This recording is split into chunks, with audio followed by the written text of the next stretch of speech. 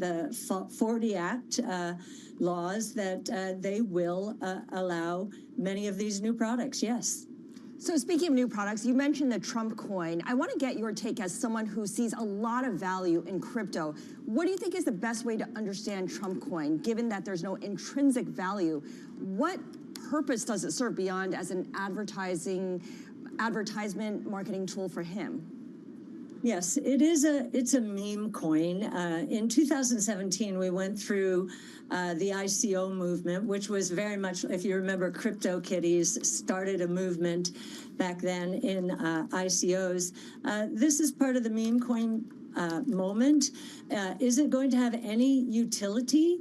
We shall see. I mean, there is speculation that, you'll get to meet President Trump as one of the utilities of owning this coin. I don't know if that's the case or not, but so far we don't know of much utility for this coin, except that it is a meme coin of President Trump himself. In the early days of really, I think he's ushering in the next phase of the crypto revolution. Well, Kathy, with all that in mind, would you buy Trump coin, or do you generally stay away from the meme type coins? Yeah, we've pretty much stayed away from the meme coins. We're very focused on the big three. So Bitcoin, and as you know, ARKB is one of the larger spot Bitcoin ETFs out there, happily. Ether and Solana in our private funds. So those we believe are the big three. And then we think that the decentralized financial services movement, some people call it DeFi or Internet Financial Services or even Finternet. We think that is going to be big. That's very Ethereum and Solana based. And so there are some crypto assets that are providing great utility for that movement. Kathy, I just want to ask one final question here on Trump coin. Do you share the concerns of some in the crypto industry that perhaps this reinforces the worst part of the industry, that it's a mockery of serious tokens? It's interesting, and Chris Bernisky, who was our first crypto analyst, now we would call that digital assets analyst, he made a comment on X this weekend that I think is true, that the ICO movement in 2017 really brought this new technology, or at least curiosity about this new technology, to a whole new group of people. And while some in the traditional crypto world considered it, I think he used the word cringy or something like that. It really did open a lot of eyes, and it did usher in, that year we had, I think, if I'm not mistaken, Bitcoin went from 1,000 to 20,000 as part of this movement. This is a lot like the early days of the internet, and we laid a lot of fiber, right? A lot of money and eyeballs attracted at that time. And yes, some of that, buyer beware, some of that ended badly for many years. But it really did spawn a very important movement in technology. And we think the same is true here. Kathy, let's move on to Trump's second term here. Obviously, stocks have had a great run the past 2 years. He generally is seen as bullish for stocks, but then there's tariffs. You're running all these funds. You've got stocks to buy and sell. What are you doing differently now that he is fully in office? Well, we are doing what we've always done, which is investing in truly transformative innovation across sectors. So that's we have not changed at all. There is a meme out there going around, which is very interesting. And unfortunately, in these momentum-driven markets, perhaps more true than we would have liked. If you look at the beginning of the last administration, that was our peak, the peak in innovation. And we went through, as did everybody, a bear market hit disproportionately. And we had been underperforming until it seems the idea that we were going to have a new administration started moving into the market. So when you say the market's been very strong, sure, yes, it has, but it's been very concentrated to very few names. In fact, if you use a Goldman study, it has never been more concentrated. And this includes during the Great Depression, when that was a binary decision with 25% unemployment and 30% drop in GDP. Is this company going to survive? We were more concentrated than that. So I would say, even though the market did hit all-time highs, it was powered by very cash-rich companies. And there has been a lot of fear out there. And I think what the new administration is doing is changing fear into optimism. And, you know, with deregulation, I think that's highly underestimated, how important deregulation is going to be to unleashing animal spirits. So we're pretty excited about this. And yes, our strategies are starting to break out. I don't know if it's momentum or not. We haven't changed what we're doing. We think these companies are going to transform the world. They're just now being recognized a little more, now that risk appetite is picking up a bit. Well, our conversation with Cathie Wood, the CEO and Chief Investment Officer, of course, founder, ARK Investment Management, with the gang on Bloomberg TV. And a big thanks to Eric Balchunas, Scarlett Fu, and Katie Greifeld for the conversation. They'll be continuing that on Bloomberg TV as we cover politics here on Balance of Power. Thanks for being with us on Bloomberg Radio, on the satellite, and on YouTube, where you can always find us by searching Bloomberg Business News Live. Another busy day in Washington here. As always, it's obviously Trump 2.0, and the schedule's changed a bit. We're waiting to find out about whether we get a briefing, an actual press briefing from the press secretary, something that may emerge today as we follow the beat as well on confirmations. But I want to stick with the conversation here on crypto, as we just heard from Cathie Wood. This day after the president used his first full day in office to hold forth on embracing artificial intelligence, appearing at the White House with Larry Ellison, Sam Altman, and others talking about the development here that is moving stocks today. Welcome to NASDAQ 20,000. Nathan Dean is here from Bloomberg Intelligence, our senior U.S. policy analyst, who is, of course, a sage on crypto and all things. I have so many questions for you every time you come in once a week that I'm gonna do a lightning round with you here. For starters, Cathie Wood, she's convinced that Donald Trump is committed to crypto. The market is correct on this, yes? I think President Trump is committed to crypto, but the question I have is, what does commitment look like?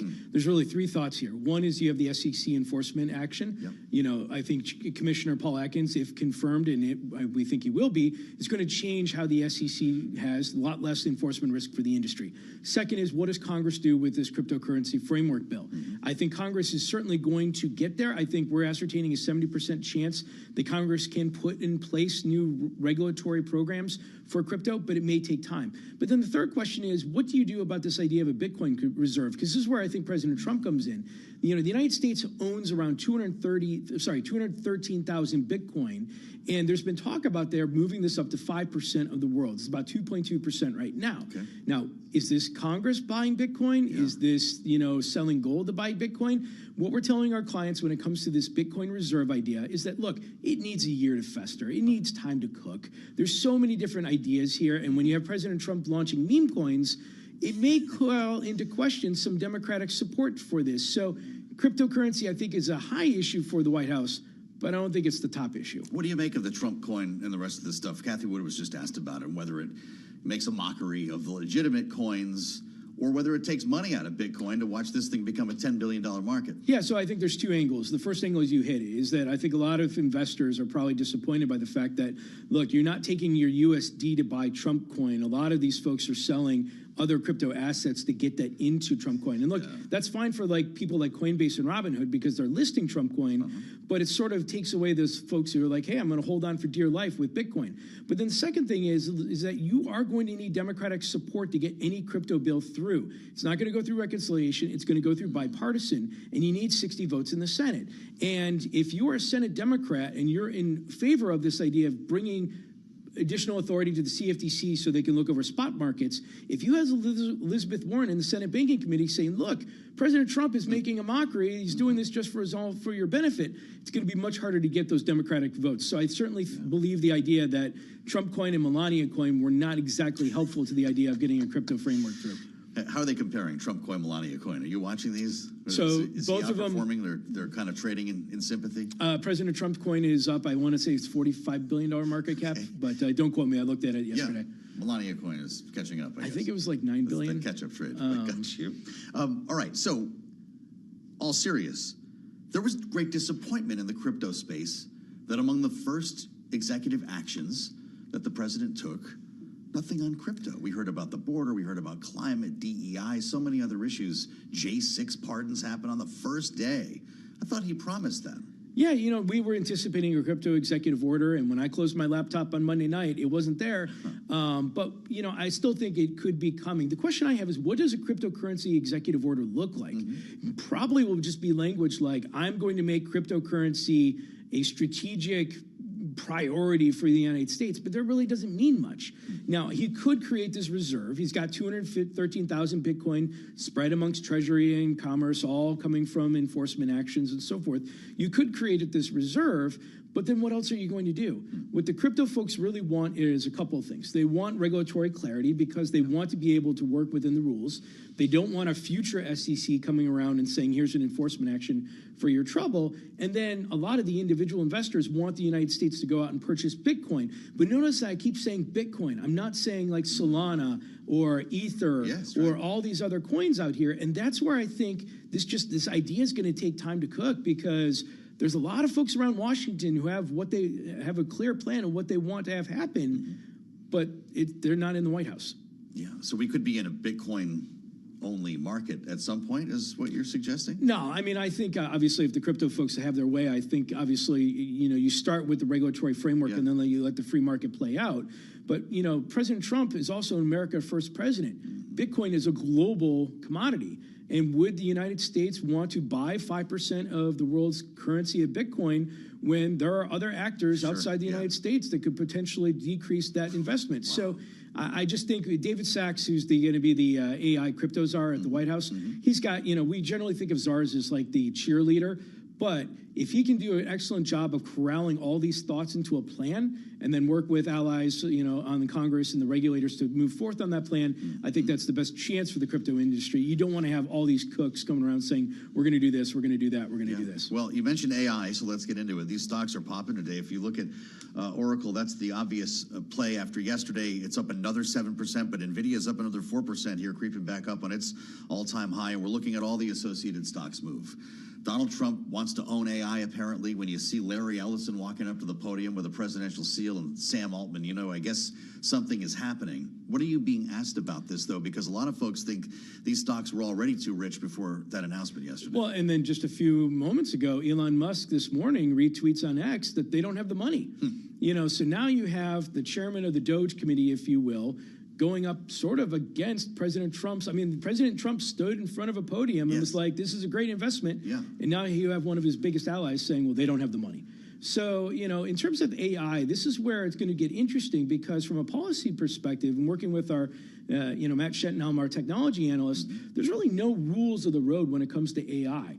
And given how courts have been lately in terms of regulatory actions and stuff, this is going to have to come from Congress. And I don't really think that there's much in the way right now of congressional ideas of how to put rules into place. Everybody says, look, we have to compete on AI, we have to compete with China, and we have to invest in AI. That's great. But from the policy perspective, we're going to be the roadblocks on this, because there eventually will be. Anybody who's looked at the energy usage of AI over the next 20 years, you know that we're going to have to figure out a lot of energy policy. It all comes together. And right now, they're just spitballing ideas, and I don't think there's really any plan of attack. Were you a Stargate fan? You know where they came up with this name, the movie? There was a show where they're looking for power to... It's kind of amazing how...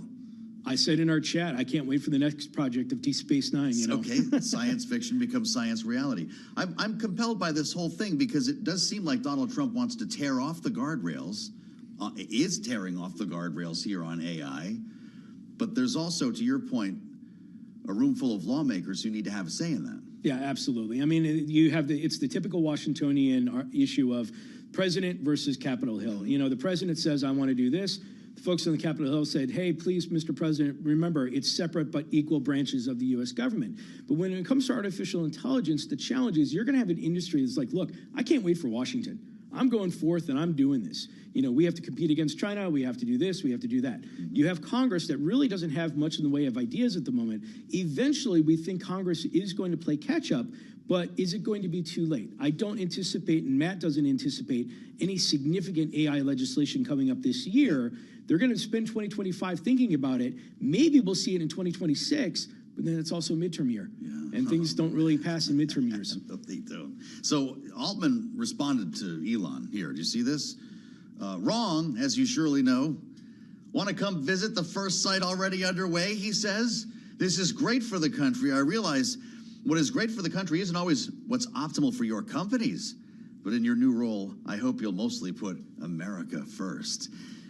No love lost between these two. No. We've already heard from Elon Musk on OpenAI. By the way, I don't know where Microsoft is in all of this. That's a whole other question I have for you. But is this going to be the cage match, Elon and Altman?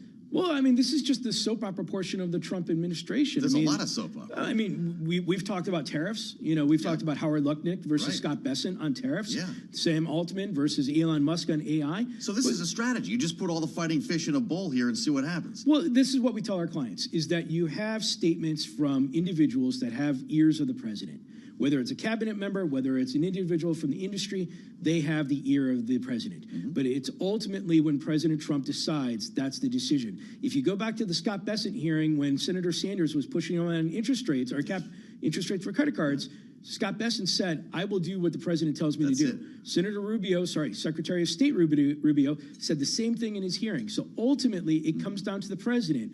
All we can look at it from an investing point of view is look at the inputs that are going into the president, look at the president's past words and what we think his action is going to be, and then plan accordingly. So you've got the decoder ring. I thought so. Meanwhile, the high-tech guys, the bros, are going to have a chain fight in the driveway outside the West Wing. I haven't asked you about Capitol Hill. John Thune goes to the White House. Mike Johnson goes to the White House. We still don't have a plan. No, and I don't think you're going to need one right now. This is reconciliation, budget, debt limit, everything. That we've absolutely. I mean, the House Freedom Caucus put out their pager on how they're going to pay for $4.6 trillion in tax extensions. House Ways and Means put out their pager. We looked at those pagers and we were like, look, this politically can't get through. This will struggle. And you think like gutting the IRA.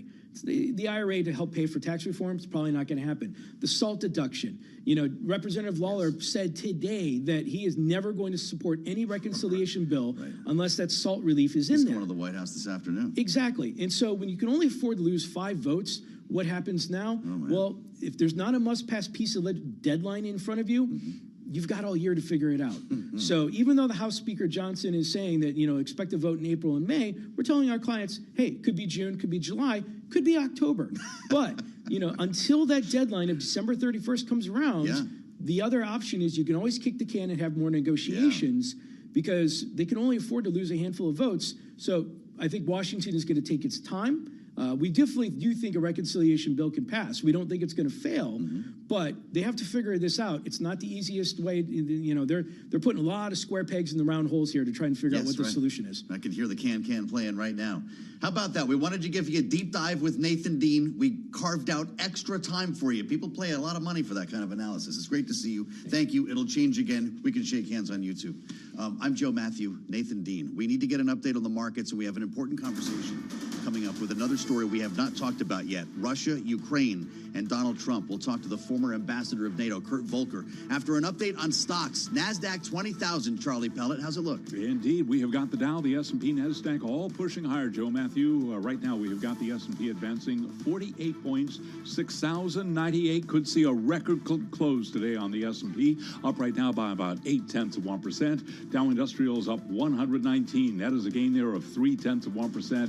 NASDAQ NASDAQ, as Joe mentioned, 20,053, a gain of 1.5%. The Russell 2000 index, though, of small cap shares is trading lower, down now by about 0.4%. 10-year yield 4.60%, with a 2-year currently yielding 4.29%. Spot gold up $12 the ounce, up 0.5%, 27.57 the ounce. West Texas Intermediate crude up 0.2%, 76 even a barrel. And Bitcoin retreating today by 2.3%, 104,312 now on Bitcoin. Solid earnings, soothing inflation data, and Donald Trump's return to the White House, all culminating in a rally for stocks that has been unusually broad-based. Earnings news: Johnson & Johnson shares right now, they are trading lower today on an up day for the rest of the market, down 3.3%. J&J says a strong dollar will cut into 2025 revenue and profit. And Netflix, the big earnings story, Netflix shares surging to a record after the streaming giant reported its biggest quarterly subscriber gain in history. Netflix right now up by 10.3%. For on-demand news 24 hours a day, subscribe to Bloomberg News Now wherever you get your podcasts. And Balance of Power continues now. Back we go to Washington. Once again, your host, here he is, Joe Matthew. All right, Charlie, great to see you. Charlie Pellet watching Wall Street for us every day here on the fastest show in politics. We'll have another update from Charlie in a short time for you as we turn our attention to geopolitics by way of this new White House. Donald Trump making news on the war in Ukraine, telling Vladimir Putin to end the war or face a new wave of punitive measures. Think tariffs, taxes, sanctions. What is there left to sanction, you ask? We will seek answers here. As he writes on Truth Social, we could do it the easy way or the hard way. And the easy way is always better. Now, this comes against the backdrop of a conversation with President Zelensky himself of Ukraine here today on Bloomberg. This is something you will not hear anywhere else. Generating the headline, U.S. must be part of Ukraine peacekeeping force, part of his conversation with Bloomberg's editor-in-chief, John Micklethwaite. Let's listen. It's great if we will have troops, but we have to understand that the troops will not be in the center of the capital. Yes. They will not have relaxed time. Yes, it's very important, because I heard that some allies said that, yes, but it's okay, we can be in the center of some city, and then, no, we don't need such contingents. You want them at the No. front line. Yes, with our people, of course. Yes, because this means security, and that's it. So, but it can't be. It can't be without the United States. I will explain you why. Even if some European friends think that it can be, no, it will not be. First of all, nobody will risk without the United States. The second, that's what can divide NATO, divide EU and USA. That is a goal and dream of Putin, to divide this unity. You mentioned China. How important is China in these negotiations? I mean, China is the backer of Russia. They seem to have had an impact on things like Putin not using nuclear weapons, those sort of things. Can China push Putin, and do you have any contact with the Chinese? I had some contacts with Xi Jinping. We had a phone call during the war. Not too much, not enough, I think. Yes, he can push Putin to peace, I'm sure. I think that only President Trump is the strongest, and Xi Jinping. I think that there is no other allies who can really do it. Yes, because his economy, Putin's economy, after sanctions, after everything, depends very much of China. You would like Donald Trump and Xi Jinping of China to work together to push I think yes. Putin. Yes, but not without us. Not without you. It's important. Ukrainian President Volodymyr Zelensky in conversation with John Micklethwaite, our editor-in-chief here at Bloomberg. They met in Davos. Pretty remarkable language coming from Zelensky at a very important point here in its struggle against the Russian invasion. It can't be done without the United States. The enduring headline as we bring in the voice of experience in Kurt Volker. I'm glad to say the ambassador is back with us here. Former U.S. ambassador to NATO, former U.S. special representative for Ukraine negotiations back at another critical time, 2017, 2019. Mr. Ambassador, welcome back to Bloomberg. It's great to see you here. I'd like to just back up to where we started and what we heard from Donald Trump today, threatening new sanctions and tariffs against Russia. He said he would end this war on day one, and he was asked about it. He said, well, I've only had a half day. Do you take seriously this attempt to end the conflict? I do. I do. And if you listen to what you read out at the beginning of this segment here, where Trump is tweeting to Vladimir Putin, you can do this the easy way or you can do this the hard way, and the easy way is always better. This is very, very smart. It is doing exactly what he should do to demonstrate that he is in a stronger position than Putin, that he wants to end the war. He knows the only reason there's a war is because Putin is causing a war, and he wants it to stop, and he's giving Putin an opportunity. Okay, you come to a table, you figure this out, you end this war, we're going to do this. I think that Trump is exactly on point here. I was very disappointed to hear President Zelensky just now because he missed a great opportunity to say nothing. Trump is doing exactly the right thing here of putting the pressure on Vladimir Putin to say, you end the war. It's not the time to be making demands, to be saying the U.S. has to be present on the ground, to be defining in advance what a deterrent force in Ukraine needs to look like. It is time to align with President Trump and end the war. That's what we need to be focused on. Well, that's fascinating to hear you say all of that. And when you envision the future map of Ukraine, are the borders in place where lines have been drawn now? Yes. So here's the way I think of this. Ukraine's international borders were recognized by the entire world, were recognized by Russia in the 1990s. They were confirmed by Russia in the Budapest Memorandum of 1994. So those are Ukraine's international borders. Russia temporarily occupies about 18% of Ukrainian territory. That's unacceptable, and I think we can say that we disagree. And Ukraine can say they do not accept Russia's occupation. They can even put it in their constitution that they should get these territories back. A different issue is whether you have a war over that right now. Putin should not want a war, as Trump has said. He's in a very bad position. He's destroyed Russia. He's destroyed their military forces. He needs to stop it. Ukraine is in a bad position as well. They can't take these territories back militarily. So we can have a long-term dispute, very much as we had with West Germany and East Germany, where West Germany had it in its constitution about the unification of all the Germans, and they didn't unify until 40 years later when East Germany fell apart and became part of modern Germany.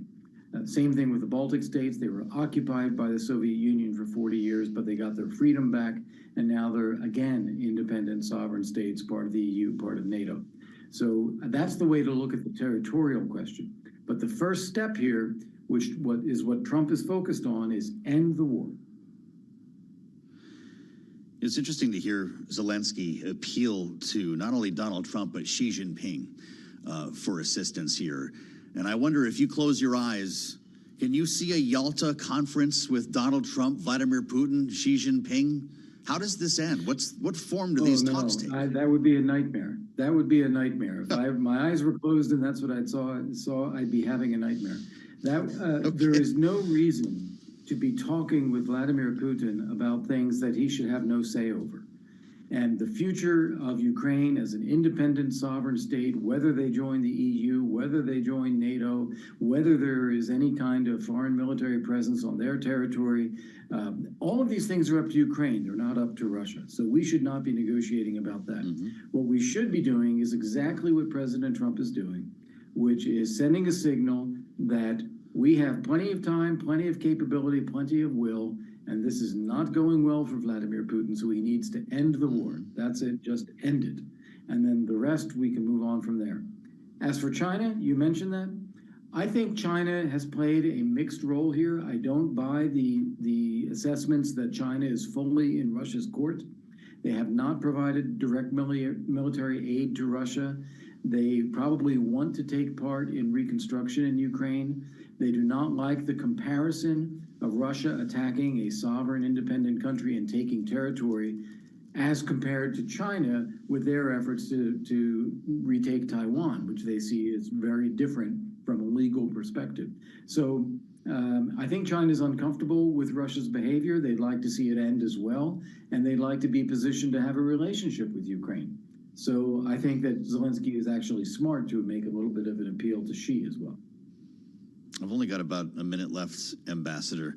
If indeed we're looking at the lines that we're going to have, at least in the initial phases of a ceasefire or a negotiated settlement here, should we expect a settlement to include NATO peacekeeping forces along Ukraine's eastern border? I don't think that's the way to think of it. We're not there yet. I don't think anyone has given this serious thought. I think putting Western forces along a ceasefire line facing Russian forces is not the way to go. I think there are many, many, many more Ukrainian forces that are capable of holding a line. And what we need is a presence in Ukraine as a deterrent force to deter Russia from further attacks aimed at taking over Ukraine. And they could be anywhere in Ukraine, and they could participate in different roles, such as air cover, air defense, including ground-based air defense. They could be doing a lot to work with, train, support, equip, empower Ukrainian forces who are already very capable and can hold a front line with that kind of support.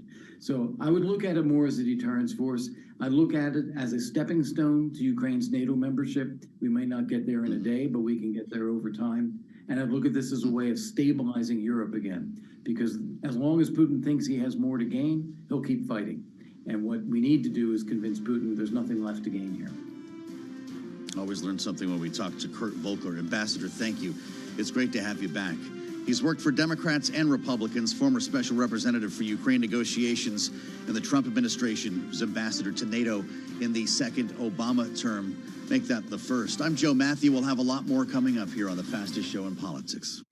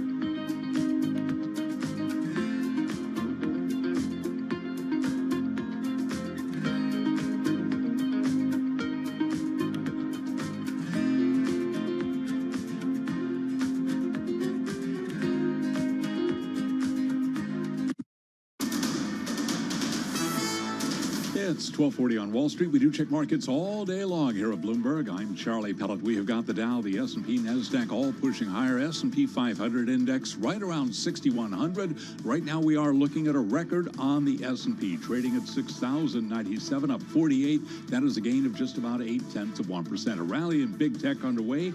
We've got NASDAQ up 292 points, up 1.5%. NASDAQ 100 index up 1.6%. The Dow up 122, a gain there of 0.3%. Again, to keep it all in context, S&P right now up by about 0.8%. 10-year 4.61% with a 2-year yielding 4.29%. Spot gold trading higher by $12.50 the ounce, up 0.5%. An ounce of the precious metal right now at $27.57. We've got West Texas Intermediate crude trading higher by just about 0.1%, $75.93 a barrel. And a retreat today for Bitcoin, down 2.1%, 104,563 on Bitcoin. The U.S. index of leading economic indicators back down again. And with that story, here's Bloomberg's Vinny Del Giudice. The Conference Board reports the leading indicators, a gauge of the U.S. economic outlook, dropped 0.1% in December after posting the first increase in almost a year in November. Weakness was spread across several sectors, including housing and manufacturing. A separate measure of current U.S. economic conditions, the coincident indicators posted back-to-back monthly gains. Vinny Del Giudice, Bloomberg Radio. Earnings news, Netflix shares at a record up now by 10.2%. After earnings, Johnson & Johnson shares down 3.2%. Capital One Financial up now by just about 2.4%. So again, recapping, equities pushing higher. S&P up 47, a gain of 0.8%. For on-demand news, 24 hours a day, subscribe to Bloomberg News Now wherever you get your podcasts. Balance of Power continues. Back we go to Washington. Once again, your host, here he is, Joe Matthew. All right, Charlie, thank you so much. The memo went out from the acting director of OPM, Charles Ezel, to federal department and agency heads. Get ready for 5 p.m. Eastern Time at the close of business.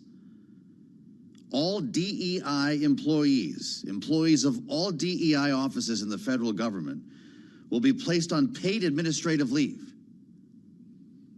Another piece of paper is due on Friday. Agency heads must provide OPM with a written plan for, quote, executing a reduction in force action of DEI office employees, the federal government's term for layoffs, or the cliche in the news business, pink slips, which have not been pink for many years.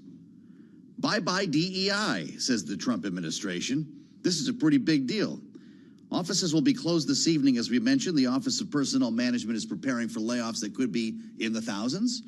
Unclear exactly right now, but yes, from the elections have consequences folder, here we are with a promise that Donald Trump made that he is making good on. The directive coming out of the president's day one executive order dismantling diversity efforts in the federal government. And that's where we start our conversation with our signature panel. We've got a lot to talk about. We're going to go through a couple of stories here with Rick and Jeannie. They're both with us. Jeannie Shanzano, Democratic analyst, professor of politics at Iona University and Bloomberg Politics contributor. And Rick Davis, there he is, partner at Stone Court Capital, Republican strategist. Jeannie, I don't know how many people we're talking about here. It could actually make a dent in a jobs report when you start going through reductions in the federal workforce. But what are the unions going to have to say about this? Yeah, I mean, we're going to have to wait and see. To your point, this is not a surprise. We knew this from the campaign. We knew this from Project 2025.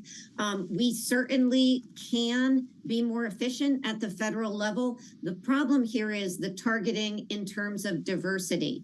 And so that is, I think, what we're going to hear from the unions about. We may see some lawsuits going forward. But certainly the Trump administration has been clear that they're welcoming the pushback on this because they want to have this out and they want to have it out in the courts where they think they have a good shot of winning. So I think that's what we're going to see play out here. And of course, those people pink slipped, as you called it, will suffer, certainly, as will their families. This, of course, follows quite the movement in the corporate space to dump DEI policies. There's a similar review going underway right now at the Pentagon. And Rick, there are a lot of questions about what other programs might get picked up by this. Donald Trump making good on promises, I realize, but when it comes to rural services, for instance, veteran integration, that type of thing, do you worry about across-the-board moves like this, or is it what the federal government needs? No, I don't think this has anything to do with efficiency. I think this has everything to do with, sort of fighting the woke culture that permeated government. I mean, this is a direct attack on the Biden DEI executive order, right? And this is the problem with executive orders. Right. When you do them, they're undone, right? It's very easy. If you'd have done this in law, there'd be a legislative effort that would take time and it would be investigated. So, another victim of the executive order era that we live in, Trump undoes this executive order, and then he makes good on it by saying not only are we unwinding it, but we're actually putting all the people who administer this on administrative leave, pending a reduction in force, because we're going to dismantle this in all these agencies. And he's dismantling something that didn't exist 5 years ago. So it's not like they are deeply rooted government programs. On some of those other things you've described that may or may not have been points that Joe Biden had created through executive orders, it may require a legislative fix, and that will take time, and it have to be part of the discussions around things like reconciliation. So it's a completely different process. Trump wants to use the time early in his administration to flex his political muscle, and the best way to do it is to undo these executive orders that Biden had in place, because he can do those solo, and it'll have a real significant impact on both the federal workforce, but also the direction of the federal government. This is something being driven in part by the Doge. Jeannie, the Doge is reviewing a 19-page report, according to the Washington Post, a Wisconsin Institute for Law report that identifies more than $120 billion annually. And what it says is diversity, equity, and inclusion spending. This is partly where the cuts are going to go into effect. How much of this is coming from Elon Musk? He is driving the ship, and he's doing it solo now that his partner has been moved aside and is going to be running for governor of Ohio.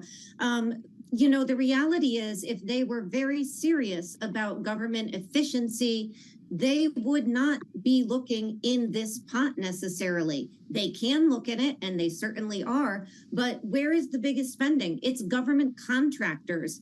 It's in the Pentagon. They are not looking there, and as least as far as we know yet. And of course, because the very person running Doge is one of the biggest beneficiaries of so many of those government contracts. So if he wants to be really efficient, it wouldn't just be this, because this is a small drop in the bucket. Every dollar counts. Sure, look at these. But that is not where the real spending that they're going to get to. I guess they've dropped off that $2 trillion now, but that they're going to get to the billions, at least, that they want to cut. Right. I think you said you go for $2 trillion, maybe you get one. Everything's a negotiation here. I do want to ask you both, after the January 6th pardons were dropped, it was right around this time yesterday, I think I asked on this program, who's going to get the first Enrique Tarrio interview? Who's going to sit down on the couch with the former leader of the Proud Boys? And boy, the answer was already there. Not a shocker. His name is Alex Jones, who interviewed Tarrio on InfoWars last night. Now, remember, this is an individual who was not only part of January 6th and with the Proud Boys, but was convicted of seditious conspiracy and received this pardon after being sentenced to 22 years behind bars. Now, you think after being pardoned, he might be reformed? Here's what he said last night to Alex Jones. We went through hell, and I'm going to tell you, it was worth it. Because what we stood for and what those guys stood for was what we've been fighting for and what we saw yesterday on the inauguration stage. We need people like Pam Bondi, Kash Patel, and the rest of Trump's cabinet to right all these wrongs. Wow. Rick Davis, first of all, the "it was worth it" line stands on its own. But he is pointing to people Donald Trump has chosen to run the law enforcement apparatus in this country. Pam Bondi, Kash Patel, are they really on the same side here? Yeah, I mean, I think you have to assume anybody serving in the Trump administration at any level is taking a loyalty test to President Trump, to exercise his vision of what he wants their various agencies to do. So, yeah, I think that's declaring the obvious. I mean, the trick is knowing what Donald Trump wants to do, right? We've seen many instances already in the first 48 hours of his administration where various people have gotten ahead of Donald Trump, most notoriously over the J6 pardons. And, you know, they thought that this is what Donald Trump was going to do, is select these on an individual basis and not release those who offenders. But they were wrong, and they believed what Donald Trump said on the campaign trail, not what he did as president. So I do think he's right that this is all going to emanate from Donald Trump. He's going to have an administration that walks in lockstep with him. There will not be dissent that we see in the public domain. You may see some of that in the Oval Office amongst allies and partners of Donald Trump. But at the end of the day, when he makes a decision, everyone salutes and steps forward. Interesting commentary from Ankush Kardori, Jeannie, the former federal prosecutor at the Department of Justice, writing at Politico. You can safely expect a fair amount of recidivism among those who were convicted, particularly the defendants convicted of violent conduct. If you've got an individual like this here who says this proves we were right, we went through hell, and we're going to work with the incoming administration to go after those who came after us, add the element of recidivism. What is this going to look like in 6 to 9 months if some of these people become repeat offenders? You know, that's why this is such a big political mistake for Donald Trump, you know, and that's from many perspectives. One of them is the entire media universe is now looking at the top 50 offenders, if you will, here, over 100 of whom violently attacked police officers. And they're going to be tracking their every move. And these are not Girl Scouts. These are people who went in with a mission to attack police officers, and they did it. In many cases, they made people fearful for their lives, and people were harmed and killed. And now you've got a president who, because he wants to whitewash history, he has decided to pardon them all. And that is going to have political repercussions. We're seeing it on the Hill already. We have seen pushback from the GOP, by the way. Tom Tillis is one example. Marco Rubio is now in a position of having to go back on some of what he said. So this is going to be hard for Republicans, especially Republicans in these purple districts who are now fearful of the pushback they're going to get from their own constituents. So this story is going to be one people are following. The party that defined itself as backing the blue is now in a position of having betrayed the very people they said they would back. And that's going to come back to haunt them. And Donald Trump did this. And by the way, Joe Biden gave him cover with those family pardons. And that's what some people are saying gave Donald Trump the oxygen in the last 24 hours before he took office to say he was going to go full hog, if you will, pardon them all and not do what he said earlier, which was discriminate between those who committed violence and those who did not. The line, Rick, was F it, release them all. Donald Trump, per Axios, as they were drawing up the executive orders. You know, he was asked last evening in the news conference at the White House about pardoning violent offenders, people who actually violently attacked and injured police officers. A couple of them, he went back and said, well, maybe we'll go back and look at those. Does that sound like something that he would go back and review on an individual basis if it was F it, release them all just a couple days ago? Probably not. I mean, you know, this is not an individual that spends a lot of time looking in the rear view mirror, right? It's charge, charge, charge. And so, you know, maybe there's a group out of the Department of Justice who will say, out of abundance of caution to protect the president, we're going to look into this and maybe give him a report. But Donald Trump's not going to spend 10 minutes on this. In fact, one of the points I think that was being made in that Axios article is, I want to get past this issue, right? Everyone's bugging me about who to release, who not to release, what standards we ought to uphold. And he was like, F it, let them all go. I don't want to talk about this anymore. And when you look at the layers of things that he's involved in today around immigration and the tax code and the budget and the deficits, you can tell he wants to focus on those things and not on something that has been a historical issue that he has made good politics out of, but he thought by the stroke of a pen, I can put this in my rearview mirror. Well, he is busy today, again, with the report that he's sending 1,500 active duty troops to help secure the border. We're going to have a lot more on all of this ahead with our signature panel in hour 2 of Balance of Power. Kaylee Lyons is on the way in, along with our global television audience. So stay here on Bloomberg.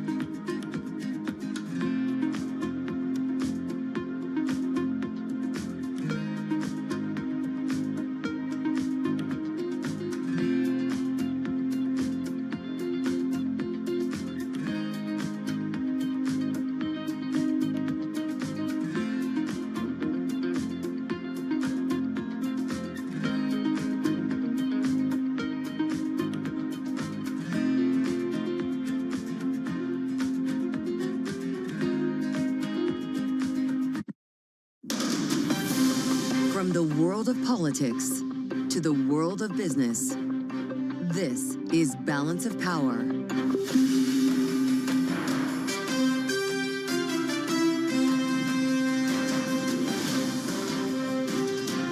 Live from Washington, D.C.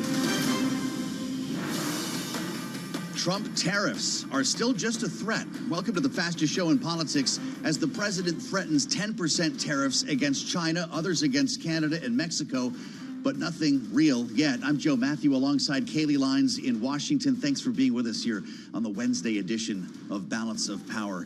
Kaylee, many thought tariffs would take effect on day one. We also thought we'd have a plan for a congressional agenda, and we still are looking for details.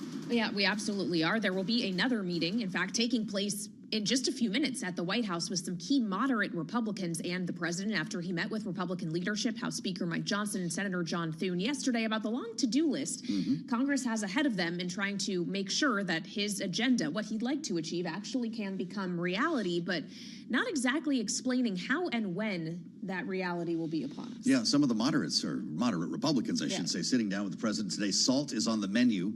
We're going to talk with Mike Lawler a little bit later on in the day, the late edition of Balance of Power, about this, because this is still evolving as we speak. What to do with the Trump tax cuts, what to do with budgeting, the debt ceiling, wildfires. Kaylee, we've got a lot of questions to answer. Yeah, including on tariffs, which you mentioned. And I would point out we're 10 days away from the so-called, I guess, deadline of February 1st, in which Trump says these could go into effect on all of these countries. And he's threatening tariffs on Russia today as well. And his additional sanctions included if Vladimir Putin does not come to the negotiating table on Ukraine. That was another one he said would be day one, the war in Ukraine. When he was asked about that on Monday, he said, well, I've only been here a half day. Yep. So stay tuned. Well, it's day 3 now. And on this third day of the new Trump administration, let's check on how financial markets are performing in reaction to all of this. Charlie Pellet has a look from New York. Hey, Thank you very much, Kaylee and Joe. Indeed, U.S. stocks pushing higher. The Dow, the S&P, NASDAQ, all in the green.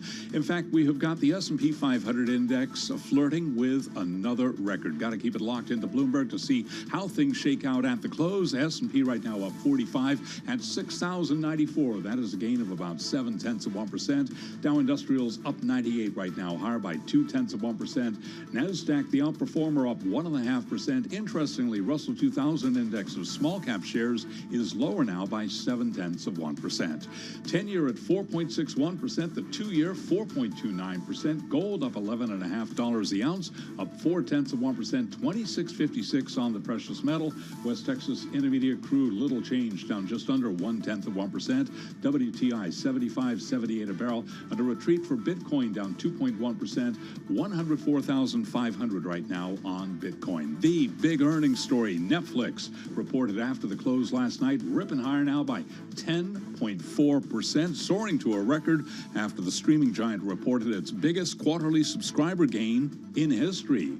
Again, recapping, U.S. stocks higher, S&P close to a record, up 45, up 0.7%. For on-demand news 24 hours a day, subscribe to Bloomberg News Now, wherever you get your podcasts. And Balance of Power continues. Back we go to Washington. Once again, your host. Here he is, Joe Matthew. And Kaylee Lyons. Charlie Pellet, I'm going to pick up from here. Thank you so much.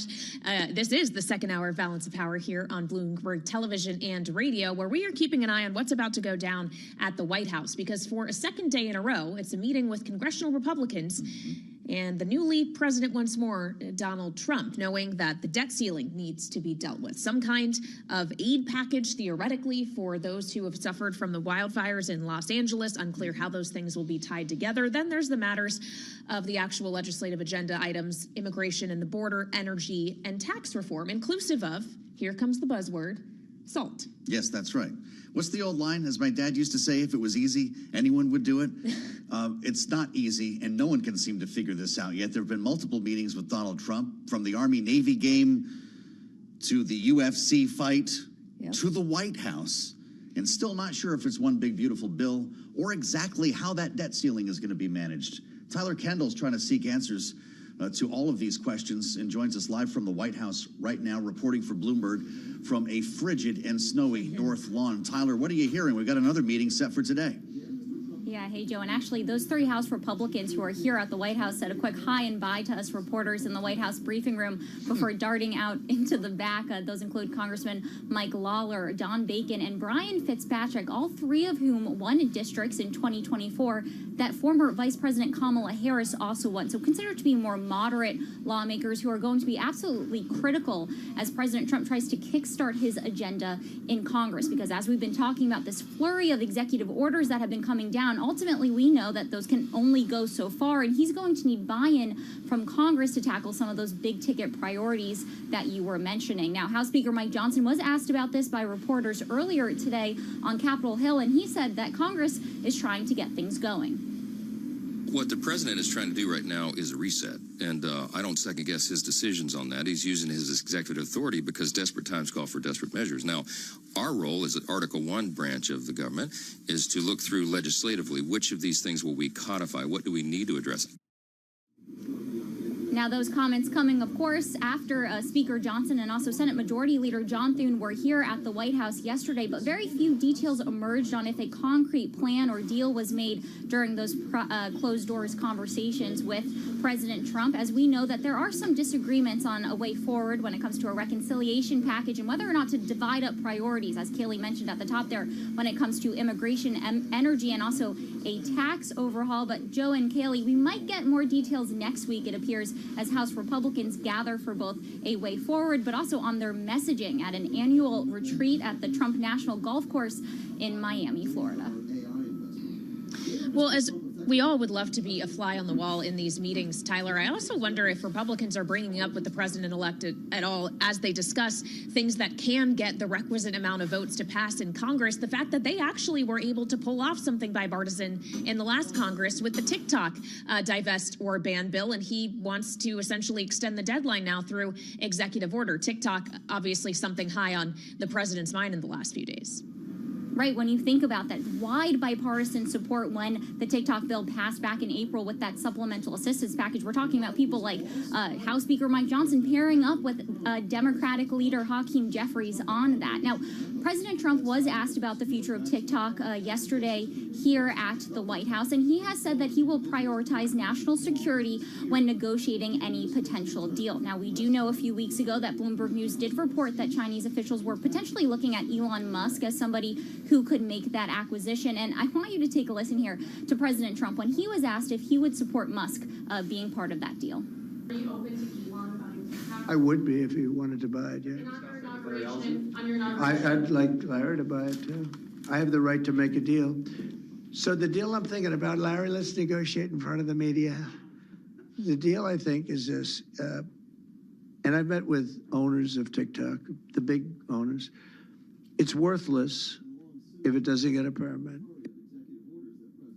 So Trump has floated some sort of joint venture between the U.S. government and a U.S. buyer. Important to note that Musk would likely face antitrust concerns considering his ownership of the platform X. But as we think about this moving forward, we know that Trump says that he will take an active role in the negotiation. He called, of course, Chinese President Xi Jinping last week and said that TikTok was on their list, on their agenda list. But Joe and Kaylee, one final thing from those comments, Trump said himself that he's looking at potentially or suggesting that he would download TikTok. We know by last count, he has about 15 million followers on the platform.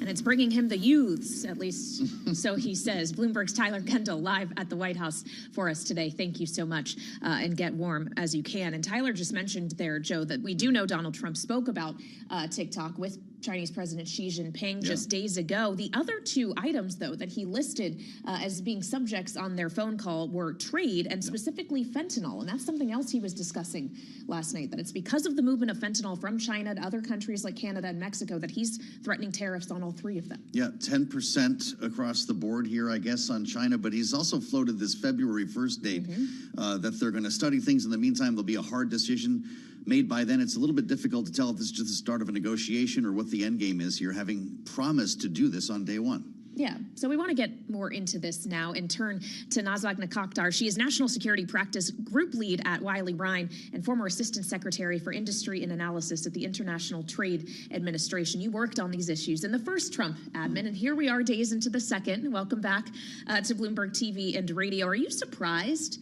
that we didn't see tariffs put in place on day one? Well, again, thank you for having me. And absolutely not. We have a number of tariff authorities, and each of those authorities require a specific factual set of analysis and circumstances, et cetera. So I think it's completely reasonable. The Trump administration is in, his new appointees are about to go in, and some of them are in there, and they're going to kind of take the reins and look at the facts and look at the tariff authorities. The bottom line is we have really so many economic distortions, from subsidies to industrial policies to the exports of fentanyl, as you mentioned it. Lots to take on. I think Trump is relying on his team to go in there and figure out what we're going to take on first, second, third, et cetera. Well, this would fly in the face of criticism that Trump is using tariffs as a blunt object to kind of go after the rest of the world here. Are we to believe then there are teams studying these on case-by-case levels right now? What's happening inside the White House as they try to make this determination? And to what extent is this a kind of an opening salvo, the threats on the campaign trail versus the reality in the White House? Yeah, so I think it's really important to remember that in the first Trump administration, right? I mean, whenever he imposed tariffs, there was a legal tool and there was an analysis behind it. And he took those tools right up to the red line, right? But he never crossed it, which is why they were upheld in the courts. And so, yeah, there's a lot of analysis that needs to be done to determine, would tariffs on China be justified for its exports of fentanyl, and how is the Chinese government supporting it? We know it's subsidizing the exports of fentanyl and hasn't really been shutting it down. So what's the factual predicate there that would lead to the imposition of tariffs on fentanyl? Will we show China our work if it comes to that, if in fact that results in a new tariff? Absolutely. So there's a lot of it already publicly available. The government is going to produce a report that will justify the imposition of tariffs, or whether there be global tariffs on products or sectors through a 232, right? The president then has to articulate what the national security threat is for the imposition of tariffs. The China tariffs, the 301 fentanyl, that's retaliatory tariffs. So all of this is going to be supported by really good analysis to make sure that the tariff authorities are going to be are not going to be enjoined. And are going to withstand judicial scrutiny. Absolutely. Well, so when we consider the analysis here, Donald Trump has suggested in recent days that for Canada, for example, we don't need the things that are coming from Canada. He basically said that you can cut off business and imports from Canada and no one will be the wiser. And I just wonder to what extent that's really true, that imports from some of these countries are easily replaceable and the U.S. can source from elsewhere. So, I mean, I think his point is, there is... We're not going to be in a situation where our dependencies, remember what we learned from China, our dependencies are so grave that even if we impose tariffs on some things, we would be cutting off our nose to spite our face. And what I think what the president is trying to articulate is no more. The United States isn't going to be on the position that we're so desperate for imports from a country that we're not going to be able to take critical national security measures, right? There's a lot of things that for all of our trading partners, including Canada, that we can make at home. But, I also want to underscore that Canada has the largest heavy rare earth mines outside China, right? There we actually do need the Canadian supply chain. At the end of the day, both countries really value their integrated supply chains. They're going to work to integrate it. And these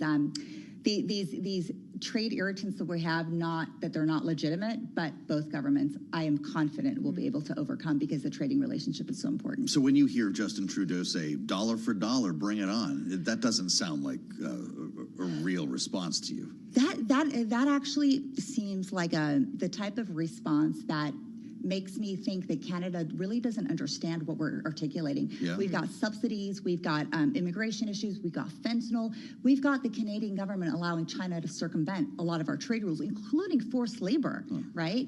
And when we confront Canada and say, look, we're going to have to impose tariffs to correct for these distortions until we negotiate our way out of them. And Canada's response is, no, I'm not going to work with you to correct the distortions that I have in my markets. I'm going to retaliate against you. That's not constructive, right? If we're going to move ahead with our trading relationships with our important trading partners, we have to have constructive discussions. When Donald Trump was asked about this at the White House yesterday, he suggested that this is not just about kind of launching into a renegotiation of the USMCA trade agreement, but if there were to be some renegotiating on that happening, what would a better outcome look like for the United States in that regard? How would you tweak it? I think two key things that are driving the United States desired outcomes for USMCA is rules of origin, auto rules of origin. That's going to be incredibly important. And this immense amount of not only Chinese investments in Mexico that are really working for the Chinese to circumvent the Section 301 tariffs, the retaliatory tariffs that we imposed on them for IP theft, but also benefit from USMCA, to the point that the Canadian government has suppressed trade data so the United States can't determine how much circumvention is happening through Mexico. When the government does that to hide the ball from us, then we've got problems, right? Then we've got to have a serious discussion. You're not working in alliance with us, you're working in alliance with China, and we're going to have to deal with this. We're hearing about tariffs against Russia, as Kayleigh mentioned a bit earlier. I don't know what is there to tariff or to sanction after the last 4 years of all of this. Where does this come down to when Donald Trump talks to Vladimir Putin? I think it's just ultimately a maximum pressure campaign. We do have a lot of sanctions on, and we have sectoral import restrictions from Russia. And so at the end of the day, in terms of volume, will it really materially impact anything? No. But it's a signaling tool, maximum pressure. I'm going to impose tariffs on you. And by the way, Putin, I can impose more sanctions on you. I think it's signaling to let President Putin know that the president has the tool chest to deploy more tools to invoke a maximum pressure campaign on Russia until it retreats from Ukraine. But isn't the problem with all of this that Russia, to alleviate that pressure, has been able to turn to China? Is that it's actually China where there needs to be tighter reinforcement of what China is still purchasing from Russia? Absolutely, absolutely. How do you do that? Secondary sanctions. Wait, absolutely, secondary sanctions. I mean, what China has been doing with respect to Iran, right, with respect to Hamas, with respect to Russia, is inexcusable. Every single day they're working to undermine our national security interests, yet we still don't have enough Chinese company designated to the PLA affiliate DoD list, on the entity list, and sanctions on China. I mean, they barely exist. When all of this is happening, that is all of the work that the Chinese government is doing, and Chinese companies, who are in large part affiliated with the Chinese government anyway, working to embolden our adversaries to the detriment of U.S. national security interests. It is just mind-boggling that we haven't been imposing sanctions on them much more aggressively. 70% of Chinese transactions are still in the U.S. dollars. Our sanctions have real impact. Let's use them to safeguard our national security interests. Just to completely change the subject, you have a lot of experience in Washington that we can tap here as we spend some time together at the table. You were confirmed unanimously in the U.S. Senate as an Assistant Secretary of Department of Commerce, unanimously.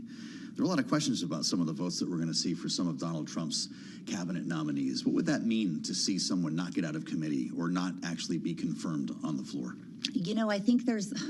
I think I'm sad to say that there's always a lot of gamesmanship on the Hill, too. Even though I was unanimously confirmed, I was put on hold because a senator wanted a faster imposition of the steel and aluminum tariffs. Okay. And our position was, don't you understand? We're supportive of this. Let us through so we can help accelerate this. So it's a long way of saying lots of gamesmanship. I think that there's points where objections aren't really meaningful objections. There's just to stall and retaliate or whatever. And so we're going to have to deal that. I think everybody in Washington knows that this is just a game, and you're going to have to now get industry support to overcome somebody putting you on hold or not voting you out of committee. And everybody goes into these hearings prepared to kind of play that game. And so I think that these cabinet members and the officials will get voted out of committee. It's just the question is how long and how much effort does it take to push back? Very few Americans have ever done that dance. So it's really interesting to hear about. Nazak, thank you so much for being back with us on Bloomberg TV and radio.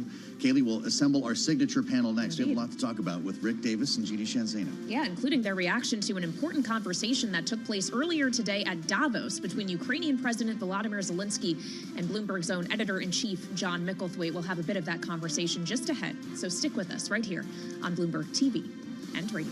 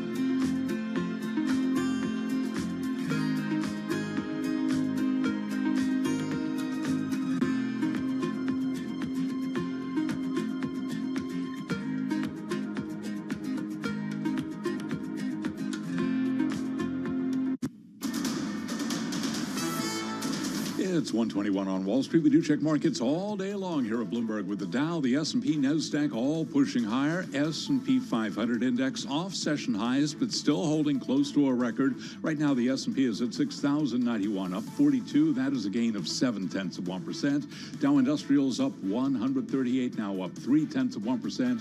NASDAQ ripping higher by 253 points. Right now, up by 1.3%. Above 20,000, we have got the 10-year 4.60% with the 2-year 4.29%. Gold up $13 the ounce, 27.57, up by 0.5%. West Texas Intermediate crude down 0.2%, 75.67 a barrel.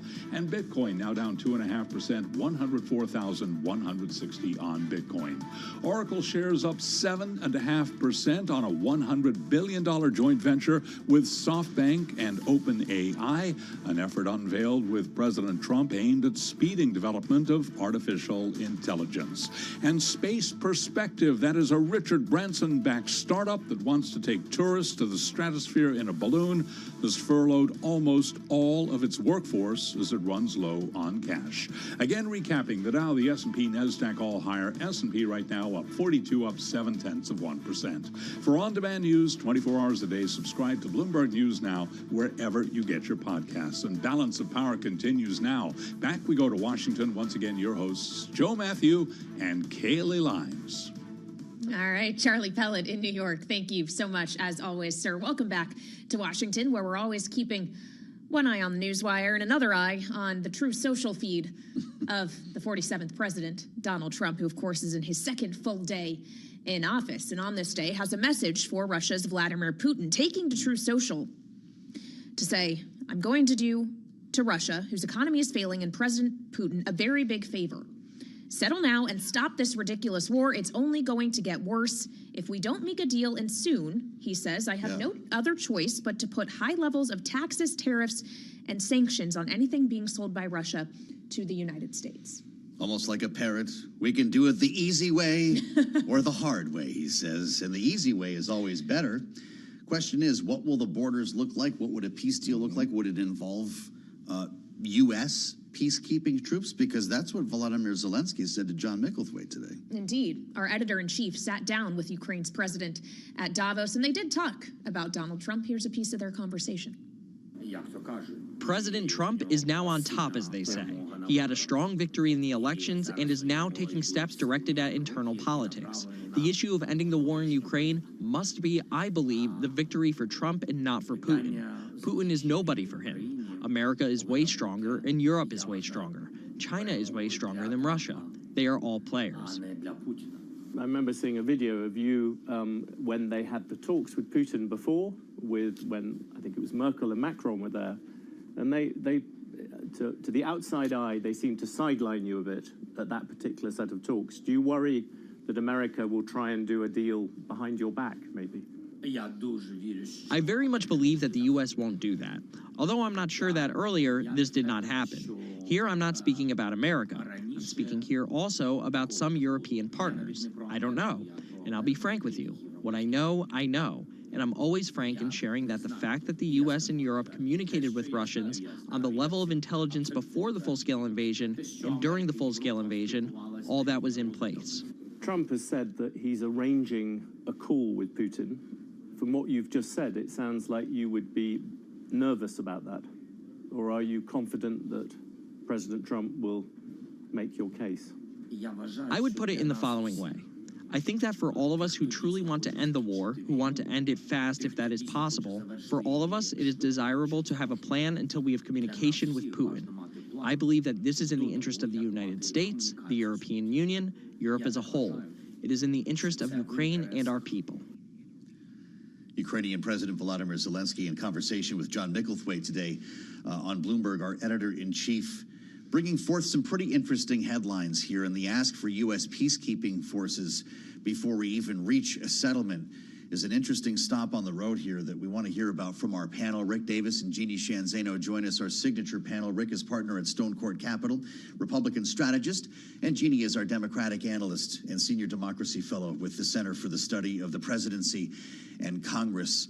Rick, Donald Trump is talking. He said that he would end the war on his first day. Now here we are on the 3rd, of course, and he's threatening new sanctions, new tariffs and taxes against Russia. Will he get it done? Well, I think he's going to do something. In other words, if Putin doesn't take the hint and enter into a discussion with Trump, then I do think Trump will start to tighten up on sanctions, and there's plenty that still can be done. Some of the criticism of the Biden administration is he wasn't tough enough soon enough to get Russia's attention. So I don't think Donald Trump's going to follow that path of incremental steps. The fact that he is doing this right now, the very first week of his administration, should be a telegram to Vladimir Putin that he needs to respond in kind.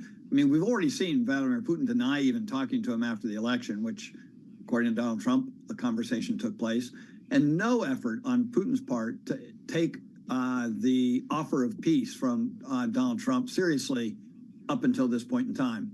I mean, this is more a threat to get to the table. It's not a negotiation for peace. And so until at which point in time the Trump administration finds a way to get Vladimir Putin motivated to want to have that conversation, all this talk about peacekeepers and, what will the peace plan look like are irrelevant, because right now there's no counterparty to these discussions. Vladimir Putin does not seem ready to negotiate peace. Well, and Jeannie, I wonder if that is a not motivating factor, a factor that could suggest to Vladimir Putin that he might not have to go to the table for some time, because he knows the person who was just sworn in as Vice President J.D. Vance, as well as many of his former colleagues in the Senate and in the House, are not willing to continue to provide financial support for Ukraine. So is there an argument that says, okay, Donald Trump, you can threaten all you want, but I know I can wait this one out?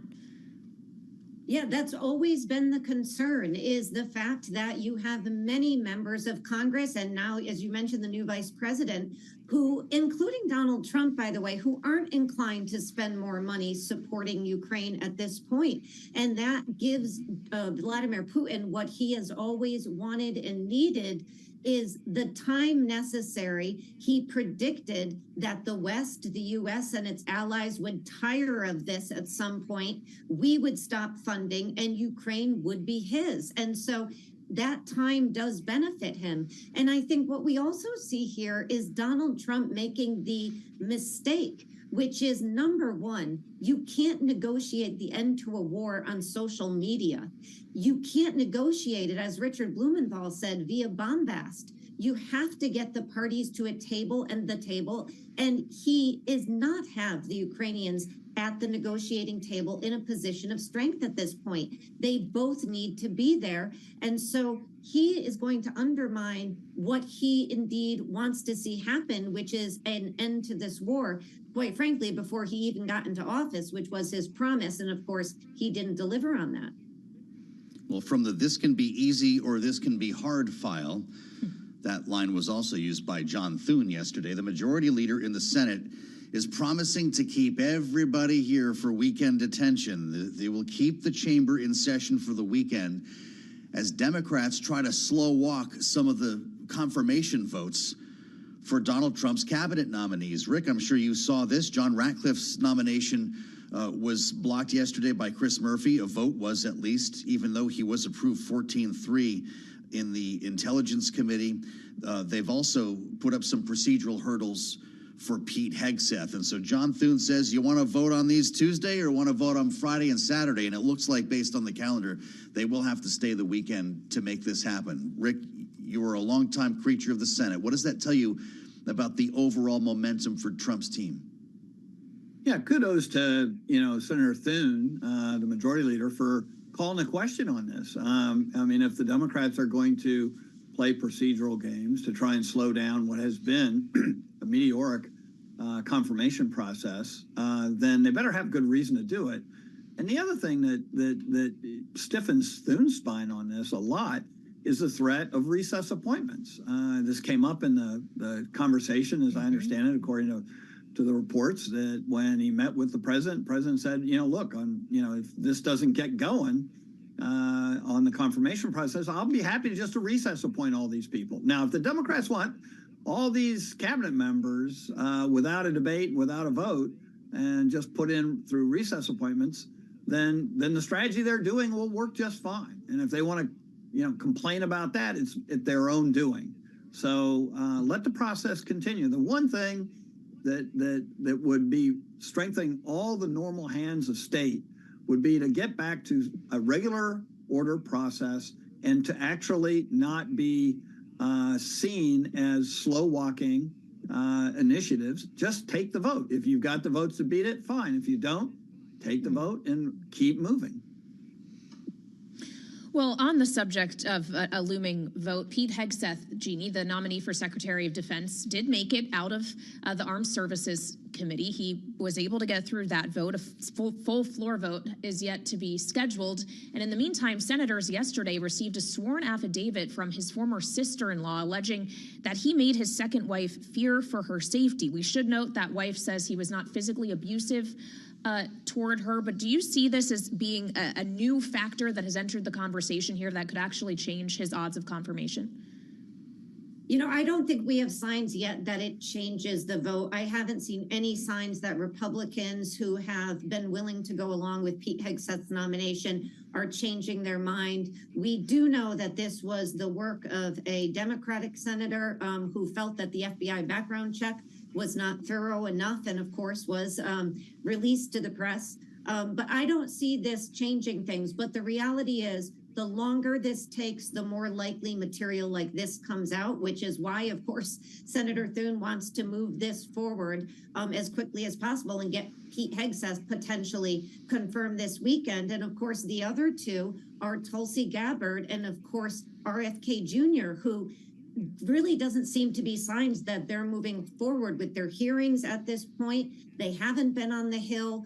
So that is another curious element of this that we have to watch and see what happens to those two, because at this point, I think Gabbard is the shakiest among Donald Trump's nominees, whether she'll get support or not. Of course, we're watching Kash Patel as well. Rick, he's got a date, a hearing set for January 29th. Earlier in the broadcast, we played a clip from Enrique Torres, the former leader of the Proud Boys, invoking Kash Patel's name in an interview with Alex Jones last night. Is this going to be the real fireworks out of all these hearings? It's hard to tell. I think the thing with Kash Patel is he's been, very consistent about this for 4 years. He was outspoken about what he thought were campaign irregularities, election irregularities back in 2020. He was the tip of the spear for the Trump efforts to try and, overturn certain aspects of the election counts. And so, it doesn't surprise anybody that he's the guy who's, in the debate now because of these January 6th, pardons. Yep.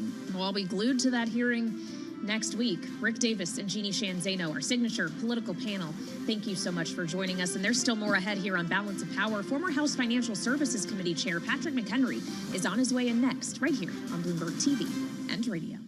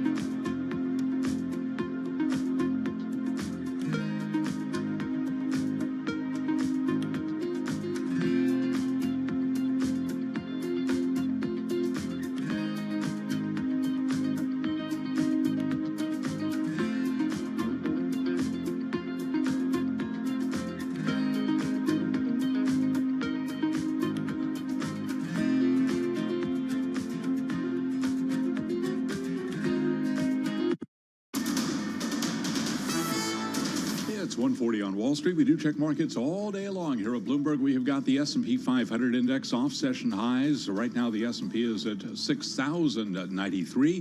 That is a gain of just about 0.7%. A rally in big tech. A lot of earnings from corporate heavyweights driving stocks toward a record close in a continuation of the surge that is fueled by the strength of corporate America. Again, the S&P up 0.7. The Dow up 131, up 0.3. And NASDAQ right now up 259 for the NASDAQ Composite Index, a gain of 1.3%.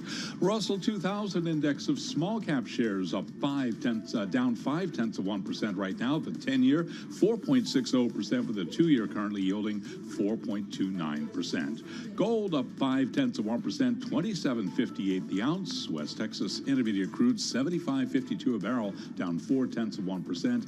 And Bitcoin now down by 2.2%, 104,380 on Bitcoin.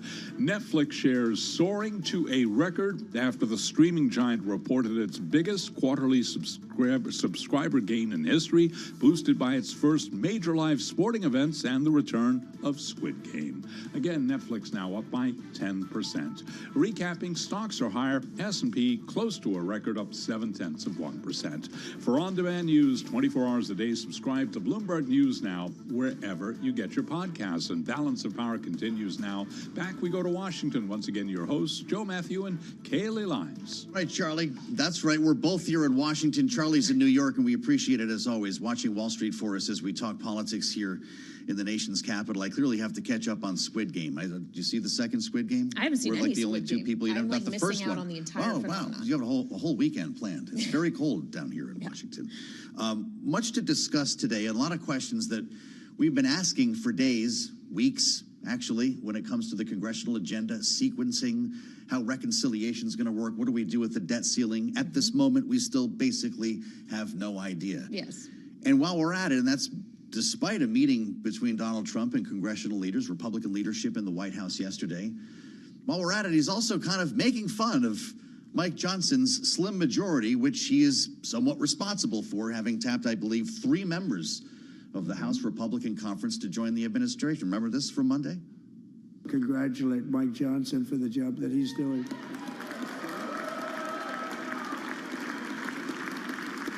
See, we gave him a majority of almost nothing, and then I said, to make it tougher on him, let me take 2 or 3 of the people, right? I said, he'll only have to suffer with that for about 3 months. How are they doing, by the way? Is that moving along? Uncomfortable laughter, perhaps. I don't know. It's being moving along. Shared there, just saying the quiet part entirely out loud at high volume to a very crowded Emancipation Hall on Inauguration Day. But we want to talk more on the path ahead in the House of Representatives, specifically with someone who, for a brief period of time, actually held the gavel to control the House, at least on a temporary basis. The former chair of the House Freedom Caucus and former House Financial Services Committee. It's because of the question I'm about to ask you, sir. I apologize. That was a Freudian slip. Patrick McHenry. He had to wrangle the Freedom Actually, that is correct. My friends would have loved that. Would have loved that Forget clip. I said that. The question I was going to ask you is Mike Johnson's problem is he has people like those in the House Freedom Caucus. He also has members like the ones meeting with Trump at the White House as we speak, the frontliners who are actually in blue districts, Congressman Lawler, Bacon, Fitzpatrick. How does he get both of those groups to agree on one thing, to tally all 218 votes? That's the art form. That's the art form, and that's how you make the bucks. What I love about the clip that you showed is that is quintessential Donald Trump. He knows the complaints behind closed doors, and rather than just let those complaints fester behind closed doors, he's the one making the joke about it and forcing the person in the uncomfortable position to laugh about it, which is so rich. Does that cut the tension? Oh, it does cut the tension, and also is a warning shot that you can complain behind closed doors, but there are no closed doors in this town, especially in this era. So Mike Johnson's challenge and the House Representatives' challenge is navigating this pathway to what is essential and what is consequential in the time frame that they have. And focusing those high priorities means that you can actually get that narrow band done. okay? But the secondary issues are going to be more difficult to get done with this really diverse Republican conference. You have those three members you mentioned, Fitzpatrick, Bacon, and Lawler, are in Joe Biden districts, yet won in this election. If they were not members of the House of Representatives, we'd not have a Republican majority right now. And the whole legislative agenda is dramatically different. They're at the White House today, making it clear that their colleagues and friends at the House, rather than just staying in the meeting, they're going to have the meeting with the president to elevate this so members of the House and their colleagues understand they need to listen to them. The Freedom Caucus has a dominant voice right now, and they're able to capture a lot of media attention around their group that is semi-unified. The moderates are the ones that are unified. And they're unified on making sure that this is a high priority economic agenda and that what we achieve on those social issues are things that are actually broadly popular with the American populace. And I think that is important to remember. There are popular measures that Donald Trump is all about. The border policy, highly popular. Economic policy on taxes and spending, highly popular.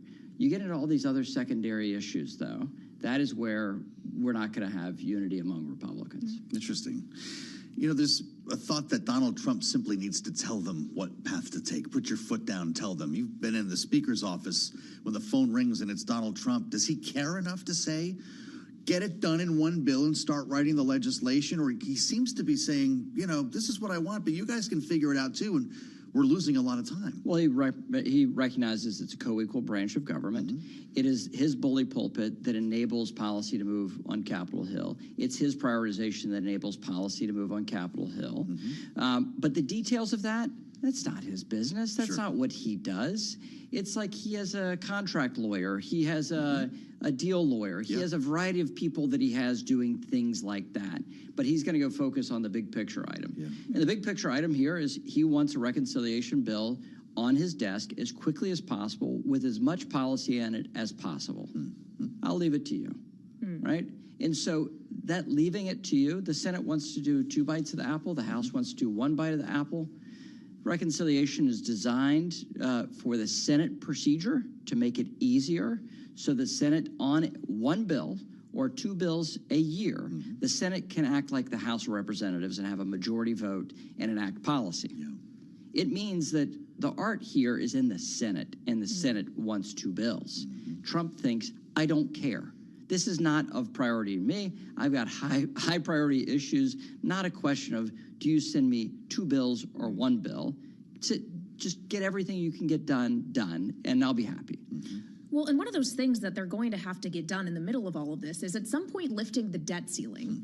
Because you, as former chair of the House Financial Services Committee, know what could happen if we even approach the X date, let alone going over it, which we've never done before.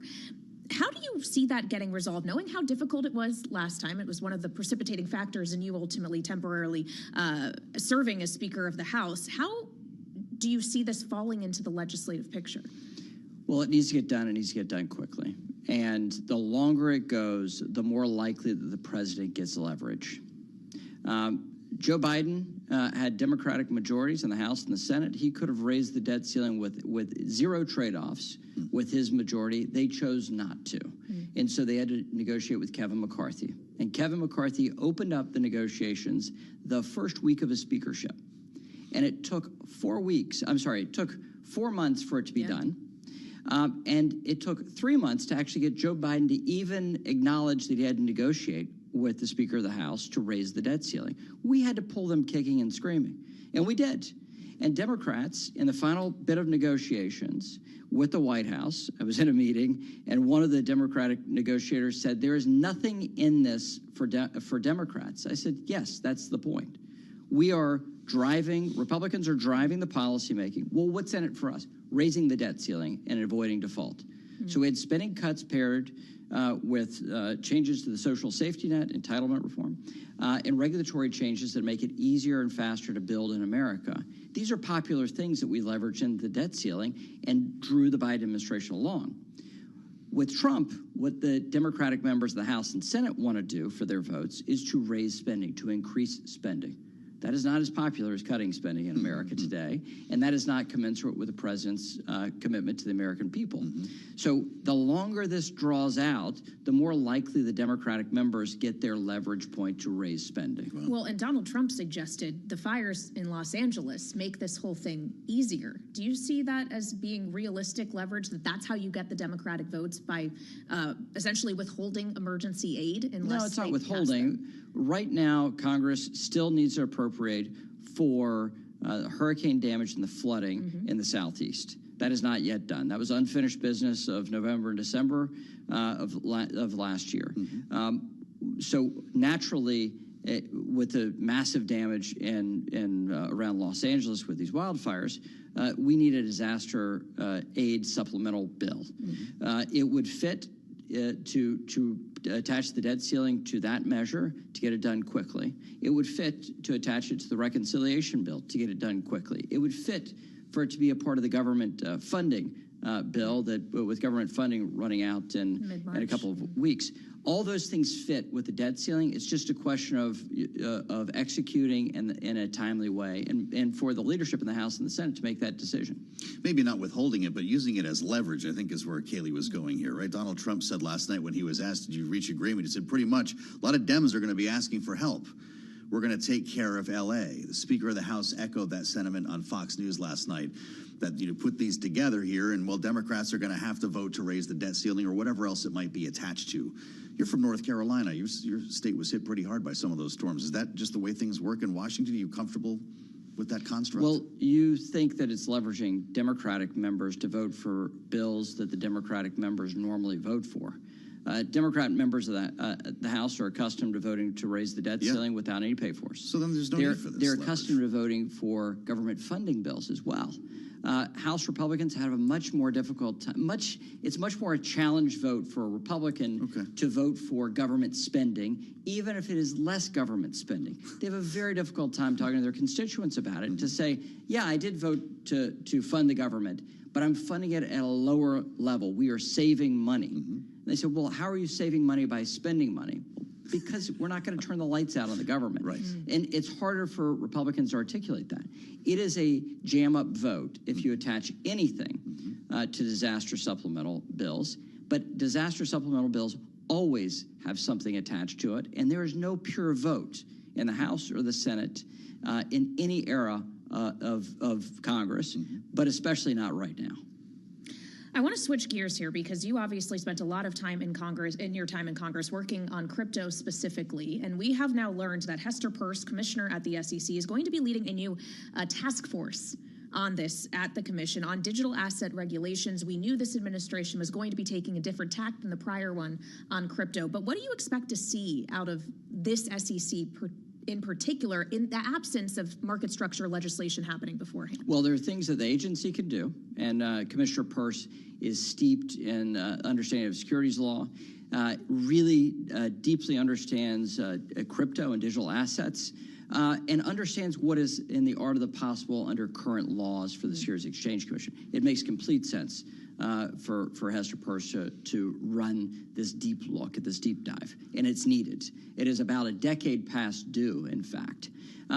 Now, absent Congress legislating, though, for a market structure bill, you're still going to have this divide and this rub between the Securities Exchange Commission and the CFTC of what is a digital asset, what is a digital commodity, what is a digital security, how do you define those things? And there are clear things that need to change under law for the CFTC to have spot market authority so they can properly regulate a crypto-native marketplace. So there's things that Congress still has to do, but the agency should be fast at work and prioritize very important things, especially starting with custody, so that people that think they own crypto, in fact, do own crypto, and it can stand alongside similar assets, and they're protected from bankruptcy proceedings. And things like that are not really partisan. They became partisan because of Gary Gensler's regime at the Securities Exchange Commission and because of a statement they're trying to make about crypto. Absent that, there's some reasonable things the SEC should be about, and I think Commissioner Peirce will find those things. We have less than a minute, so you're saved by the bell. Does Trump great show, by the way. Melania coin help to delegitimize Sirius? Crypto coins? Look, meme coins are, they have another handle for them, another four-letter word. I heard about that. Yes. Okay, I think that's your answer. Can't say it on the air. And yeah, I'm trying to hold back, but all these meme coins really undermine what I think of is what is digital properties that can make a huge difference over the long term. But people buy it. People are interested in it, and I wasn't into Beanie Babies, but perhaps this is digital Beanie Babies. Former chair of the House Financial Services Committee. He held the Speaker's gavel. That's Patrick McHenry with us at the table. He never ran the Freedom Caucus. Come back and see us soon with Daily Lines. I'm Joe Matthew. It's all good. This is Bloomberg.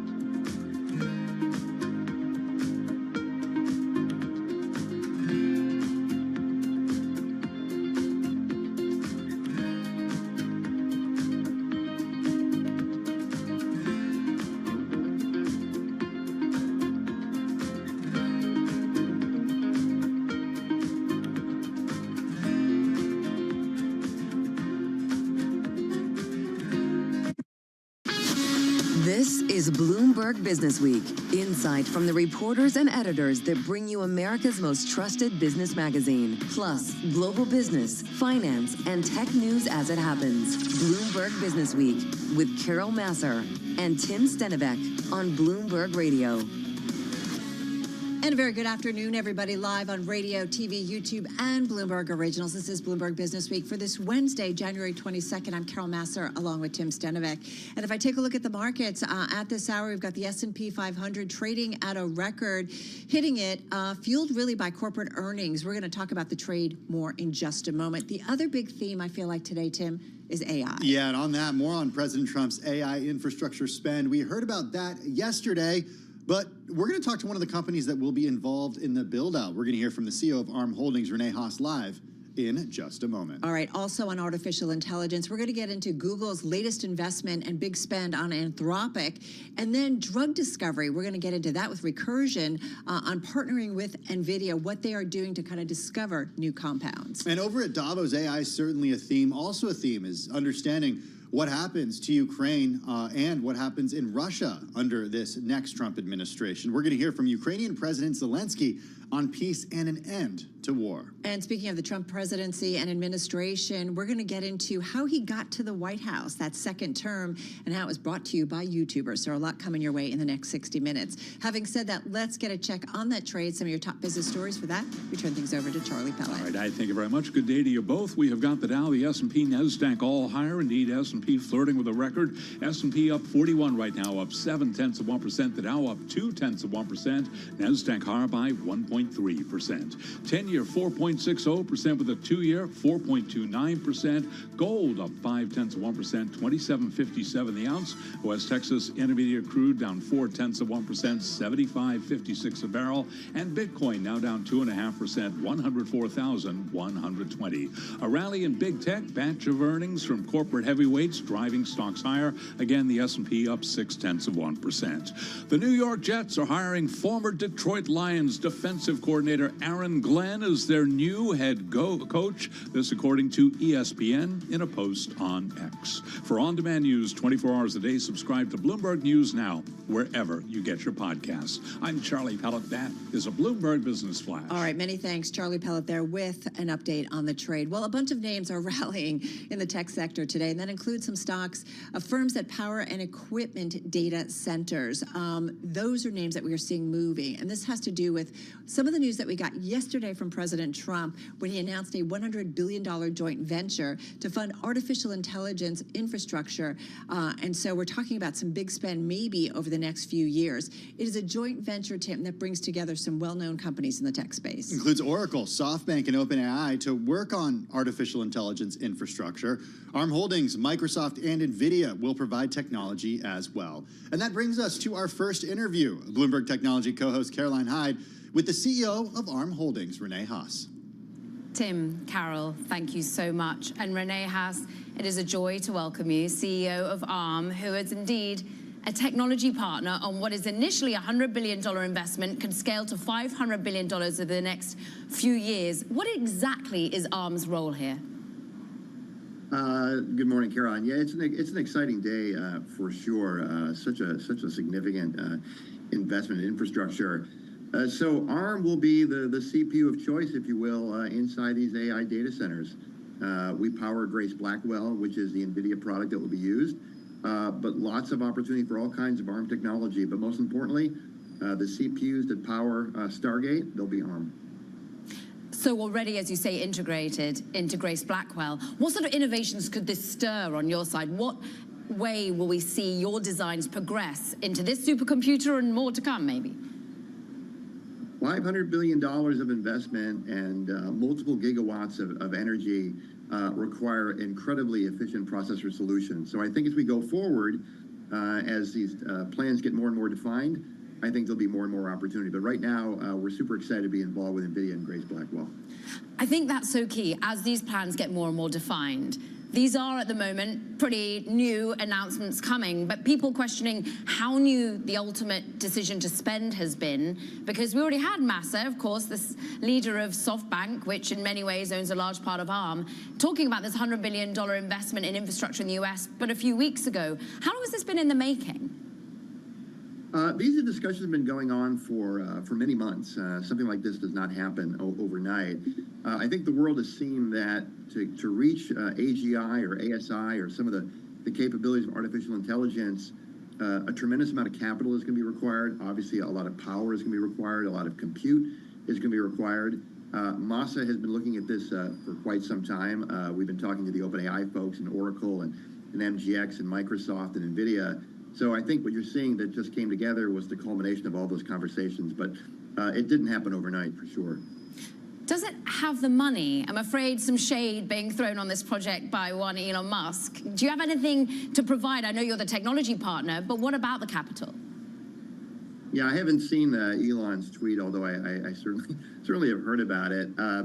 There is a lot of backing for this, Caroline. Believe me, it was not taken lightly to make the announcement yesterday at the White House with President Trump. So I think you can feel pretty good that the financial backing behind this is quite solid. And OpenAI itself saying $100 billion is going to be deployed immediately. We understand already ground broken in Texas. How big could this scale? How large a supercomputer on this particular time, and where does the rest of the $400 billion go, do you think? Well, just by way of, if you look at the dollars and the power, the largest data center today, or data centers for AI, are in the hundreds of megawatts. $500 billion, which is just a gigantic amount, buys you multiple gigawatts of energy. So you're talking orders of magnitude of scale. The complexity required with that, though, Caroline, is enormous. When you think about logistics, when you think about materials, when you think about moving all those things around, this is what's going to drive a lot of the jobs, by the way. Our role at ARM is going to be all around power efficiency. When you're at that scale, every milliwatt counts in terms of saving power. So that's what our focus is going to largely be on. Talking of jobs, have you got the talent for this particular project? Where do you need to be allocating to at the moment? Is it talent? Is it bringing in yet more technology? Is it even making acquisitions? We've been very, very aggressive in hiring folks. ARM has grown a lot since I became CEO in 2022. We were about 5,000 people or so then. We're now north of 8,000. We've got lots of open job recs. We're working with lots of partners. It will take a lot of talent to pull this off, but that's why we have a lot of partners involved in this as well, whether it's Microsoft, NVIDIA, Oracle, OpenAI. It's going to take a village, but we're so excited about the opportunity and just the benefits I think it's going to bring to humanity. What about benefits to others than OpenAI? Is this going to remain only compute for OpenAI? Right now, that's all we're talking about is OpenAI as the primary partner. And again, our role at ARM is really going to be providing the efficient processors. Super focused on that. It's a big problem to undertake, but we're thrilled that we're going to be the CPU of choice inside these data centers. I remember a little while ago, in about May of last year, having a conversation with another person in chips who's all about efficiency on energy, who actually is also called Renee.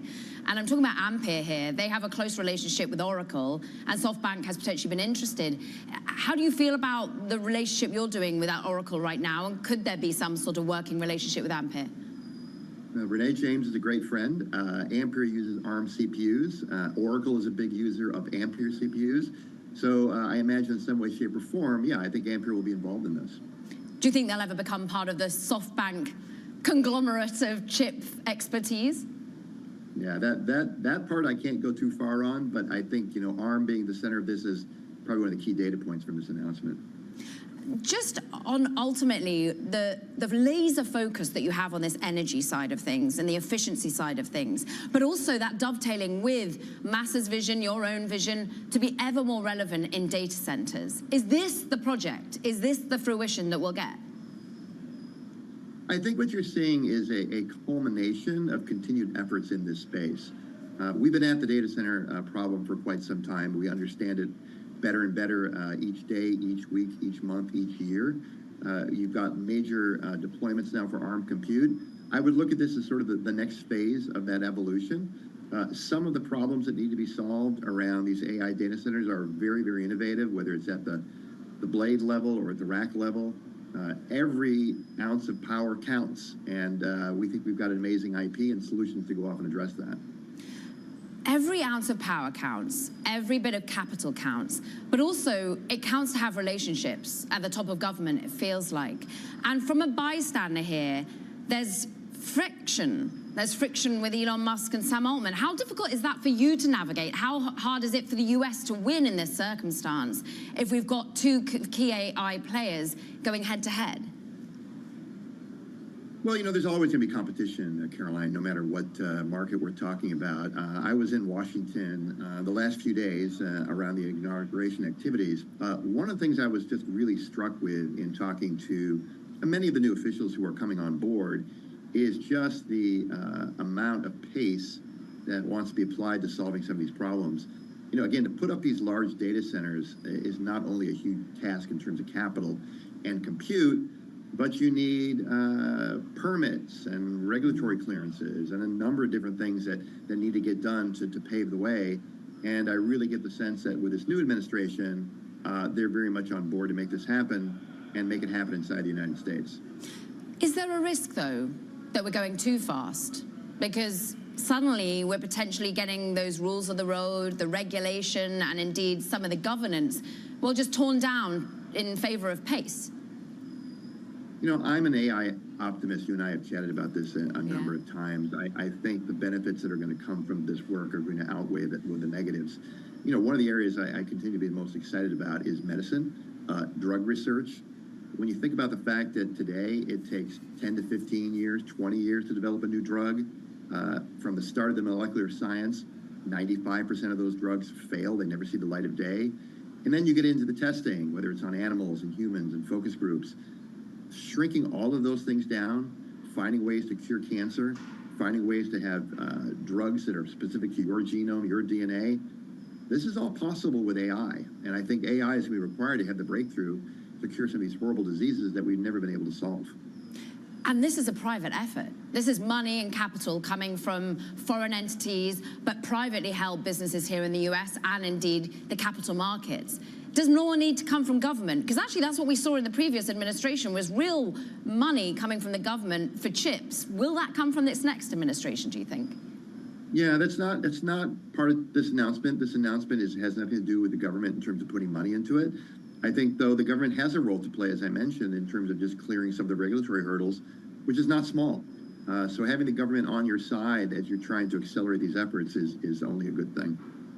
Renee Haas, it's been nothing but a good thing having you on this show. We appreciate it. CEO of ARM, and sending it back to you, Tim and Carol. All right, so appreciate it. Our Caroline Hyde there with the CEO of ARM Holdings, Renee Haas. We are staying, though, with the world of artificial intelligence because there is so much going on. It really is top of mind. And this is coming after the first 24 hours back in Washington. We did see President Trump send a different message to the AI community. He basically was just saying, just build. And that is kind of teeing off of what we just heard from the ARM Holdings CEO, that $100 billion AI spending spree led by SoftBank, OpenAI, and Oracle, with a focus on that physical infrastructure.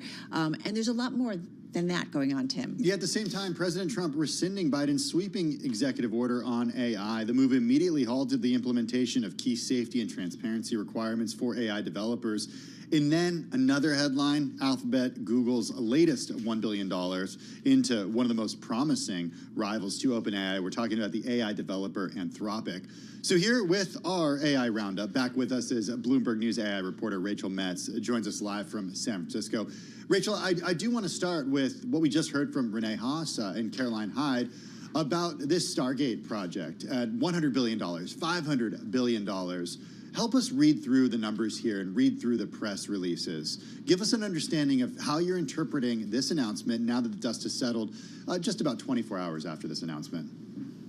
So as Renee said, this has been in the works for a while, and we've reported on sort of various talks related to infrastructure plans. As we all know at this point, AI is extremely expensive. So if you're going to do anything really impactful, you're going to have to spend a lot of money. So it does make sense that there are some really big price tags connected to this, and the names that are involved make a lot of sense. I think it's important to keep in mind that this is really meant to be beneficial to OpenAI. OpenAI is an equity holder in this, and also, as they said, this is to build infrastructure for that company. Well, and that's what I was curious about, Rachel, as we kind of went through the list of companies. Those companies that are part of this, including ARM and others, does it mean that they are at an advantage and those that are not at a disadvantage? You mean, are these companies that are involved at more of an advantage than other companies that are not involved? Yeah, in this particular build in terms of infrastructure, and then kind of working with the government directly. I mean, you could say that they're at an advantage because they are market leaders working with a market leader. But it sort of remains to be seen. Like right now, some build out is underway in Texas, as they said. Larry Ellison indicated last night in an interview on Fox News that the Texas build out will be used to train an upcoming model from OpenAI. But other than that, we don't really know much about what's going to happen here. We don't even know who's putting in how much money for the most part. So a lot of this still is TBD, I would say. Well, speaking of that, we're already hearing from Elon Musk, a close advisor to the president, and of course overseeing Doge. He openly questioned whether companies that joined this announcement promising hundreds of billions of dollars in AI infrastructure could actually follow through on their promise. How do you look at Elon Musk's role in all this, considering his history with Sam Altman at OpenAI, what he's doing at xAI, and his close proximity to the president? How do you make sense of that? I think you kind of answered your own question a little bit right there. I mean, Elon Musk clearly has a long history with Sam Altman and with OpenAI, and Elon is also involved in his own company. He's involved with now the federal government, so he's got a lot going on. I think he made a really fair observation, though, like, hey, where is this money coming from? Because as we were just talking about, they are saying here we're going to be using this much money, but it isn't clear at this point where exactly all that money is coming from, and that money hasn't all been spent yet. So I do think that questioning where it's going to come from is fair. I think it's a fair question to ask. But is it surprising to you, Rachel, not to see an Elon Musk company front and center in this announcement, given his influence on President Trump? I'm really not sure because, again, this has been in the works for a long time. So it would be difficult, I would think, for xAI or another of Elon Musk's companies to sort of swoop in. If these other companies, let's say, were talking about this for a long time, that might be a little more surprising. Rachel, so wait, if this has been in the talks for a long time, are you saying since President Trump was elected, so this is definitely, an initiative that Donald Trump, the president, started, or would this be also have been announced potentially under if we had seen Kamala Harris in the White House? I mean, this is not, the government is not doing this. This is something that's been in the works. This is private sector investment that's been in the works for a long time. I mean, we've reported on various talks and possibilities for this sort of arrangement over the past year.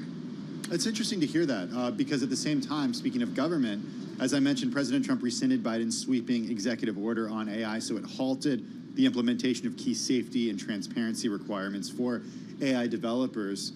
How do you analyze a move like that in terms of regulation and certainly the calls that we've seen from some folks in the community that say, hey, this is technology that needs to have some oversight? Yeah, and where's Elon's kind of stamp in this where he has raised those concerns?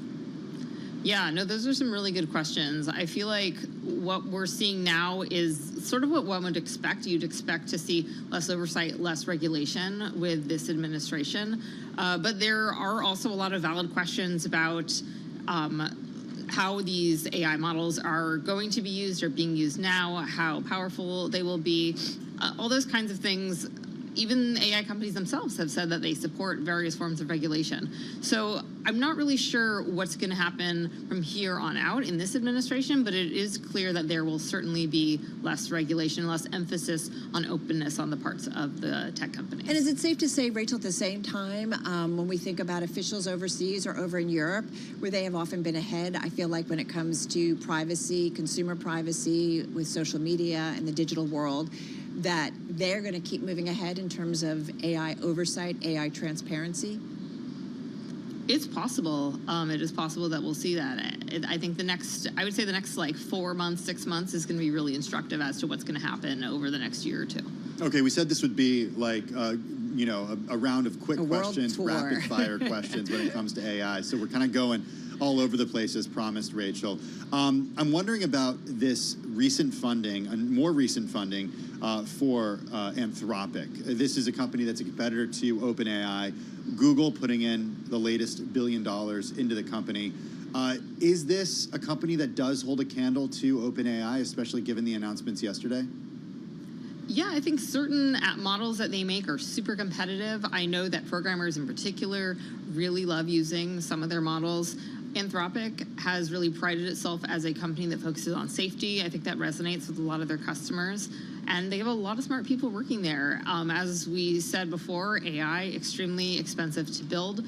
So they're going to have to keep bringing in money to get their systems to where they want them to be and get them out to their customers. You know, I am curious, as we said, there's a lot kind of coming at the space, and I'm not surprised, right? I mean, I feel like so many of our conversations revolve around some kind of aspect of AI. We're going to have more about drug development a little bit later on this hour, so there's just so much going on. But how are you, I don't know, thinking about kind of the world right now when it comes to AI, and what's top of mind for you? Ooh, that's a tricky one. I mean, I feel like we're entering a phase where a lot of companies are working on agents, AI systems that can carry out more complicated tasks, but it's still very, very early days in that. I mean, companies have been trying to build that sort of thing for a while now, and we're just starting to see some real products go out over these past several months, and we'll see also in the future. So I think that's something I'm going to be keeping a close eye on and seeing just how capable these things are. I mean, there are so many promises and so many bombastic figures in AI, but I think it really comes down to, like, how do these things actually work for people? How are they built? Also, we'll be paying more and more attention on the environmental impacts, which I think a lot of people are paying more attention to as well. As these systems get bigger and more powerful, they consume more resources, and that's also something I know a lot of people are interested in. All right, great perspective as always. There's, as we said, so many headlines, so many different stories, and Rachel Metz just making sense of it all. Rachel Metz is Bloomberg News AI reporter. Hey, coming up, we're going to get a check on the markets in just a moment, but we also are going to get a check on some of the extreme weather that we are seeing around the United States and that U.S. exit from the Paris Climate Accord.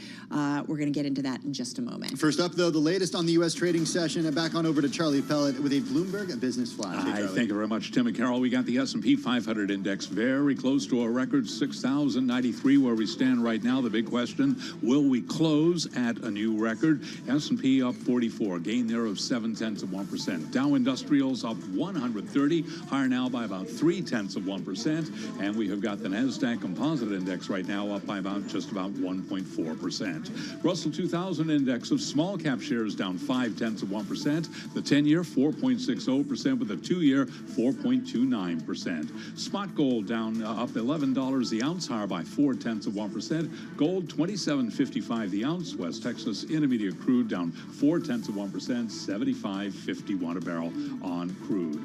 Bitcoin down 2%. Bitcoin at 104,673.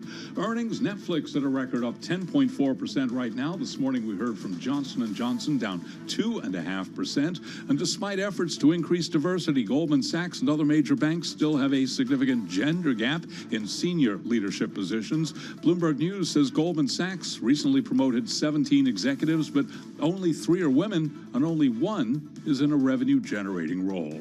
Multiple reports say the New York Jets are hiring former Detroit Lions defensive coordinator Aaron Glenn as their new head coach. For on-demand news 24 hours a day, subscribe to Bloomberg News now wherever you get your podcasts. I'm Charlie Pellet. That is a Bloomberg Business Flash. All right, Charlie, thank you so much. Carol Massar along with Tim Stanovic live here on Business Week. Listen, we've got a lot going on in terms of weather around the country. A deep freeze across the eastern United States that is straining power on some of the grids. You've got the LA wildfires continuing to track weather conditions out there. And then out at Davos, you had a panel that specifically talked about the importance of countries to really work together when it comes to climate change. And then we had of course, President Trump in his first few hours, first day or so, pulling out of the Paris Climate Accord. So we have a lot to talk about with Mark Ongloff. Mark Ongloff is a Bloomberg opinion columnist who follows climate change. He writes about that exit, and he joins us this afternoon from New Jersey. Mark, it's pretty staggering to see, the images from the southeastern United States of snow in places where it typically doesn't snow, cold weather across the south, and then, of course, those dry winds out there in Southern California continuing to increase those fears of wildfire. At the same time, the move at the White House, the president saying we're out of the Paris Climate Accord within a year. Who is our company in the United States not part of this climate accord? Libya, Yemen, and Iran. So you have one theocracy and one terrorist sort of theocracy, you might say, and two failed states. So marvelous company. All right. I guess, I think, Mark, there are folks out there that maybe don't know the particulars of the Paris Climate Accord. What is it? Why is it important for the United States to be a part of it?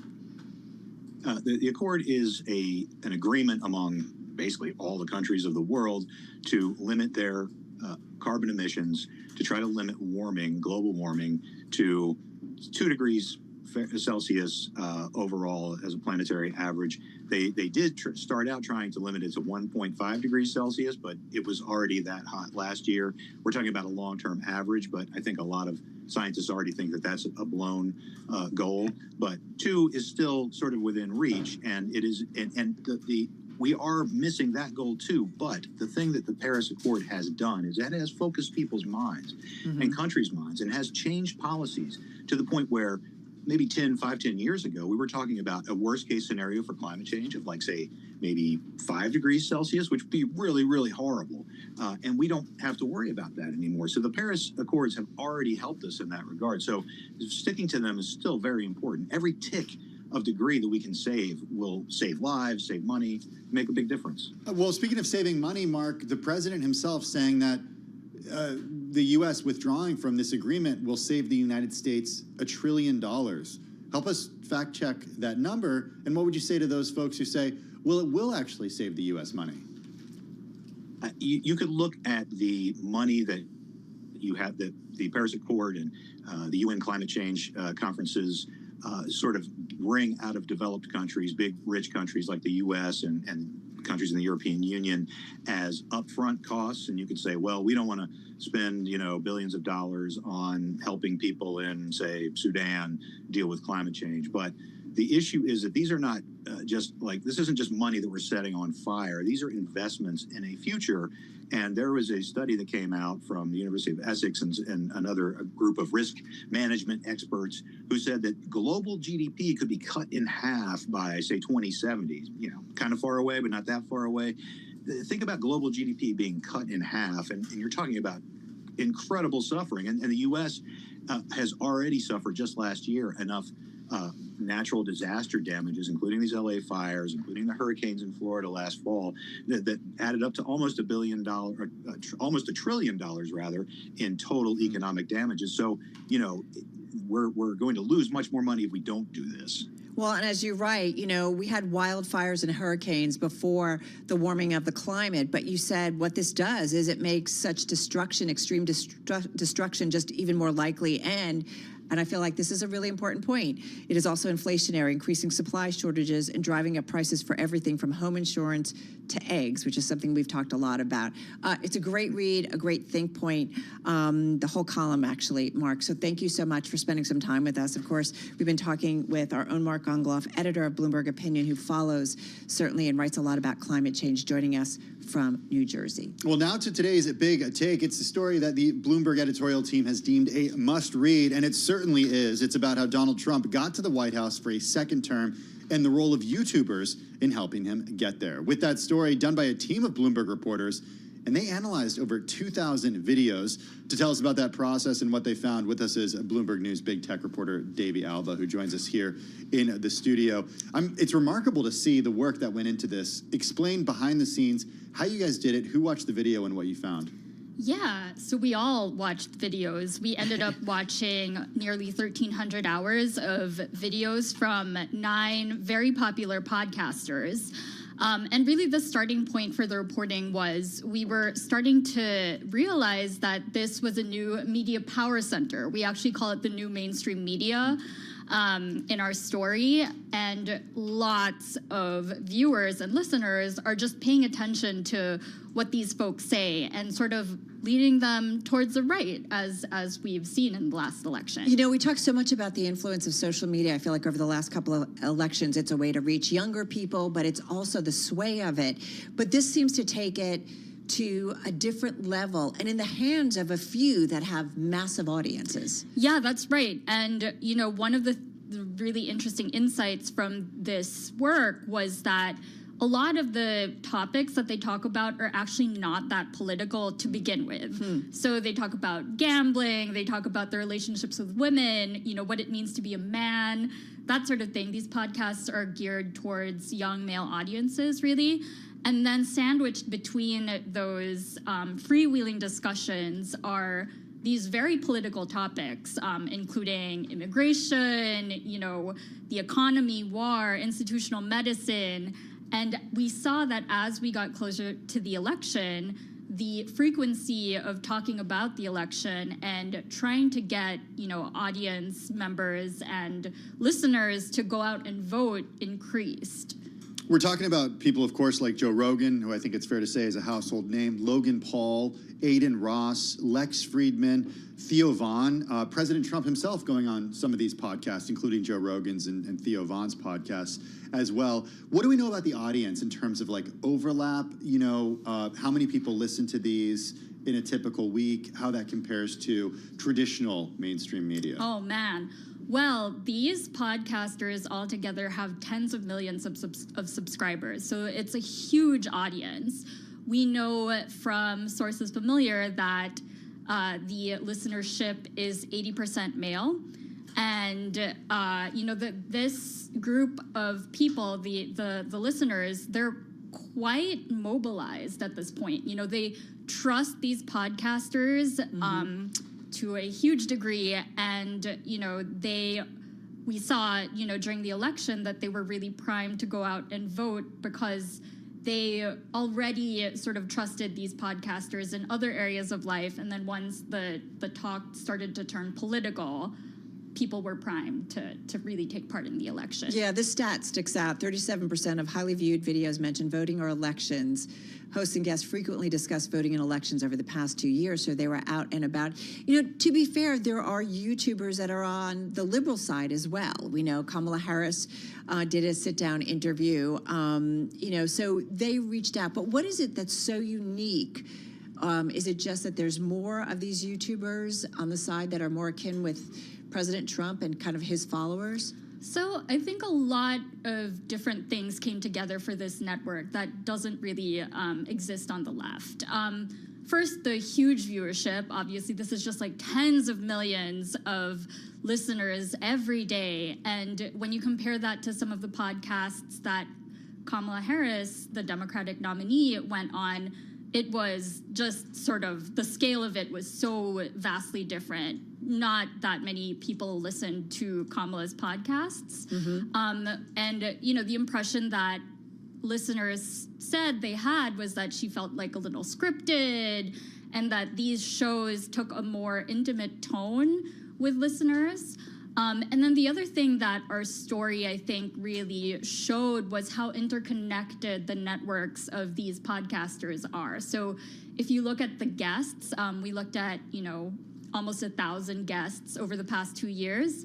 It's sort of the same people that go on these shows, and you get this sense of almost being inducted into this virtual friend group just by listening to a few of these podcasters. You hear the same names repeated, you hear the same talking points repeated, and then you're just part of this world. And so it's extremely effective at getting, you know, their audience members to mobilize. You mentioned that they're not overtly political podcasts, yet taken together, at least toward the election, they were painting a picture of what America looked like. And I'm curious what that picture was and potentially how that related to the listeners of those podcasts then going out and voting. Yeah, you know, ahead of the election, these hosts painted a picture of America that was in a desperate situation, you know, inflation soaring, the U.S. on the brink of a third world war, institutional medicine and schools duping the public, and they sort of presented politics as, and voting in particular, as perhaps a way out of this mess. You know, a solution to sort of change the way things are, where, you know, the liberal politics has just gotten too far, is to vote and vote for Trump. And so that ended up being quite an effective message. And, you know, we can't exactly draw a causative line here that, because of these podcasters, Trump won, but we know that the listenership was huge and massively popular ahead of the election. And then we saw the results of the election, and this really helped build support for this movement. And maybe no surprise, as you guys note in the story, his interviews, Donald Trump's interviews, were the #1 episodes by view count for the majority of programs tracked by Bloomberg in the past 2 years. Altogether, 9 episodes with Donald Trump as a guest drew more than 100 million views. Wow. So you talk about the power that's just massive. Yeah. Great stuff. Yeah. Really interesting. Davey Alba, thank you so much. Big tech reporter at Bloomberg News on today's Bloomberg Big Take. Hey, check out Davey's story and more from Bloomberg The Big Take on the Bloomberg Terminal and at Bloomberg.com/Big Take. All right, when we come back to what feels like the day's really big theme, and that's AI and how one biotech company is working with NVIDIA on drug discovery. That story when we come back on Business Week.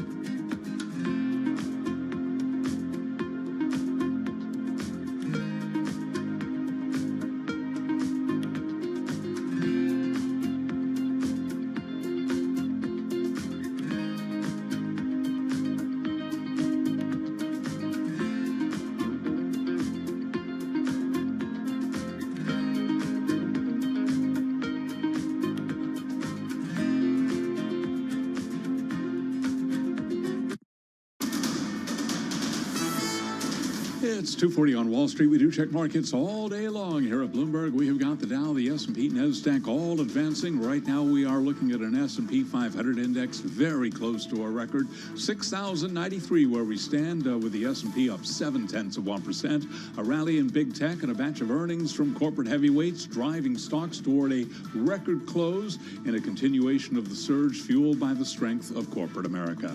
Dow Jones Industrial Average up 150 points, up now by 0.3%, while the NASDAQ Composite Index is up 1.3%, higher now by 256 points. We've got NASDAQ at 20,013. Russell 2000 Index of small cap shares, however, is trading lower, down 0.5%. 10-year at 4.60% with a 2-year 4.29%. Spot gold up almost $11 the ounce, now up by about 0.4%. West Texas Intermediate crude down 0.5%, 75.42 a barrel, and a retreat for Bitcoin. Bitcoin now down by 2%, 104,650 on Bitcoin. Oracle shares up 7.5%. Oracle is soaring on that $100 billion joint venture with SoftBank and OpenAI, an effort unveiled with President Trump aimed at speeding development of artificial intelligence. For on-demand news, 24 hours a day, subscribe to Bloomberg News Now, wherever you get your podcasts. I'm Charlie Pelleton. That is a Bloomberg Business Flash. All right, Charlie, thank you so much. As you know, we are all in on AI today, as seems to be the case in Washington. President Trump, Davos, a lot of tech companies, Google and more, as you heard earlier. One area we increasingly are talking about when it comes to artificial intelligence is healthcare, and specifically drug discovery. And our next guest can shed some light on that. With us is Najat Khan. She is Chief Commercial and R&D Officer at the publicly traded $3 billion market cap biotech and drug discovery company Recursion. It is headquartered in Salt Lake City. She joins us here in our New York studio. So great to have you here. It does feel like we have this theme. First of all, tell us about your company and what you guys are working on. Absolutely. Recursion is really focused on and is founded on the intersection of AI and bio coming together. And one of the main reasons for that is today, if you look in the healthcare industry, making medicines, 90% of those drugs fail in the clinic. So only a 10% success rate. The time and cost is too long and patients are waiting. So what Recursion is doing is leveraging AI and high quality data sets that are actually generated in our own labs at scale, automated wet labs, in order to build fit for purpose AI algorithms that are then used to decode biology, to really understand what's driving the disease.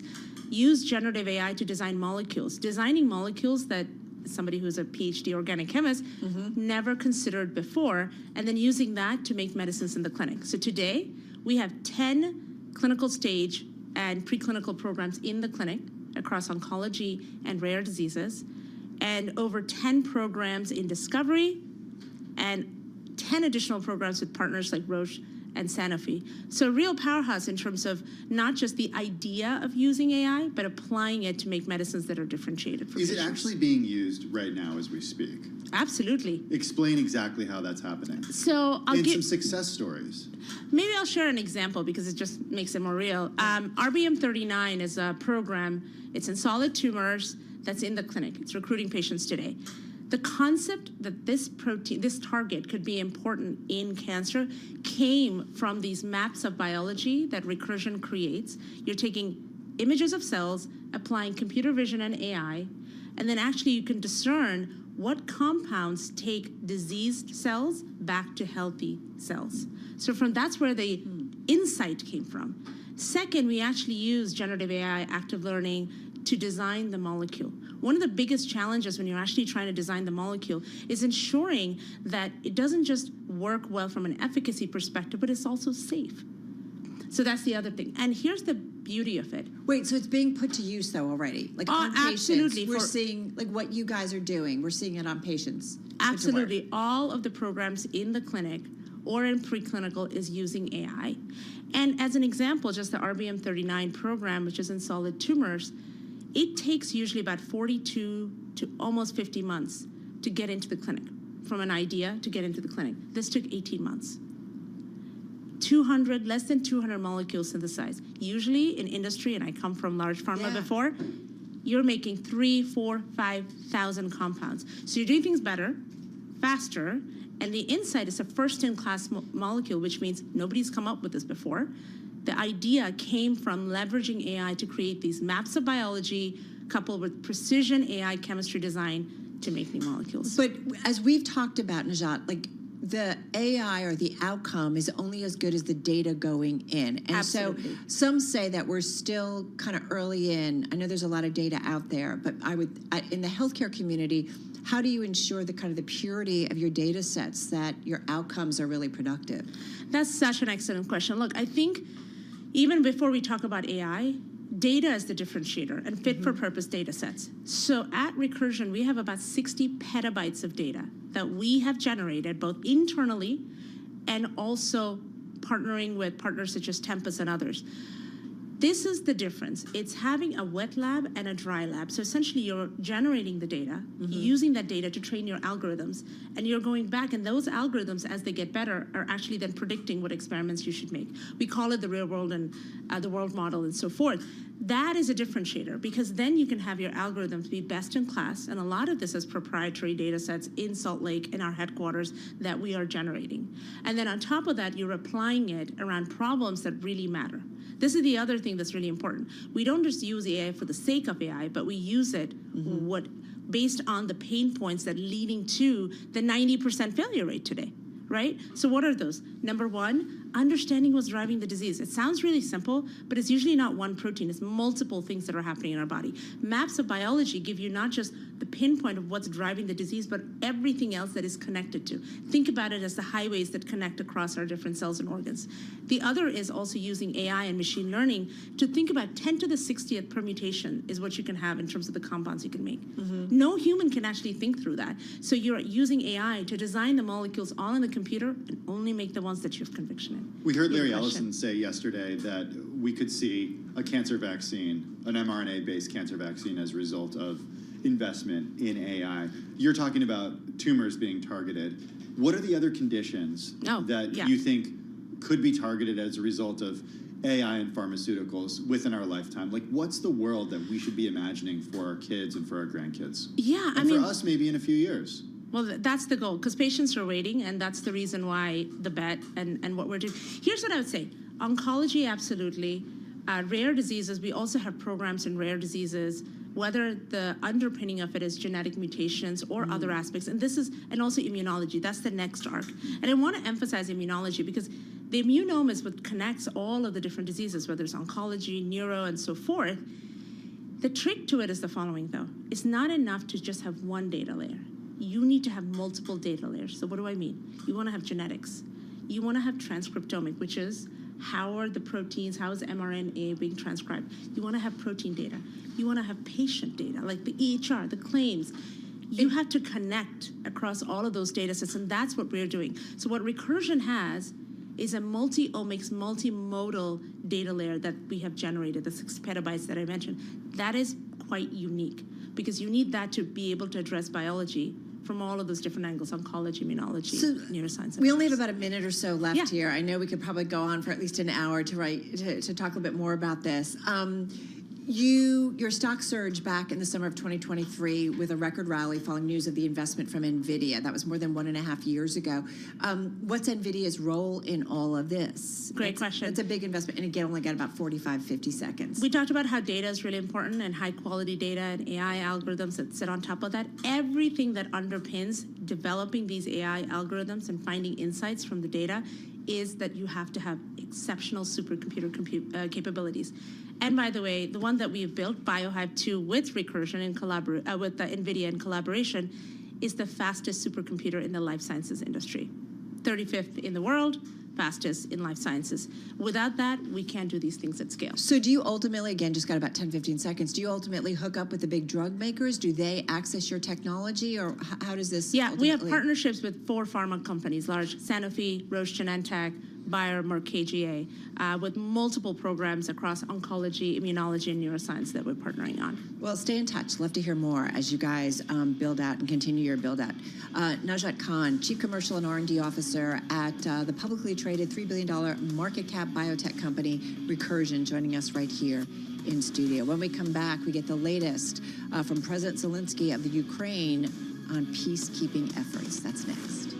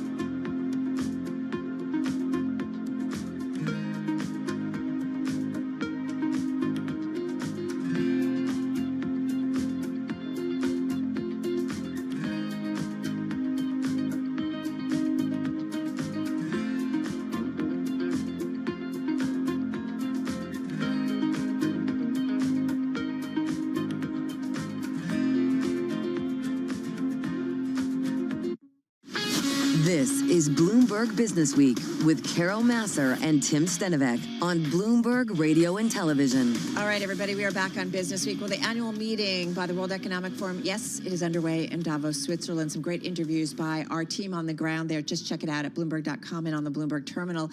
The team there really catching up with a who's who of business, political leaders, science, you name it, technology. Yeah, it's an incredible rundown. And that includes Bloomberg News editor-in-chief John Micklethwait, who sat down earlier with Ukraine President Volodymyr Zelensky. They talked about resolving the nearly two-year-old war. It's great if we will have troops. But we have to understand that the troops will not be in the center of the capital. Yes. They will not have relaxed time. Yes, it's very important because I heard that some allies said that, yes, but it's okay, we can be in the center of some city, and then no, we don't need such contingents. No. Yes, with our people, of course. Yes, because this means security, and that's it. So, but it can't be without the United States. I will explain you why. Even if some European friends think that it can be, no, it will not be. Nobody will risk without the United States. The second, that's what can divide NATO, divide EU and USA. That is a goal and dream of Putin, to divide this unity. You mentioned China. How important is China in these negotiations? I mean, China is the backer of Russia. They seem to have had an impact on things like Putin not using nuclear weapons, those sort of things. Can China push Putin? And do you have any contact with the Chinese? I had some contacts with Xi Jinping. We had a phone call during the war. Not too much, not enough, I think. Yes, he can push Putin to peace, I'm sure. I think that only President Trump is the strongest, and Xi Jinping. I think that there is no other allies who can really do it. Yes, because his economy, Putin's economy, after sanctions, after everything, depends very much of China. You would like Donald Trump and Xi Jinping of China to work together to push I think push yes. Putin. Yes, but not without us. It's important. Well, there you have it. Bloomberg News editor-in-chief John Micklethwait sitting down earlier with Ukraine President Volodymyr Zelensky. A reminder, that war, Carol, close to 3 years old at this point, February of 2022. Yeah, kind of shocking when you think about how long it's been going on and, expectations of maybe it, ending at different points, but it just doesn't seem that way, and we'll see what happens. Certainly in the new year and what happens with this new administration, we have done a lot of reporting, right, when it comes to the relationship, what seems to be a warm one between Donald Trump, now in his second term, and of course, Vladimir Putin of Russia. And so whether or not that creates some kind of end to the war and what it means for the two nations, we will see. And what it means for Ukraine, which will have a massive rebuild after it. Yeah, I think a big question, obviously, has to do with the extent of U.S. funding of Ukraine's effort. And we didn't see a lot of appetite, especially on the Republican side, in the last couple of years. You saw some pretty notable holdouts and Republican members of Congress when it came to getting aid to Ukraine. So what happens under the Trump presidency and Republican control of Congress with aid to Ukraine, and how does this war end? Yeah, I don't know. There's lots of questions. I think about the conversation we had with Ed Price on Monday during the inauguration, talking specifically about Russia and Ukraine, and his view was that the U.S. had to be a lot more aggressive initially in terms of support for Ukraine, including boots on the ground in the beginning of the war. Many would argue that that is not what President Biden certainly wanted to do, and many would say that that is not what folks want to see even here in 2025 of U.S. troops there. Well, President Trump is stepping up pressure on Russia to negotiate an end to the war in Ukraine. He threatened financial penalties on the country if it refuses to conclude fighting swiftly.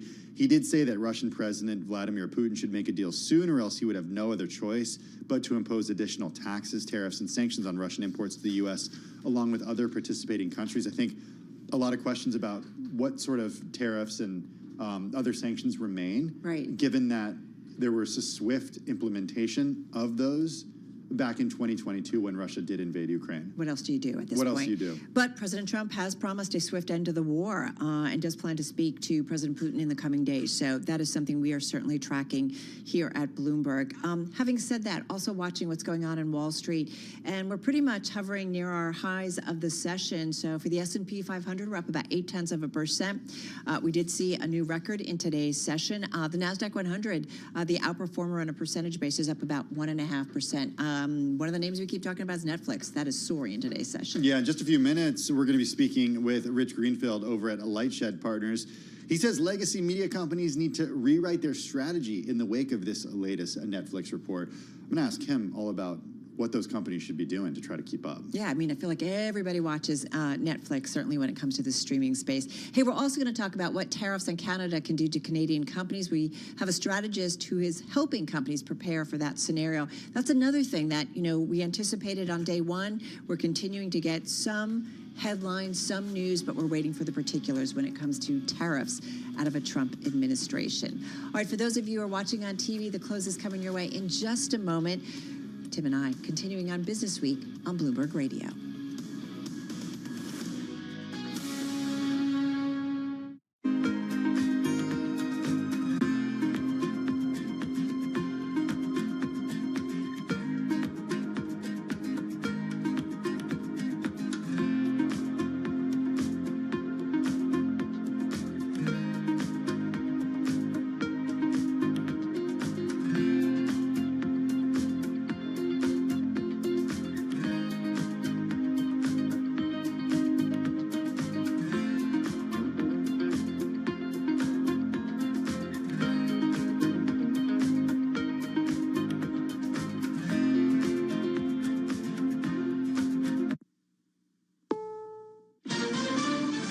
CBS News on the Hour, sponsored by O'Reilly Auto Parts.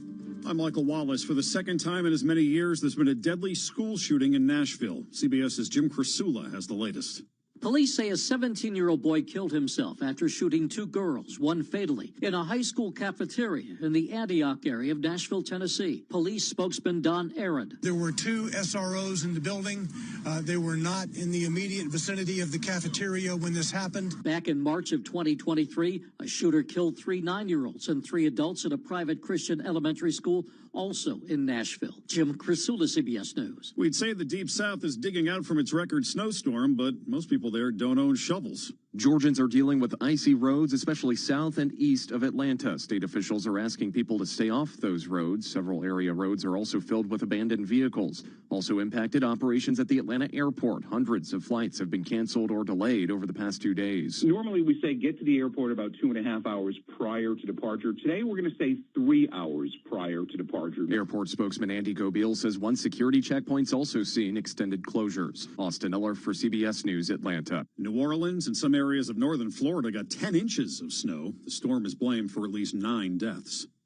At the Pentagon, CBS's Eleanor Watson reports more U.S. troops will head to the southern border. U.S. officials tell CBS News the Pentagon is sending up to 1,500 additional active duty troops to the U.S. border with Mexico. The troops would add to the 2,500 service members already there, along with members of the Texas National Guard who have been supporting Customs and Border Protection. Border agents have been told to deport migrants who cross into the country illegally. Former Proud Boy leader Enrique Tarrio has been released from a federal prison in Texas. He's one of the January 6th offenders granted pardons or commutations by President Trump. If you want to have a fair trial, take it outside of D.C. D.C. voted 93% for Biden. So they needed a fair trial. So if we would have gotten a fair trial, I think I wouldn't be in a position where I needed a pardon. Tarrio was serving a 22-year prison sentence for seditious conspiracy. Shares of Netflix are up 10% after the company reported record subscriber growth. CBS's Jason Brooks says those subscribers will be paying more. Netflix announced that it's raising its prices for its various tiers of service after the Silicon Valley streaming company reported record quarterly revenue at $10.2 billion, while its subscriber base jumped by nearly 19 million to more than 301 million, a gain of 44% from a year earlier. Stocks are higher again today. The S&P was at a record intraday high earlier. This is CBS News.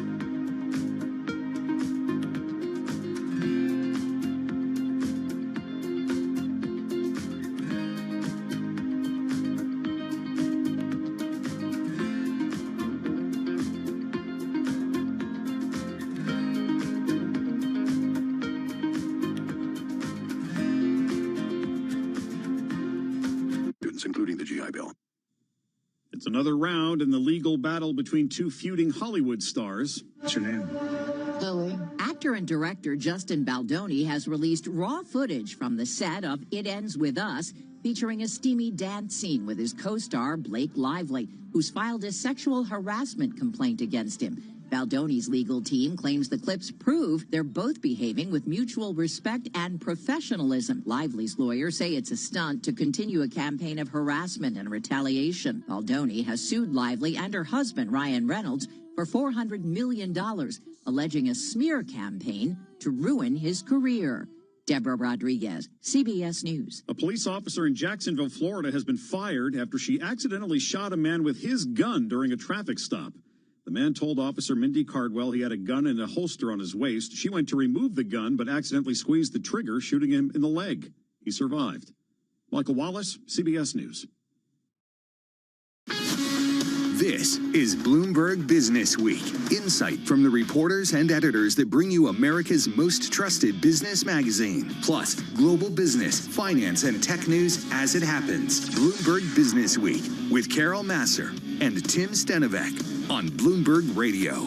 All right, everybody, we are back here on Bloomberg Business Week, radio, YouTube, and Bloomberg Originals. Carol Masser, Tim Stenovec, live in our Bloomberg Interactive Brokers studio. We got a rally underway. We've got the S&P, Tim, right now, trading at a record. Yeah, taking a look at some of the companies that are making big moves in the S&P 500. You got Netflix, Carol, one of the best performers. Yeah. Look at that. I mean, soaring in today's session. Yeah, pretty much. It's not the biggest weighting. You got NVIDIA up 4.6%. You got Microsoft up 4%. You got Netflix up 10% right now. Yeah, definitely one of my gainers in today's, when we head over to our TV colleagues to talk about the trade. Hey, speaking of Netflix, we're going to catch up with Rich Greenfield of Lightshed Partners. He says legacy media companies need to rewrite their strategy following that blowout quarter from Netflix. So looking forward to that chat. Also, we've been talking a lot about those, what's coming out of the White House just in the first 48 hours of the Trump presidency. What tariffs on Canada could do to Canadian companies. We're going to talk to a strategist who's helping companies prepare for that scenario. I want to know what she's hearing from companies right now. Like, how are they doing business differently? Yeah. How are they allocating money for this? Yeah, and tariffs on Canada. Some say, what was it? Was there Gina Martin Adams who said, you tax an economy, you end up taxing companies, and in this case, it could be a lot of American companies. So we'll talk about that. And we got questions for you. Why are we here? Maybe you should ask ChatGPT or Anthropic that. There would be some interesting responses. We're not talking about the philosophical question necessarily, maybe. Journalist and author Jennifer Moss is back with us to talk about creating a work culture that everyone wants. Important, especially. I think why are we here? Like, why are we at work? I think that's the question. I think that's the question. Listen, and as more companies and bosses are saying, hey, listen, we want you back in the office 5 days a week, maybe it's a good question to ask. Or as AI is telling us that, maybe we'll become so efficient at our jobs, we only have to work 4 days a week. All right, a lot to get to.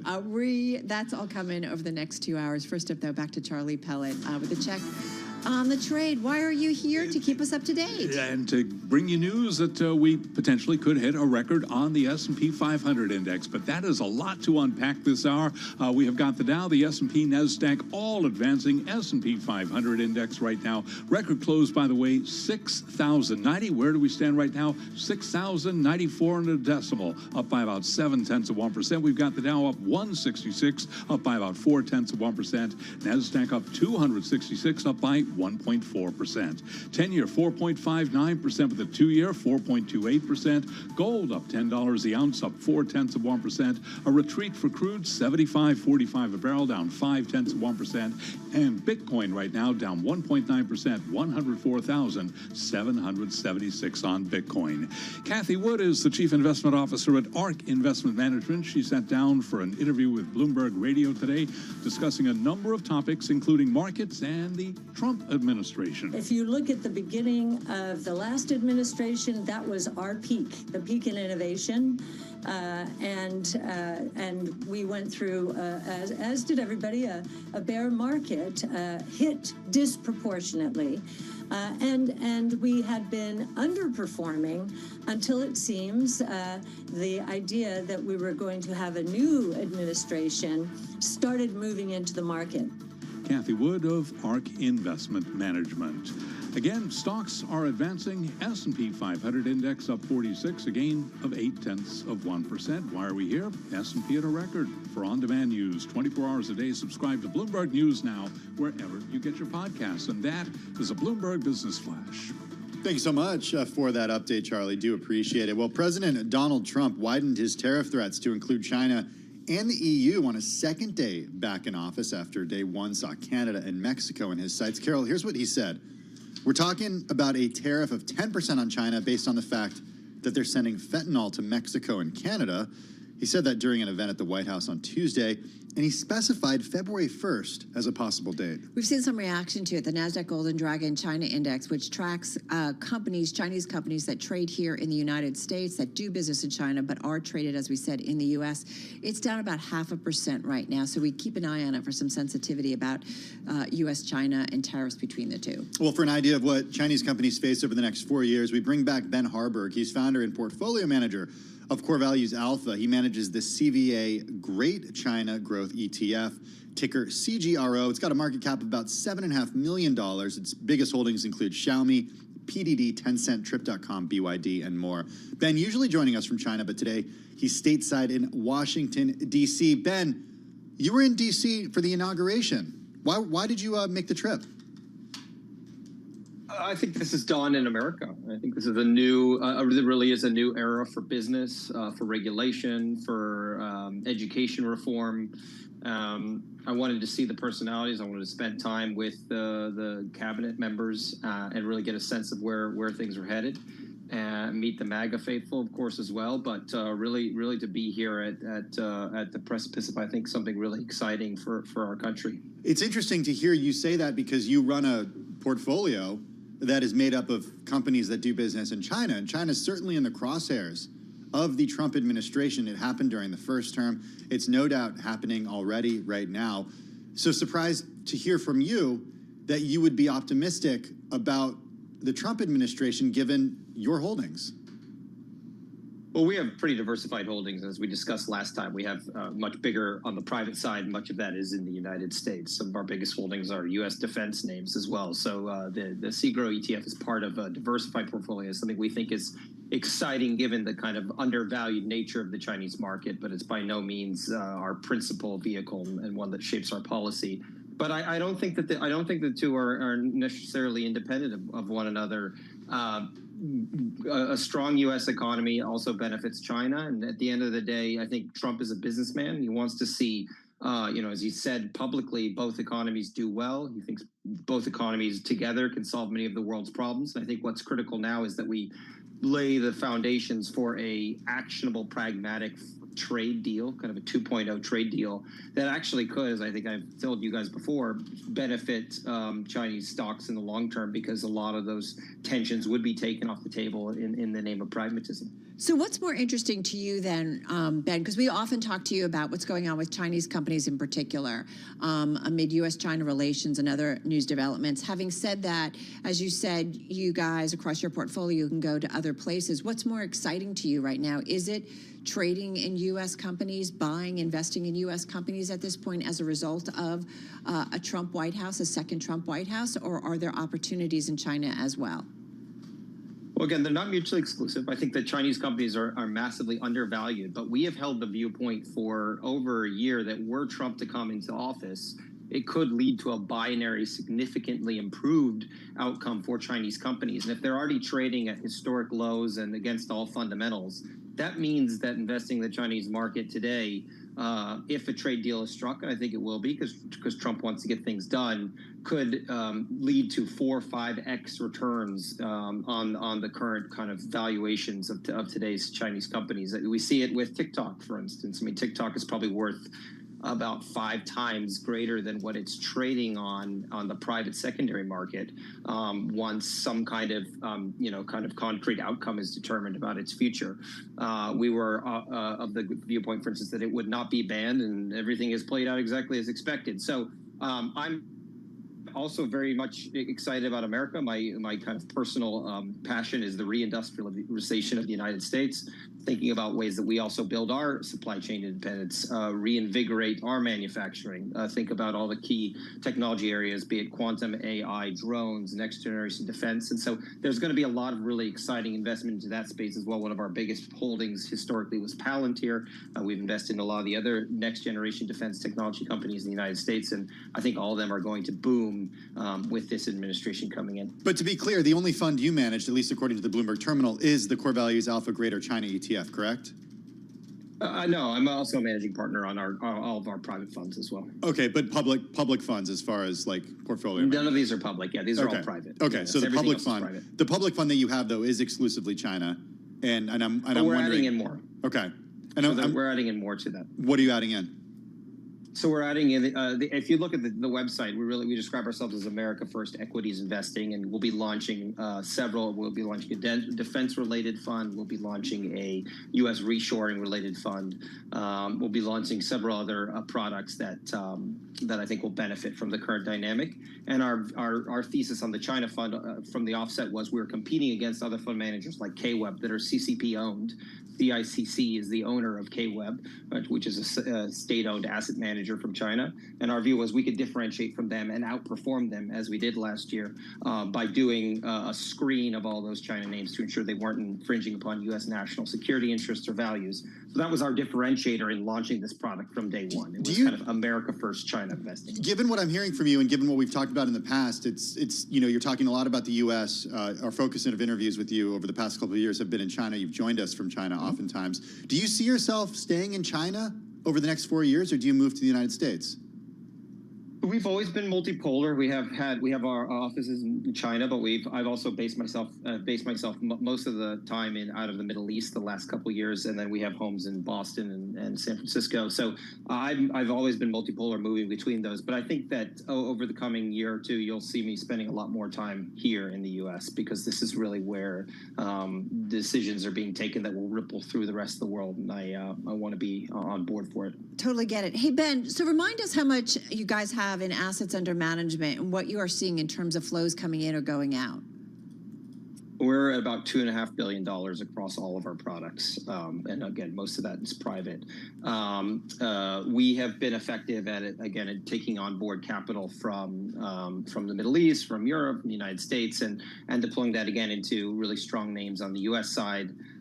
China's obviously seen a dearth of Western capital flowing into it, as probably is relatable and understandable under the kind of conditions that have been going on for the last 5-6 years. But we've found a way to find products that match kind of the requirements of different institutional limited partners, depending on the type of capital export controls they face. What are you seeing in terms of Middle Eastern investors? I do feel like it's almost a new day in Washington when it comes to investments perhaps coming from that region of the world into the United States. What are you seeing and hearing?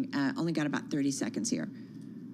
They were always very overweight towards the West, but more so towards Western Europe. I think they recognize today that's a no-go and very unattractive. And so a lot of them, I bumped into a lot of them over the course of the past weekend who are wanting to scale up their investments in the United States across energy, the energy necessary for this AI revolution, into defense technology, into things that will be benefiting from Trump's very business-friendly, deregulatory, and tax-friendly regime. All right, going to leave it on that note. Good to catch up with you. So appreciate it. Ben Harburg, he's founder and portfolio manager of Core Values Alpha, joining us on this Wednesday from Washington, D.C., Tim. Hey, coming up next, Netflix stock at a record. Rich Greenfield of Lightshed joins us, says that every legacy media company needs to reevaluate their strategy. That's next on Bloomberg Business Week.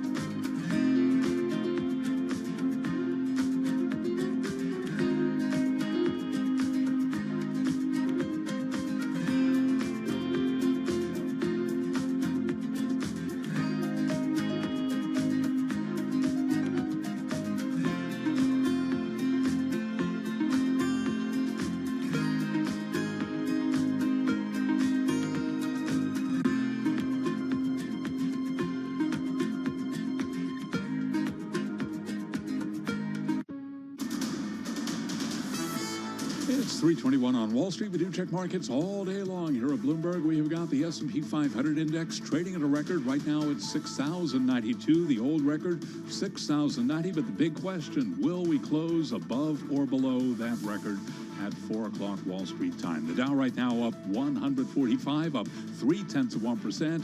NASDAQ up 258, up 1.3%. But despite all those stocks moving higher, the Russell 2000 index of small cap shares down by about 0.6%. 10-year 4.59%, with a 2-year that's yielding 4.28%. Gold up 0.4%, 27.56 the ounce. And West Texas Intermediate crude 75.51 a barrel now, down 0.4%.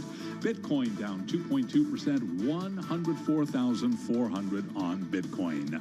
Netflix shares soaring to a record after the streaming giant reported its biggest quarterly subscriber gain in history.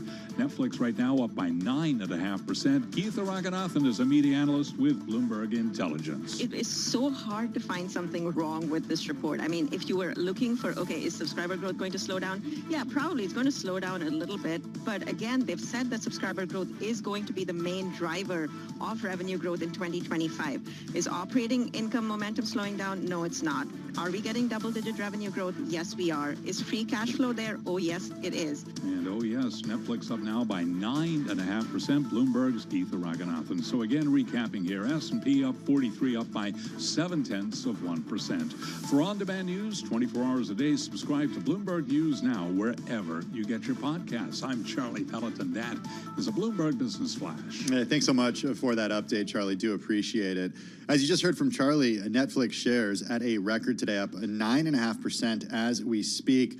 The company reported its biggest quarterly subscriber gain in history. It was buoyed by its first major live sporting events and the return of Squid Game.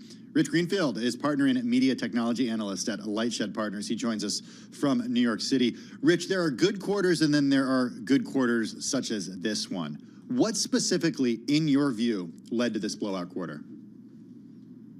Look, it's all about investing in content, right? I mean, this is a company that has, despite all of the competitive landscape, you think about over the last 5 or 6 years, you've seen things like Disney Plus and Paramount Plus and Peacock.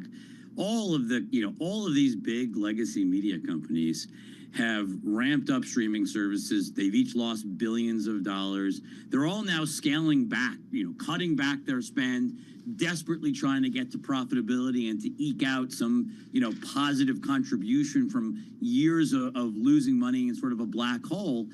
Meanwhile, Netflix has just continued to persevere, build more content, create more content that consumers love, and really focus with a real global focus on making sure that there's constantly new content for you to watch. And I think that focus on time spent, most of the other media companies out there that have streaming platforms, there's one show, maybe a quarter that you watch once a week at best for like 45 minutes, maybe even 20 or 30 minutes. Like, they're not optimizing for time spent. Netflix never wants you leaving. Like, literally, they are trying to put as much great new content on every single day. Every week there's something fresh. Like, they don't want you leaving. And that time spent is obviously bearing fruit. You see it in how much share they have of TV time spent versus all of their peers, dwarfing the Disney Pluses, the Hulus, the Peacocks, the Paramount Pluses. But it's also giving them, importantly, the ability to raise price, because you see price going up pretty meaningfully yesterday. And I don't think there's going to be any meaningful consumer pushback. All right, that's where they're... So that's true whether it's Squid Games or Beyonce or something I'm binging on, which will remain Tyson nameless. Paul. I'm not going to tell you what I'm doing right now. I just watched Black Doves. Like, there's just lots of content from all over the world, right?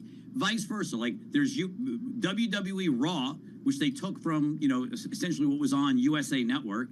Now it's on Netflix. It's not just being watched domestically. I think the beauty of Netflix is it's being watched globally. It was the 4th largest programming last week. So if you look at sort of like how they're building global viewership, Squid Game was the opposite, right? That was international programming coming to the U.S. Like, they're just doing an incredible job globalizing content and building audience. Well, okay, so Rich, if it's so obvious, why aren't the others doing it? Or is it just that Netflix is doing it so well and they keep making so much money that their pockets just kind of are swelling with money that they can spend on even more content, which the others don't kind of have? I mean, to help me understand. I got a text message from an investor last night, and they were just like, why does everyone just not copy them? I don't understand. Yeah, that's my question. One is, and Netflix sort of poked fun. It was almost trolling in their press release if you read through it. They were like, we don't have to worry about declining legacy businesses, right? Like all of these traditional media companies, they're trying to balance, right? Their core cash generation comes from linear television. That business is in decline. You're seeing cord cutting getting worse. You're seeing ad dollars shifting from linear TV to streaming TV and even to mobile platforms. And so they're facing all of these pressures. And so it's very hard when your core business is in secular decline, investing heavily in the future and telling investors, don't worry about making money now, we'll make money in the future. They tried that. I think they ran out of leash pretty quickly because investors didn't believe there was a pot of gold at the end. And so the bottom line is, I think the answer to your question is, they don't have the stomach to build a massively scaled global platform. And it really raises the question, if you're not going to try to win globally long term, why are you even in the business to begin with? Okay, so that's a great segue to my next question, Rich, is what is the future of those companies, the Paramounts, the Disneys, the Comcasts, the Warner Brother Discoveries, the Foxes? How do they survive? Maybe they focus, look, niche offerings have always existed and will always exist. Maybe they're each more niche. Maybe Disney Plus is a way to watch Disney movies primarily, like a babysitter on demand for your kids. Maybe it isn't something that you're going to use every day. Obviously, they're integrating Hulu. They're integrating, ESPN. They're launching ESPN direct-to-consumer at Disney. I think they're trying to build a more comprehensive service. But it's hard. I mean, the price point is certainly different. ESPN is going to be an expensive addition into the Disney Plus and Hulu bundle. Look, I'd say the one company that really has a shot at taking an entirely different approach, and I would really, urge anyone listening to this, think about Paramount. You've got a new CEO coming in. You just saw, I don't know if you watched Trump's press conferences yesterday, but you saw Larry Ellison on stage, really front and center, talking about massive investment. You saw what, the Ellison family just took control. His son David has taken control with Skydance, or is in the process of taking control of Paramount. There you have a 41-year-old CEO of the combined company after the merger closes this year. Theoretically, someone with a 20, 30, 40-year view. And hopefully, they're not going to be focusing on cutting investment in programming and focusing on near-term free cash flow. They're going to literally build to win and take a very tech-centric approach to media. Because I think what you're really asking is, who has the stomach to think like a tech company in the sort of, the body of a media or legacy media company? It requires a very different skill set. You really have to focus. If you think about what Apple, Amazon, Meta, like TikTok, like what are all of those companies obsessing about? Time spent. That's what you need to win in streaming. You have to control time spent. YouTube does a great job of it. Netflix does a great job of it. Prime Video is doing a better, you see what they just did with the NFL, and now the NBA is coming. Like, there is a real focus on driving time spent. That's what it takes. Look, I think David Ellison has a shot at really being able to do that. The question will be, do you need consolidation over time? I think that's a question we hear a lot, whether it's WBD or, obviously Comcast has NBC Universal. Will we see consolidation? I think is sort of where you're heading. I don't think there's a lot of imminent consolidation because I think there's a lot in flux right now in the industry. But over time, I think that becomes the big question of, if you're not trying to get to global scale and you don't think you can get to hundreds of millions of subscribers watching hours a day, you cannot win in this game. You are going to lose. I mean, doesn't that mean then, Rich, there has to be some consolidation or at some point? I mean, we all just kind of talk about how we're getting kind of over-contented, if you will. I mean, there's just so much coming at us. There's only so many hours in a day. I mean, at some point, don't some of them have to go to the wayside? Yeah, I mean, look, I think either they get scaled back into just smaller businesses. They may not be global competitors. I mean, look, Peacock is domestic only. Hulu's domestic only. Paramount Plus is, trying to be global. Max is certainly the one that's, if you look at what David Zaslav's done, he's probably done the best job of trying to build out globally, but they need a lot more content. Like, is it just, it feels like Max is increasingly just becoming HBO, and maybe they rebranded. I mean, that was one of our predictions for this year, that they just rebranded HBO, and maybe it's just a more focused service. Like, right? Like, just like Disney has its lane, HBO has its lane. Maybe these things are just smaller and playing a different game than what Netflix is playing. Rich, what do you know about what do you know about consumer behavior in this space? And I think of my own. I mean, my reference point is me, and I would say that we subscribe to all of these things. We spend more money on this than we would on a cable bundle. It's almost like I spend more money on Spotify a year than I did when I was buying music, 15, 20 years ago on CDs. What's 25 or 30 years ago, I guess you'd say. Got to get my dates right. What's typical consumer behavior here? I mean, look, certainly from a time spent standpoint, the two places that are vacuuming up time spent on television screens, the big screen in the home, is YouTube and Netflix, and everybody else is pretty far behind. I mean, Amazon's coming up and certainly doing better, but everybody else is still fairly small. And I think, this guy sort of goes to, what is your core service? Who are going to be the core services in the home? Like, when you get home on Thursday night, you've had a long work day, you're going to turn on some entertainment. What are you turning on? Like, if you're not flipping through TikTok, or you're not flipping through Reels or YouTube or whatever on your phone, you're turning on the big screen device. Where do you go first? Like, that moment of truth. That's what Netflix has been winning, right? Like, they are the place you turn to find something to watch. Then you may go to one of the others, unless you're specifically watching, like, you want Last of Us on HBO because the new season is coming back. You may watch that one show, but where you sort of start your search behavior, I think Netflix has done an incredible job of owning that. Everybody else is sort of playing second fiddle to that, and that's their problem. Hey, listen, really quickly, got about 25, 30 seconds. Narnia is going to release an IMAX on Thanksgiving Day 2026 and debut on Netflix on Christmas Day 2026. That strategy, is that make sense for Netflix to be doing that? And again, just got about 30 seconds. Look, bottom line, there's certain directors that are still obsessed with theatrical. I think if you look at Carry On, which is now bigger than Bird Box, it's the third biggest film ever on Netflix globally. That was the Jason Bateman film that came out a few weeks ago. Like, you can break a film globally and get into the zeitgeist globally on Netflix, but there are certain directors that are stuck in the theatrical world and believe in that experience. And Netflix is trying something. We'll see whether the IMAX-only experience creates an incremental excitement around the film. It'll be an interesting test. I do not think it is a core strategy in any way. Well, always a good experience with you. Rich Greenfield, Be Well, partner media analyst and technology analyst at Lightshed Partners, joining us on this Wednesday. The close coming your way.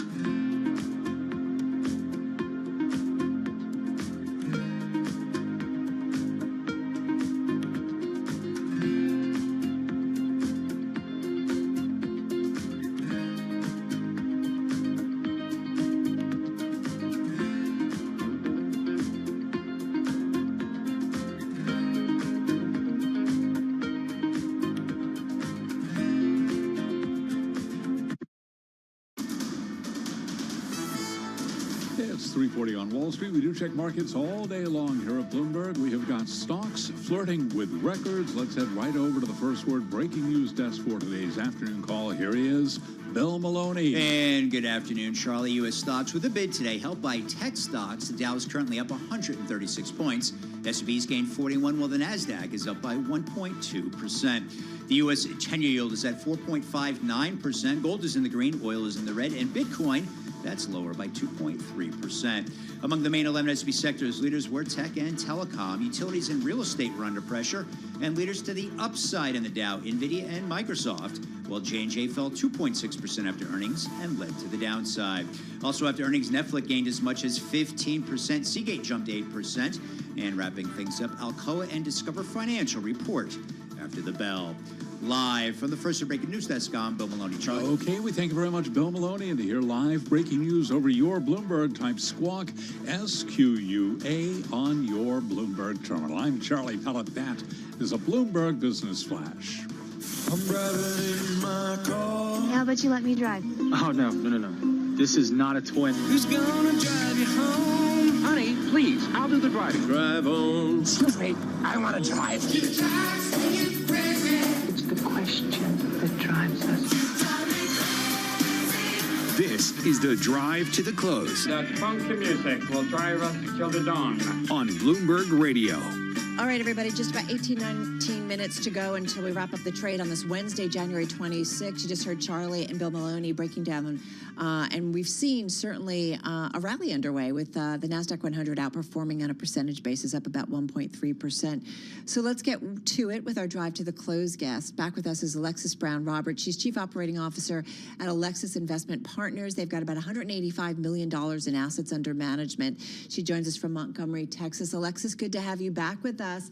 Tell us about the momentum that we are seeing now that Donald Trump is in the White House. We're starting to get some clues about maybe some of the initiatives that will come under him. We talked a lot about AI today as a result. I'm just curious what your investors are doing, making any changes, if so, to their portfolio as a result. Well, hi, Carol and Tim. Thanks so much for having me on again. It's great to be talking with you all again. Yeah, it is great to see, we went through that December correction and pullback, and we're back in that full bull market swing and that uptrend here. And we've really been enjoying that increased growth and momentum. And we were actually modest dip buyers into that December pullback. We decided to buy into some profitable small caps, just continuing with our diversification, as that was an area that really got beaten down in that correction and was slightly underrepresented in our portfolio. So we took that opportunity to go ahead and diversify. And so far, investors seem to be very happy with everything that's been going on with the Trump trade, and just optimistic. And we are optimistic, especially near term.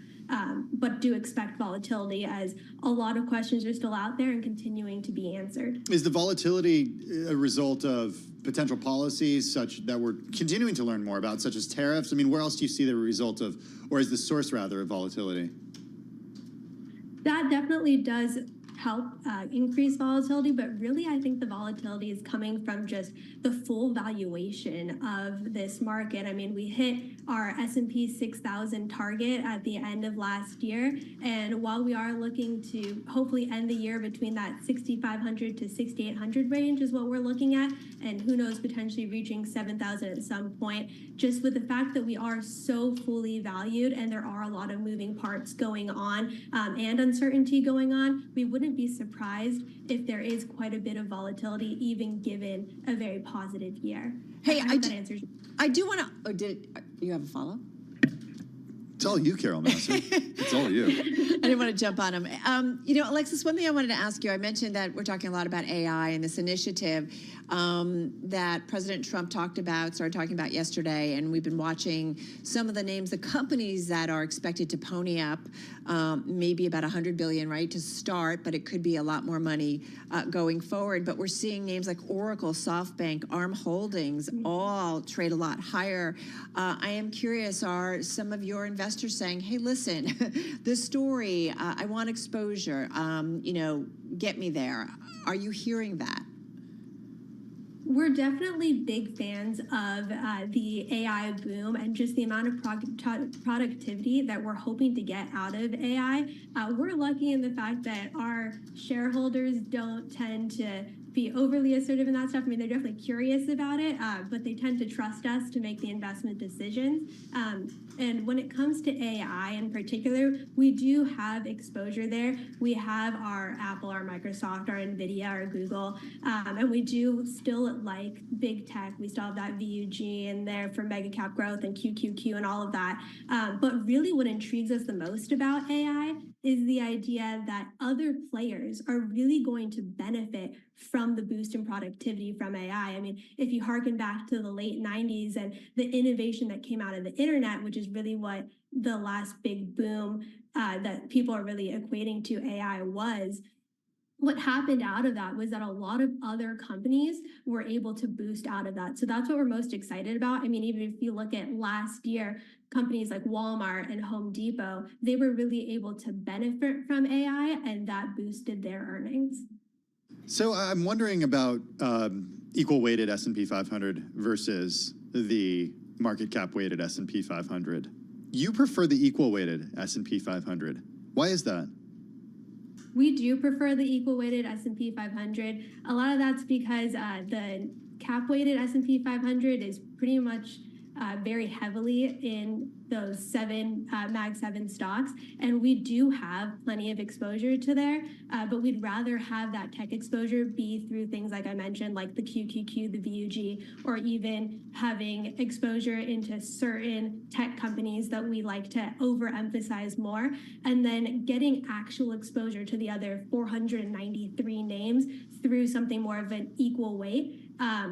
Especially as we're looking to diversify our portfolio within the context of believing that there may be some changing market leadership as we come through this year and see more companies benefit not only from AI, but also perhaps more of a accommodative Fed, as we do expect them to continue to kind of neutralize interest rates as well. We talked about a lot of the kind of large cap names, and I am also curious about small caps, which are now up about 3.4% this year. And I feel like for a long time we keep talking about it's time for the mid caps and the small caps to really maybe, for investors to make some movement into them. Where's that component, and what is the role in a portfolio right now when it comes to small caps and or mid caps? Yeah, we like small caps and mid caps as part of a broadly diversified portfolio. So we did go ahead and add to profitable small caps, so S&P 600 over something like a Russell 2000. And the reason we chose to do that is, for one thing, we talked about Trump and tariffs and a domestic focus earlier, and small caps should benefit from that because they tend to be less affected by things going on foreign. They just have less exposure out there than they do domestically. Same thing as interest rates come down and perhaps we get some M&A activity, they should benefit there as well. And so just as we are looking to diversify our portfolio, again, we still like the tech, but we wanted to be able to have some exposure elsewhere. And we think that doing it through an S&P 600 is a really good way to do that. We don't really want to try to be too cute with it and pick individual small cap names or, again, a Russell 2000 where you're going to have exposure to unprofitable small caps because interest rates still are relatively high right now, and there was a lot of stimulus back in the COVID days that are maybe waning out, and so some of the companies that are just on life support, you wouldn't want to have exposure there. But we do like a mid-cap and an S&P 600. All right, good to know and good to get some time with you. Alexis, thanks. Alexis Brown-Roberts, she's Chief Operating Officer at Alexis Investment Partners, joining us from Texas, Montgomery, Texas, on this Wednesday. Hey, coming up next, we're going to be joined by our Bloomberg TV team. We're going to count you down to the close on this Wednesday.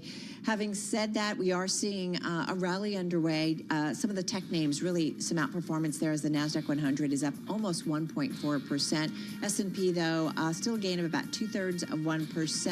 And we've definitely seen that index trade at a record intraday. We'll see whether or not we get a close, a record close. You are listening and watching Bloomberg Business Week. This is Bloomberg Radio.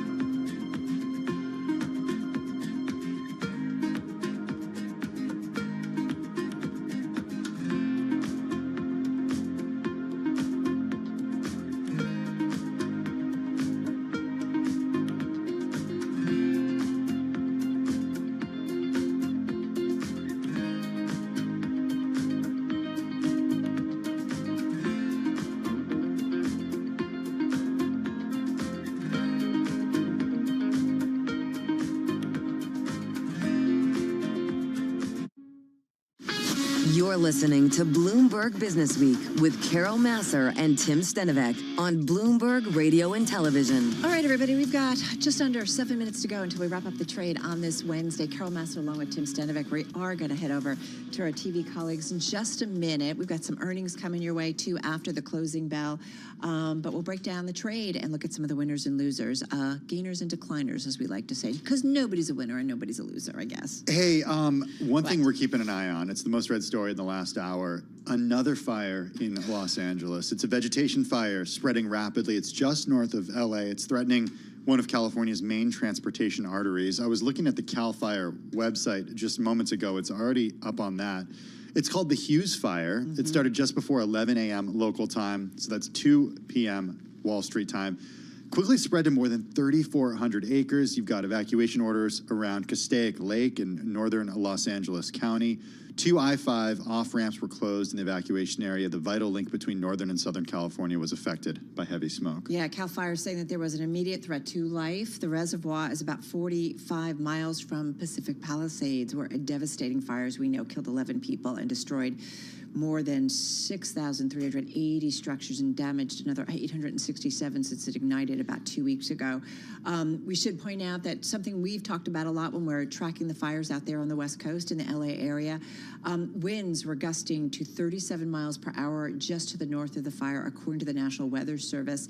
A red flag warning issued from the National Weather Service said wind gusts of 35 to 50 miles an hour will be common over much of LA and Ventura counties. So this is something that has always made it, more difficult to fight and also has increased the spread. I'm looking at what's going on the CAL FIRE website. They have real-time aircraft movements for the airplanes and the helicopters, the aircraft that CAL FIRE uses. They've got, at my count, 2 airplanes right now around the fire, as well as 1 helicopter. In a post on X, the Los Angeles County Supervisor said that the county's fire department is, quote, deploying our aerial fleet to knock this out as quickly as possible. Yeah, and we should point out that the president is expected to visit some of the areas that have been impacted by climate change over the last few months. He's planning a trip to Asheville, North Carolina, and the LA area in California to visit those communities affected by the natural disasters. So I'm assuming he will, I guess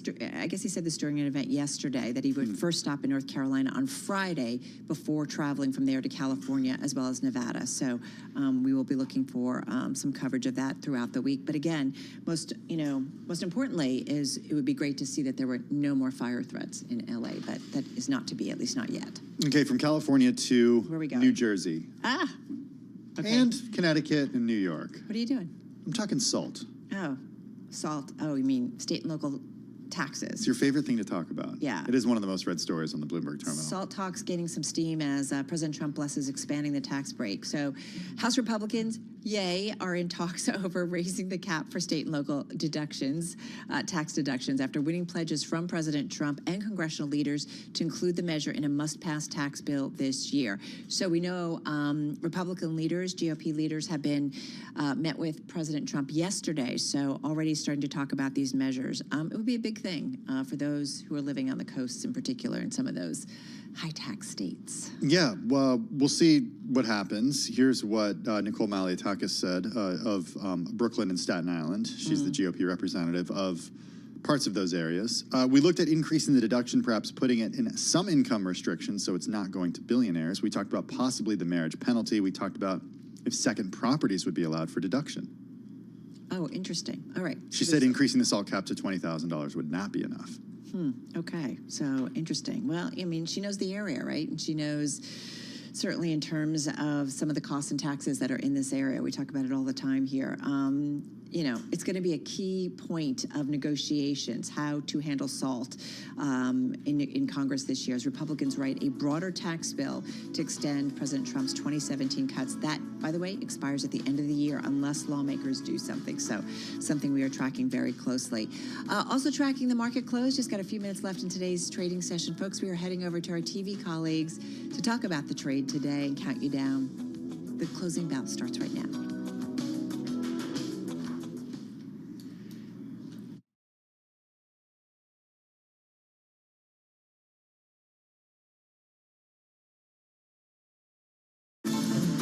The Closing Bell, Bloomberg's comprehensive cross-platform coverage of the U.S. market close starts right now.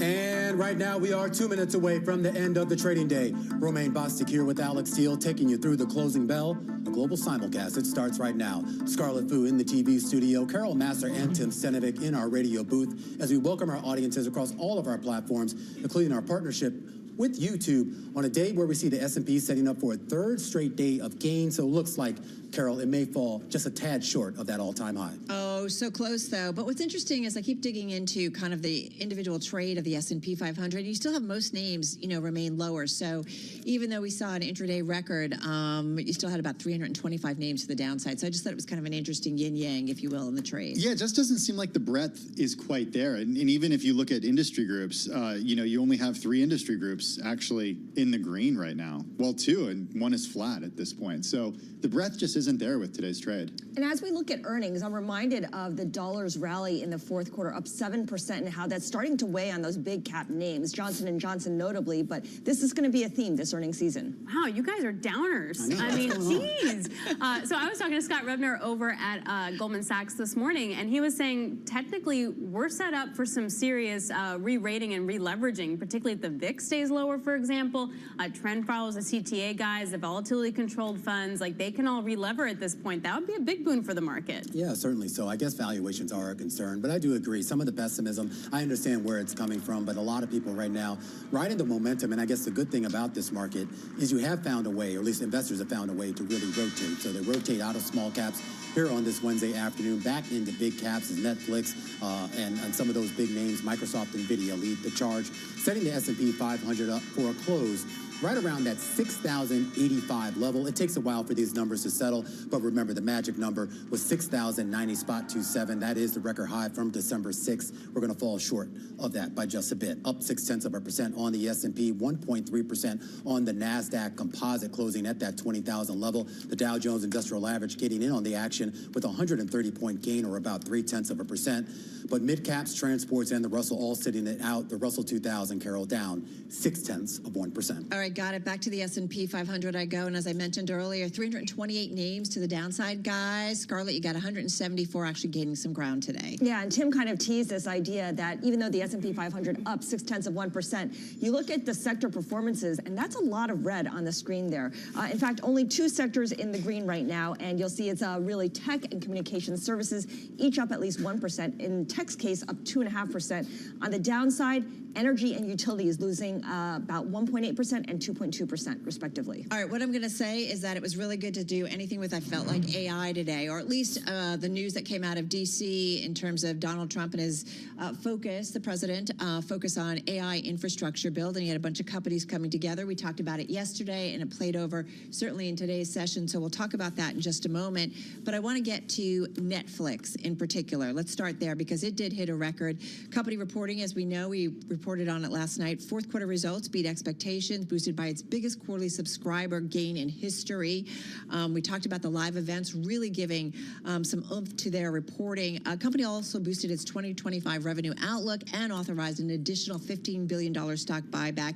Multiple analysts upgrading this name. So this stock is your #1 gainer in the S&P 500, #2 in the NASDAQ 100, finishing the day with a up about 10%, forgive me. So yeah, up as much as 15% at its highs, but Netflix finishing the day with about a 10% gain. All right, Oracle, this going back to that AI theme, the news out of the Trump White House, President Trump making that announcement of a $100 billion joint venture to fund AI infrastructure work. A lot of companies that were announced in that, and that included Oracle. That one you saw up about 6.7% in today's session. And then you also had, I should point out too, 6th day that we've seen Oracle rallying, and its longest winning streak since late August. So we've seen a big bump up in this name over the last week or so. SoftBank also in that AI announcement, that one finishing with a gain of about 11%. It too is up for 5 days in a row. And then you also had ARM Holdings, which we know we had the CEO on our air just about an hour or so ago, and that went up about 16%. This one too hitting a record in today's session. Those are the ADRs that trade here in the United States. All right, how about some of the decliners? No AI to speak of here. Ford shares fell today by 3.8%. We did see shares of automakers and car parts suppliers fall today, even as the broader market rallied, or I should say some bigger names rallied. Worries about potential tariffs certainly weighing on this group. Barclays also downgraded Ford to equal weight from overweight, citing volume headwinds in 2025 due to inventory destocking as well as continued price normalization. Once again, shares of Ford down close to 4%. And then shares of Berkshire Hathaway falling today by 1.7%. Reuters reported that the Berkshire holding Pilot is shuttering its international oil trading business to refocus on Pilot flying J service stations and truck stops here in the U.S. Pilot, of course, a unit of Berkshire Hathaway. Once again, shares down 1.7%. We should say Pilot did not comment on whether it was exiting international trade, according to Reuters. And finally, shares of J&J falling just about 2% in today's trade. The company reported sales for its medtech unit missed the average analyst estimate for the fourth straight quarter. The company also reported mixed sales for its innovative medicine business in the fourth quarter of the year. All right, just looking at the bond market here, a little bit of selling across the curve. We did get a 20-year auction today, so there was some supply to take down. Indirect bidding, pretty good. That's foreign demand. And the yield coming in at 4.9%. So definitely when you get those tasty yields, you definitely get the demand, guys. All right, guys, let's get to some of the stories that are on our radar on this Wednesday. And this one has to do with Chanel cutting about 70 U.S. jobs in the United States. And they specifically talked about a challenging luxury environment here in the United States. So putting out a little bit of a warning. And keep in mind that this is a brand that is considered super resilient when it comes to the luxury space. Well, I think what's kind of surprising to me about this news is just last week we got the news from Richemont that the last quarter beat estimates. It was strong performance at Cartier. There were ideas then that the worst may be over for the downturn in high-end products, but not necessarily, at least with this news from Chanel. But I am curious, too. I mean, when we talk about sort of this idea of sort of what people are buying and what they're willing to buy, is this a reflection of the high-end consumer, or is this a reflection of kind of those strivers who kind of, bid up to buy, kind of the lower-end Chanel products? I don't know if they broke that down. I don't know, but I do find it interesting, too, because I thought that it was China and it was Europe that was kind of struggling with luxury, and the U.S. was holding up. So we do wonder if we're going to hear more on this, or is this kind of like an anomaly on that end? Before we continue this conversation, there are a few earnings from Electronic Arts, Knight Swift, as well as Kinder Morgan. Let's start with Kinder Morgan. Those shares down almost about 1.5% in the after-hours trade. The DCF per share coming in at 57 cents a share. That's a penny more than what the street was looking for. EBITDA, though, coming in just a touch light, and I say just a touch here. And here's your forecast going forward. The company says 2025 full-year adjusted EPS $1.27. The street was looking for $1.28. And we have a pre-announcement from Electronic Arts. It doesn't actually report earnings until early February, but the company says it is now cutting its full-year net bookings. It's now going to be $7 billion to $7.15 billion. Previously, it had seen $7.5 to $7.8 billion. So that net bookings forecast missing the consensus estimate here. Yeah, and also I should point out they said that it was a global football franchise experienced a slowdown in the third quarter. Wasn't that all like recession-proof at the end of the day? I guess not. Anyway, talk about recession-proof. You may not be buying your Chanel bags, maybe not the football games from Electronic Arts, but maybe you are going to Japan for your next luxury vacation, guys. Who goes Apparently, to Japan for luxury vacation? Someone over there who just came back from her skiing trip. But I didn't go to the luxury stores. I went to Uniqlo. I went to all the other stores that sold Japanese goods, and because of the strong dollar, everything felt like it was 30%, 40% cheaper. But that's the point. Apparently, the number of inbound visitors is expected to increase to 40.2 million in 2025, driven by, in part, the weekend. Yeah, well, there you go. And you know what? Lift tickets were really cheap compared to the Epic Pass in the U.S. Resorts. All you have to do is pay for the plane ticket there, and then after that, What about lodging? I'm dying to do a ski trip to Japan. You've done it several times now, Scarlett. I hear great stuff about, the powder in Japan. The powder's incredible. Let me just say that when you go eat at the ski lodge, you actually get to have like tonkatsu with curry as opposed to chicken fingers. Oh my What God, about lodging, though? How's lodging? Lodging's pretty amazing too. No tipping either. All right, we're gonna have to continue this discussion. Yeah, it's not part of the culture. Yeah, sounds like a road trip or a plane trip. Yes. All right, we got to Planes, wrap. trains, and automobiles. Exactly. All right, that's our cross-platform coverage: radio, TV, YouTube, Bloomberg, Rachel's road trip to Japan. She did. Does she know that it's an island? I did say plane trip too. All right, just checking. All right, we will see you again, same time, same place tomorrow, guys.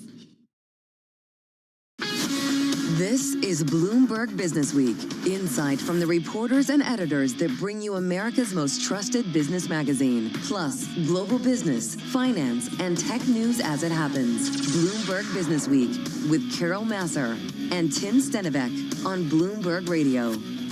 It is Bloomberg Business Week. That's Carol Masser. I'm Tim Stenovec. We talked a little bit about Japan. We did. And a ski trip in Japan. Yeah. Let's bring it a little closer to home. A little bit closer. Okay. Yeah. Talk Mexico and Canada. Specifically, our neighbor. Canada, because President Donald Trump signaled plans to impose previously threatened tariffs on as much as 25% on Mexico and Canada by February 1st. He reiterated his contention that America's closest neighbors and largest trading partners are letting undocumented migrants and drugs flood into the United States. Both Canada and Mexico have said they'd retaliate against American goods if Trump slaps tariffs on them.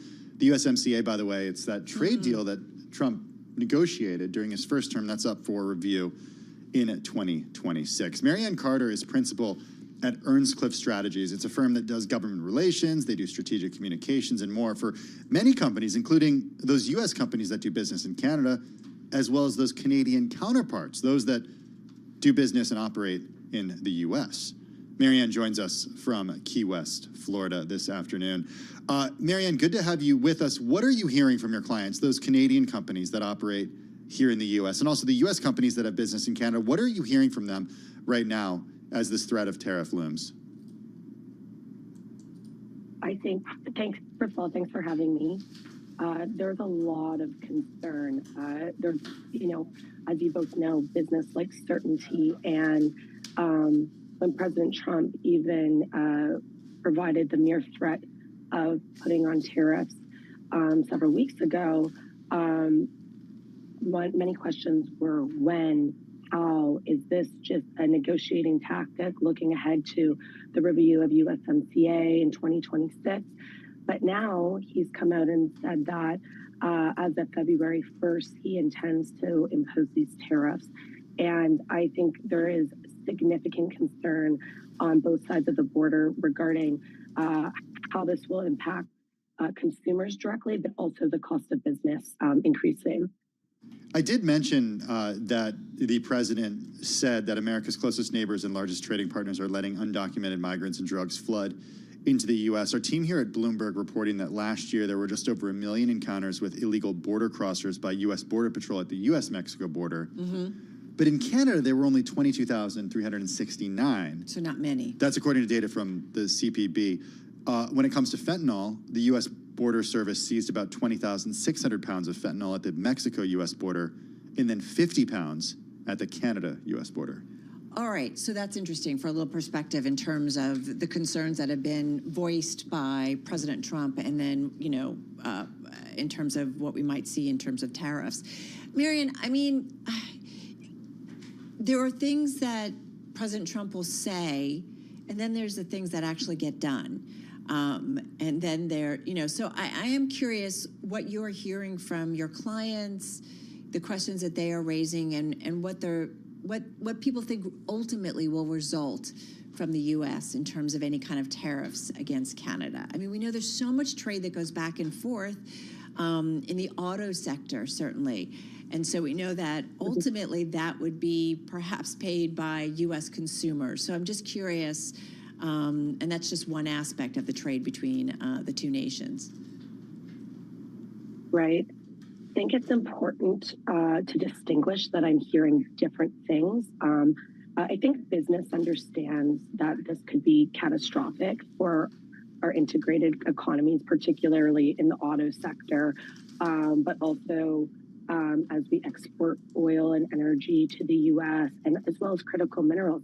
But I think Canadians are very clear that the government, and I think we're fairly unified, that if tariffs are imposed on Canadian business, that Canada is not going to sit idly and watch it happen.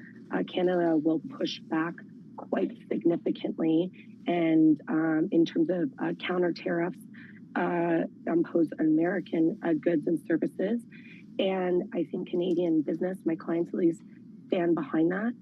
However, in the U.S. side, and less my clients, but I think generally there is not as much understanding from the Americans on how reliant they are on the Canadian economy. I think auto sector is pretty well understood, but I don't know in some of those key states that some people realize their jobs are significantly reliant on goods going back and forth between the Canadian-American borders, or if we do find ourselves in a trade war, that the price of gas is going to go up at the pumps. And on the oil side, at least, we export a lot of those raw materials, and then things are refined in the U.S.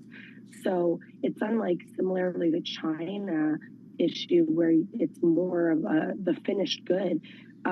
It would completely disrupt the American supply chain dynamic in several industries, and I don't think it's well understood that it will impact their day-to-day living. And so I hear quite different things, and I think that's naturally also because Canada knows a lot about the United States. The United States is a superpower, and we tend to understand the trading relationship and how much that is important, not only friends and neighbors, but it's very good for our economy. It's also good for the American economy. So I think if anything, I'm hearing from American clients that there needs to be more education and proactivity from the Canadians, both on the political and business sides, to make them understand how this could impact the business in the U.S. as well.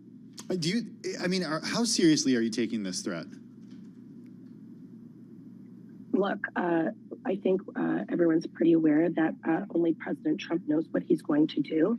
And so I think people are recognizing that it could be a significant reality. I think why there's concern is that so much of his campaign had relied on bringing those American jobs back, particularly in the steel industry, et cetera, et cetera. And so I think he's pretty serious about doing that. But I think it's a matter of we just don't know based on having seen him in office previously, and when the NAFTA review happened under his tenure, we saw how challenging that was in terms of negotiation. So I think people are taking it very seriously because it ultimately would create a serious recession in Canada and loss of jobs.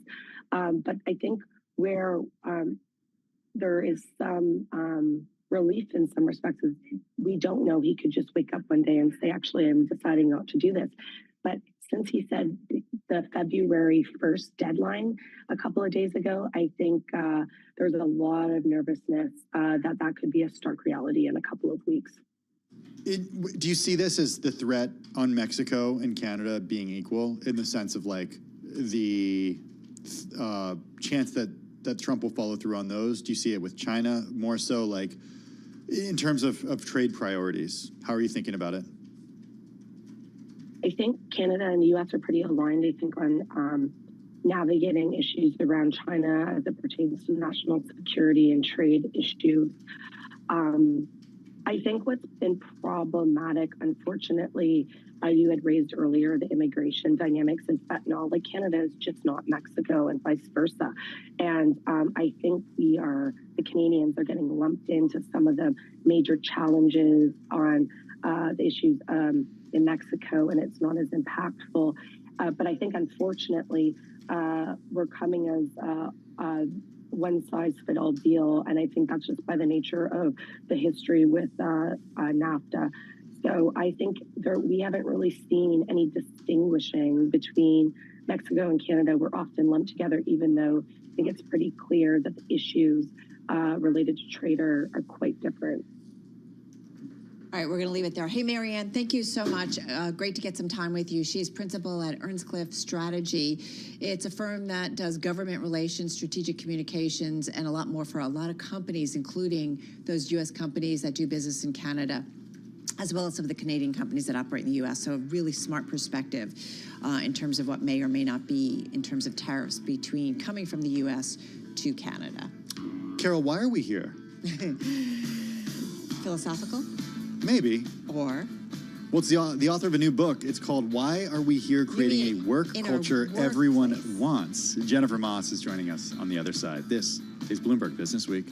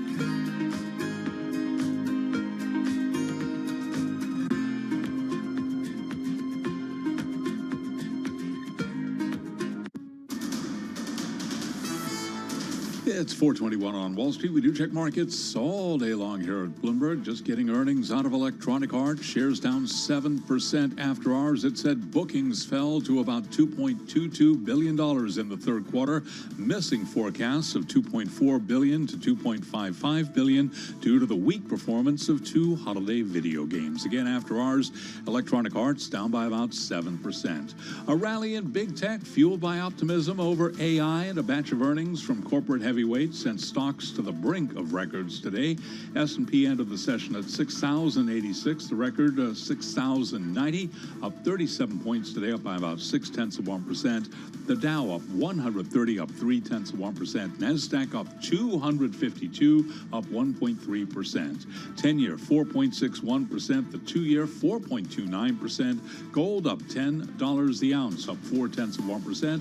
Bitcoin down 2.9% at $100. 103,713 on Bitcoin. Big day for Netflix, up 9.7%, soaring to a record after the streaming giant reported its biggest quarterly subscriber gain in history.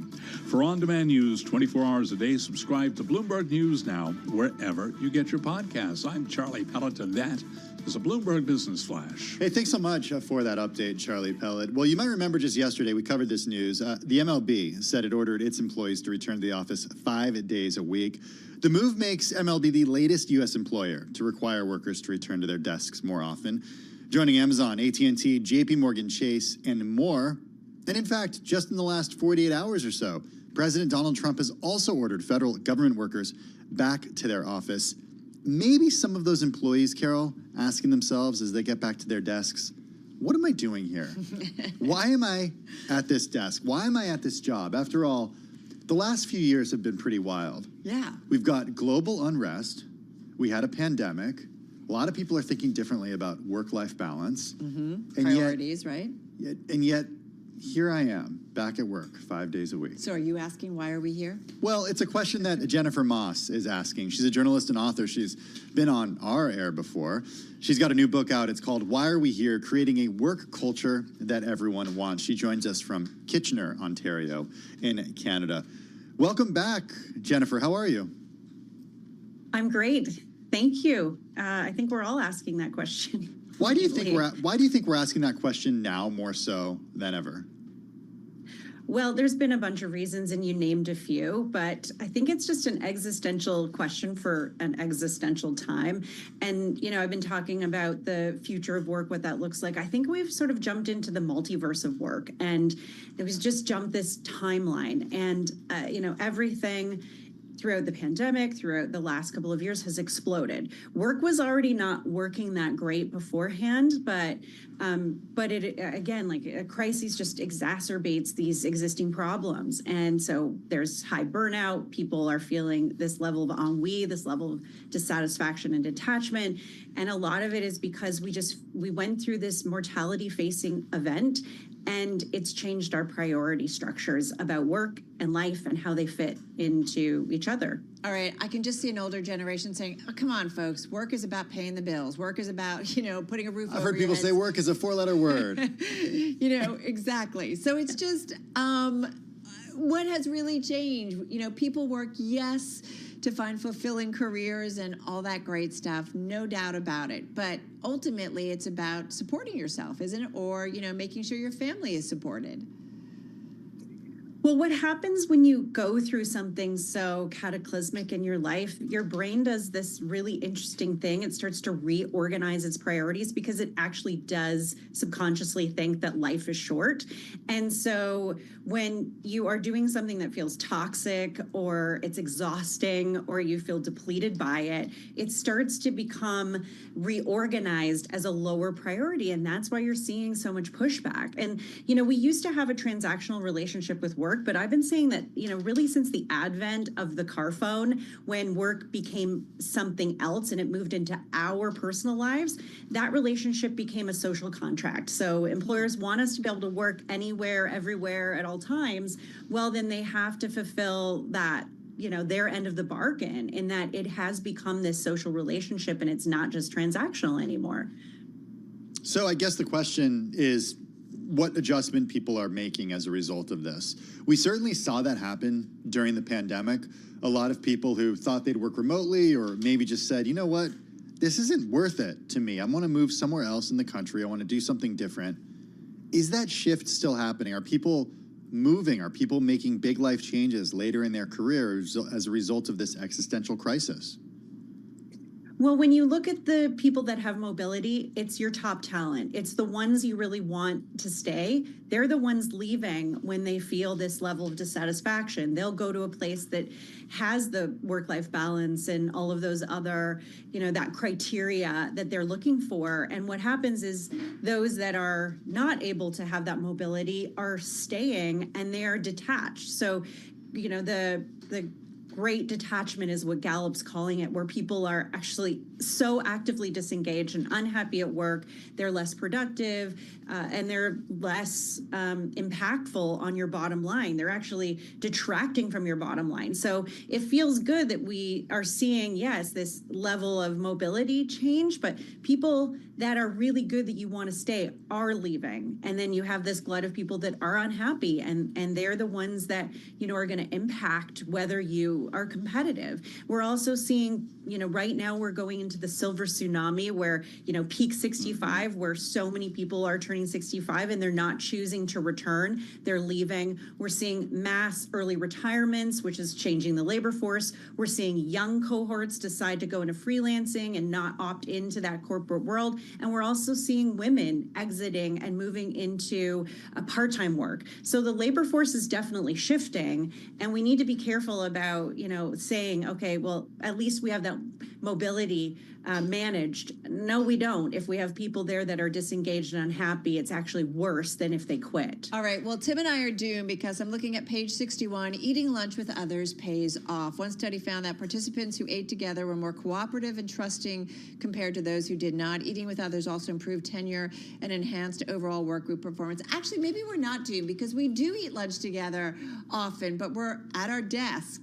Are you saying that workers have to... Those are Cheerios, Carol. That's right. I eat Cheerios. There's my lunch. Although Tim sometimes brings a sandwich into the studio, so we're kind of continuing to eat lunch together. I have a banana. I mean, what are you saying? Is it that people need to take a break rather, and go sit on a terrace, go to the office lunchroom, or go outside and go actually sit and have lunch together, which is never going to happen because we're kind of busy, but that's okay.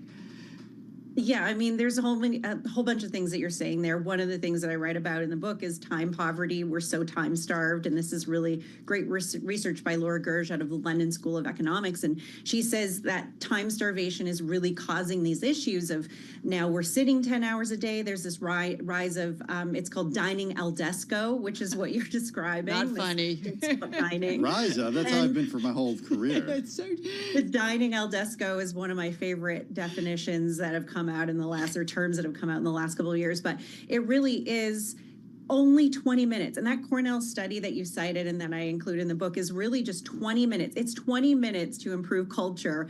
It's not every day that we have to do this. It's really just focusing on rebuilding that muscle of community, of stepping up, up and away from our desk, finding a way to make the experience of work a little bit better. The reason why people are so resistant to these return to office mandates is that they're going into the office and it feels exactly like what they could be doing at home. If we want to change that dynamic and make the office a place where people want to be, we have to bring the fun back. Going to work right now is like going to school without art, gym, or recess. Their fun has left the building. And we need to bring a bit of that back, or else people will just feel like, what is the point? Why am I here? I have to say, I do miss snack time and nap time. I'm just going to put it out there. When do you remember nap? From school. Don't you remember I do not even remember that. We were little. We were young. But snack time we used to have. The little milk cartons. You never had that. No, I don't know. I was such a deprived child. I guess so. I don't have memories from back then. Really? But that's for a different conversation. Did you have like a favorite grade? I can remember second grade. Yeah. Miss Barbetta. Oh my gosh. Jennifer, what's wrong with me? Why are we It feels here? like you had What's a really wrong with sad me? childhood. No, I had a great childhood. Don't get me wrong. I just like, yeah. You had a great childhood. I remember. What I know and I mean, learned. all I remember is like playing outside. Yeah, wow. Oh, I did well, go to we a need school. to bring that back to work then. I will say maybe I don't play outside for a bit. We talk about Maybe I don't the remember broadcast because outside. now that you mention it, I went to this school where they didn't allow sugar in your. This is like California in the 80s and 90s. We were all into preservatives. So like you weren't even allowed to bring like jam or jelly on your sandwich. Hey, listen, one thing I want to ask you about is you also get into DEI, and it does feel like there's a real pushback. We've seen it in the corporate community. We're seeing it from President Trump. We're seeing it in the federal government. DEI, is that good for making us feel more connected, or so far the way it's been implemented not so good? Give us some thoughts here.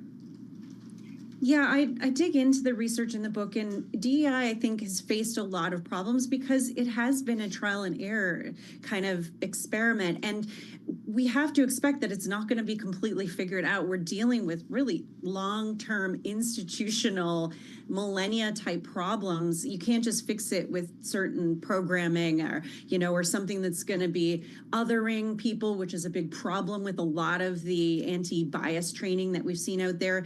So it hasn't done well. And so it's very easy to attack and say, oh, it's just problematic. But if we don't have a sense of belonging inside of our organizations, how are we going to hit those shared goals? How are we going to have a shared vision? If people feel excluded, then that's a real problem. And I understand, okay, well, maybe DEI in its current form is not working as well as we'd like. It's not optimal, but there's a lot of learning we can do. And if we do eliminate all diversity in the way that we think about creating teams and organizations, it's going to be catastrophic. You're going to lose, innovation. You're going to create groupthink. You're going to have people that all look and sound the same coming up with the same ideas, and that doesn't make you competitive or innovative. And so we need to take a step back and not just cut DEI entirely out, but rethink how we do it better and have a bit of grace period for it to take its time to be more functional and optimal. Because right now it still is in a trial and iteration stage. We had you on a few years ago, back in 2021, for your previous book, The Burnout Epidemic. And I'm wondering if you see how you see that a few years later, especially now as so many companies are requiring people to be back in the office 5 days a week. Do you think that's a mistake? Absolutely, it is a mistake. I mean, you look at Nicholas Bloom, Stanford economist, Mark Ma, he's a professor at Pittsburgh. They've done a really extensive research study along with their team and have found that if you are really, wanting to be a purely capitalist, you're looking at the economic reasons or rationale or revenue or shareholder impact rationale for work mode, it's hybrid is the number one best way for people to work. It's not fully remote necessarily. Some do it okay, but it's not 5 days in the office. It's a bit of both, and giving people the sense of downtime and having flexibility. What we've determined is flexibility is a right, not a perk these days. It used to be a perk, but now that's changed. People feel like this is my right to have flexibility. And so when we try to make it seem like a perk, Jennifer, it ends up just being tone deaf. We got to run. Good stuff. Journalist and author Jennifer Moss, her new book, Why Are We Here? Creating a Work Culture Everyone Wants. This is Bloomberg.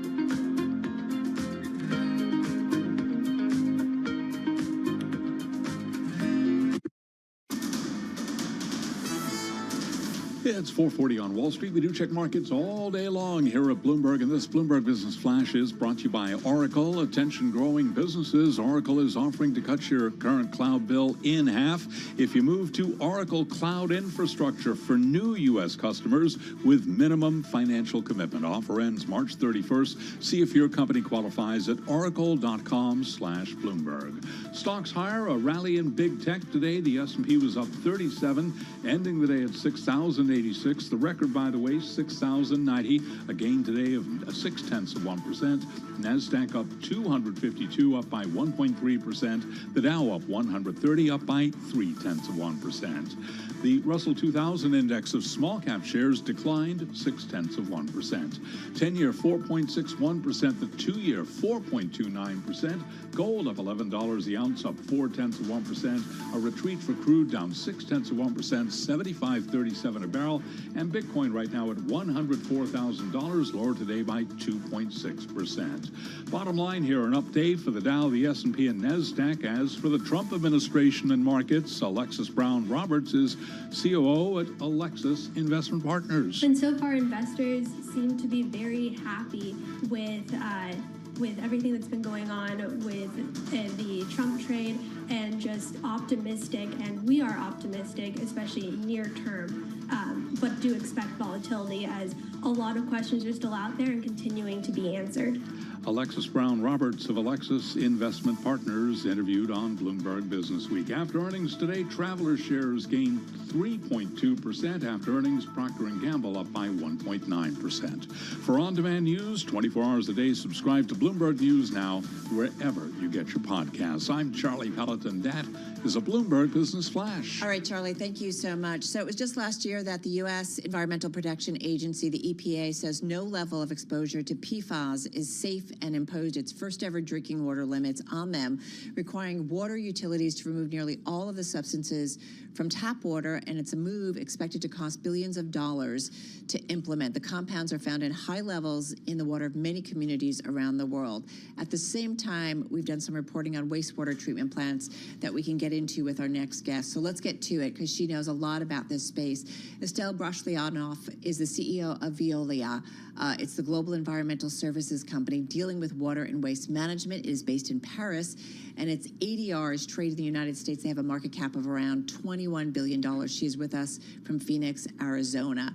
I apologize. I'm sure I've mangled your name and the company name, so help me out here. But Estelle, it is good to have you here with us. Tell us a little bit more about what your company does and kind of what is waste management today. No, you actually did perfectly right.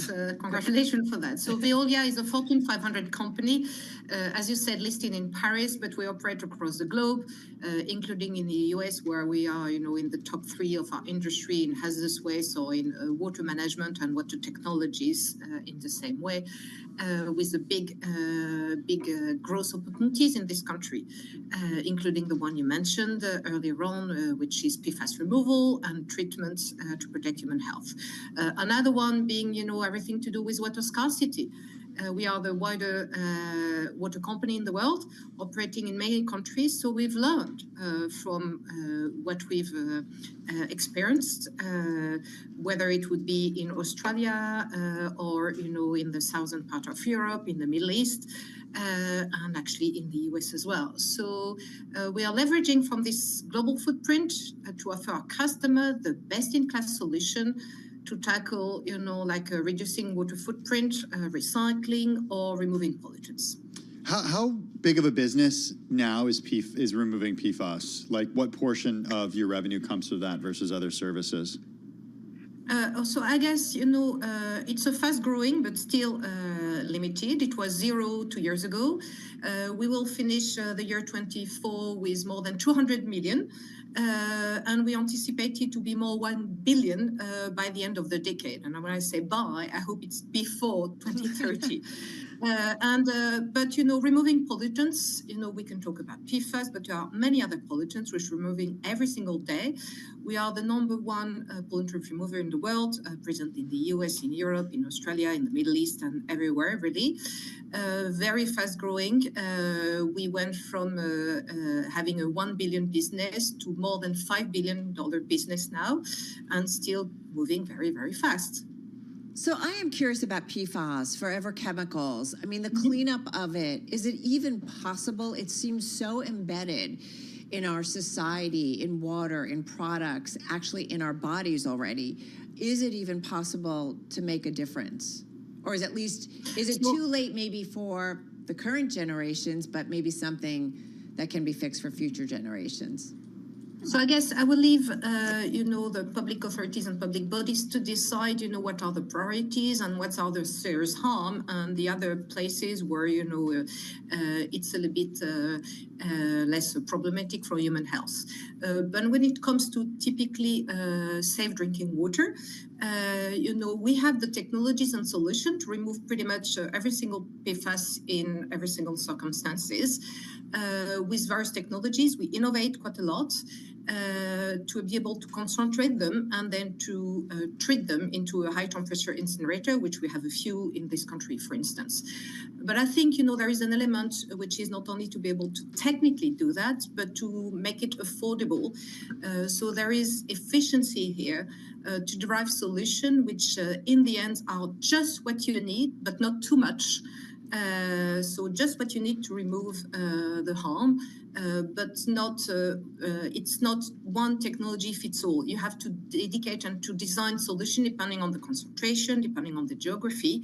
And we have an end-to-end solution for PFAS, an offer called Beyond PFAS, which is taking off very, very fast in the US and in other countries the same. How do you, I'm just curious, how do you think about this life cycle of not just forever chemicals, but other pollutants? Are we to the point now where we know what we should and should not have going down the drain, that we get to a point where we will not have to remove stuff from water within our lifetimes? Or is this just getting worse?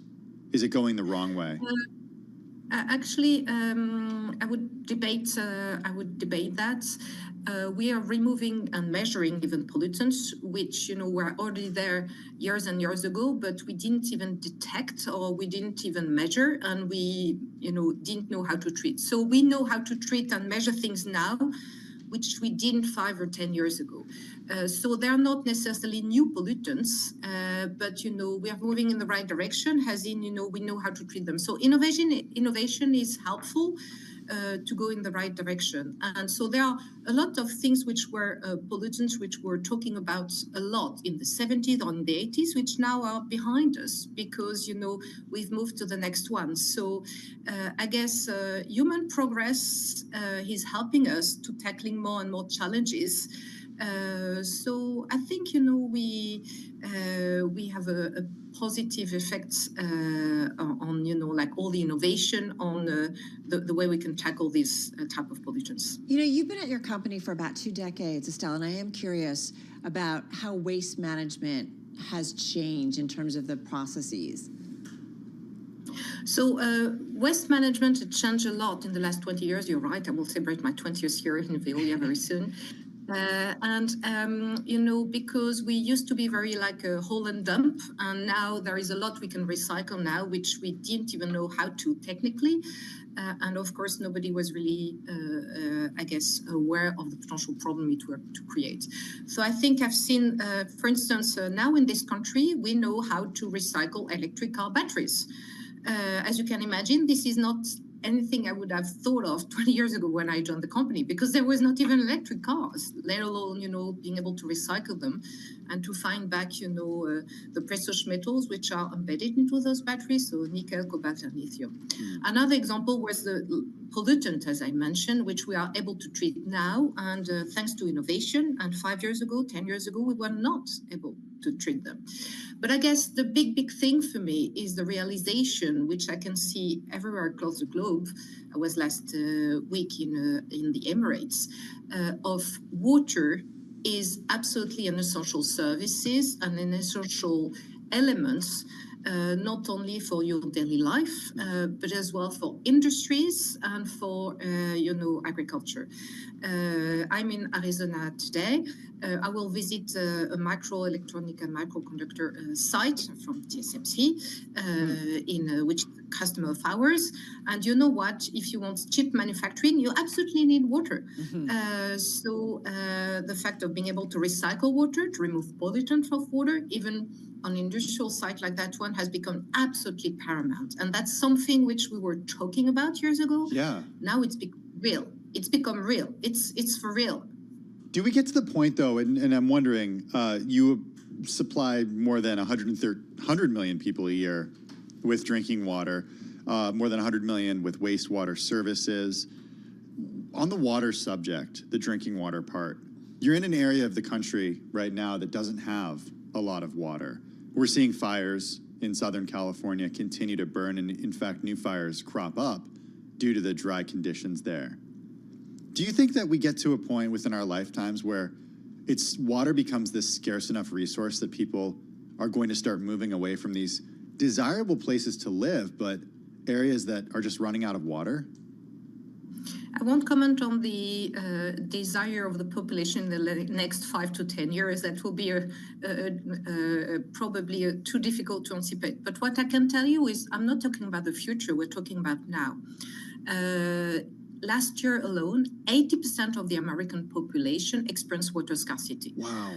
So I'm not talking about the future. I'm talking about it's happening now. And I'm not talking only about Arizona or California. 80% of the American population goes across the country, and if I may, across, like a political divide, across, economical divide, it concerns every single of American almost. And I think that's why, the solutions we can offer and what we've developed, thanks to innovation and thanks to our worldwide footprint, is not only helpful, but is much and more needed. That's why, Veolia, I think, has a great future in this country. Already very present, as I said, but a great potential going forward. It's interesting when you talk about water viscosity, right? That's how water resists flowing, right? Or changes. Like, this is important. Climate change, as Tim kind of touched upon in a big way, the impact that is having and the way the world is going at this point, what makes you a little bit nervous about our access to water? I guess, climate change is not only about warming, it's about extreme events being more often and more intense. Be it droughts or floodings or hurricanes or mega fires like we are seeing in South California today. So we have to anticipate those events because they're happening here now, and they will be even more frequent and more intense. And the direct consequence of those events is on water. So water is a subject of adaptation to climate change because climate change means too much water or too little water or not at the right time in the year or not of the right quality. That's why we have to adapt. And the big hope or wish I would have that every single one of us cherishes water as opposed to waste it. It's a precious resource, and we have therefore to do a bit more about water conservation, to think about the water footprint of, say, as I said, chips manufacturing. They are really much into what is my water footprint and how can I reduce it. That's great. Through to recycling of water. Water is too precious to be only used once. So recycle it is part of the mix of solution we are developing more and more in this country. What area of your business is poised for the most growth? So it's really hazardous waste, which means pollutant removal, and everything to do with water, water technologies and operating networks. So those are the two big ones in the US and actually across the globe, because as I said, what I've just described for this country applies to many, many other places, because this is the reality of the fact that we all face as human beings. And it potentially impacts our quality of life as well as jobs and manufacturing. So if we want to still have industries, they need water. If we still want to have agriculture and feed the population, we need water, and so on and so forth. So I think those are the two which have the most growth, what we call our growth booster in our strategic plan. Those are really, progressing super well as we speak. Just last question we're thinking about with the new administration here in the United States, President Trump pulling out from the Paris Climate Accord has also ordered federal agencies to immediately pause the spending of money from the Inflation Reduction Act, which is one that provided billions of dollars in subsidies to clean energy and other climate initiatives. What impact do you think that has overall? What impact, if any, does it have on your company? And just have about a minute left here. So to keep very simple, Veolia has no contract with the central government, and we have no subsidies of the IRA. So direct impact, none on that front. The second thing I want to say is, we work at local level with industries or with municipalities. And the population across this country, whatever again their political orientation, are absolutely are desperate to have clean drinking water when they open their tap without PFAS in. Yeah. And we've tested that, we've surveyed that in the US, and 70% of the American population is very anxious about PFAS in their drinking water, and it's irrespective of if they are Democrat or Republican. All right. So this is really pushing very, very fast, and that's why we are really supported in terms of growth. That is a disturbing statistic and sobering. Estelle, so glad we got time with you. Really, really appreciate it. Estelle Brachlianoff, she is the CEO of Veolia. It's a global environmental services company, as we said. They deal with waste management, water management, joining us here, based in Paris, but she is in Phoenix, Arizona today. Hey, Carol, speaking of on topic, the new fire in Southern California. It's the most read story on the Bloomberg terminal. We've got an update from Laura Curtis and Brian Sullivan. The fire is spreading rapidly north of Los Angeles. It's threatening one of California's main transportation arteries. It's the Hughes fire. It started at 2 p.m. Wall Street time, quickly spread to more than 5,000 acres, spurring evacuation orders in northern Los Angeles County. Students from 3 local middle school and elementary schools were evacuated to a grocery store parking lot and sports complex for parents to pick them up. The CHP said that in a statement on X. Yeah, I mean, very, very worried. You did say that the Interstate 5, it does remain open, at least 2 off-ramps that were closed in the evacuation area, and the vital link between northern and southern California was affected by heavy smoke. CAL FIRE said there was, quote, an immediate threat to life. So again, kind of, stoking some fresh fears in an area that has been devastated by 2 weeks of deadly infernos, that have killed 28 people and destroyed nearly 15,000 structures, most of them homes, and left thousands displaced. So it's, something that we've been following for the last couple of weeks, and it's not out of the woods yet. No, not at all. Some concerns here in a big way. I mean, the Palisades fire is only 66% contained. The Eaton fires at 91% containment, so they're more controlled. This area specifically is about 45 miles from Pacific Palisades. We did see, there's always a market angle, Carol. We did see Edison International and PG&E fall during late afternoon trading. Spokesperson for Edison said the utility is looking into the situation. PG&E representatives were not immediately available for comment. I don't know if you've done this, the Watch Duty app. Oh yeah, everybody's in on it, and it's become, but I just pulled it up and just looked at, and you see the Hughes, the other fires that are still, you're still seeing Eaton and Palisades a little bit, but the Hughes fire now is the dominant one.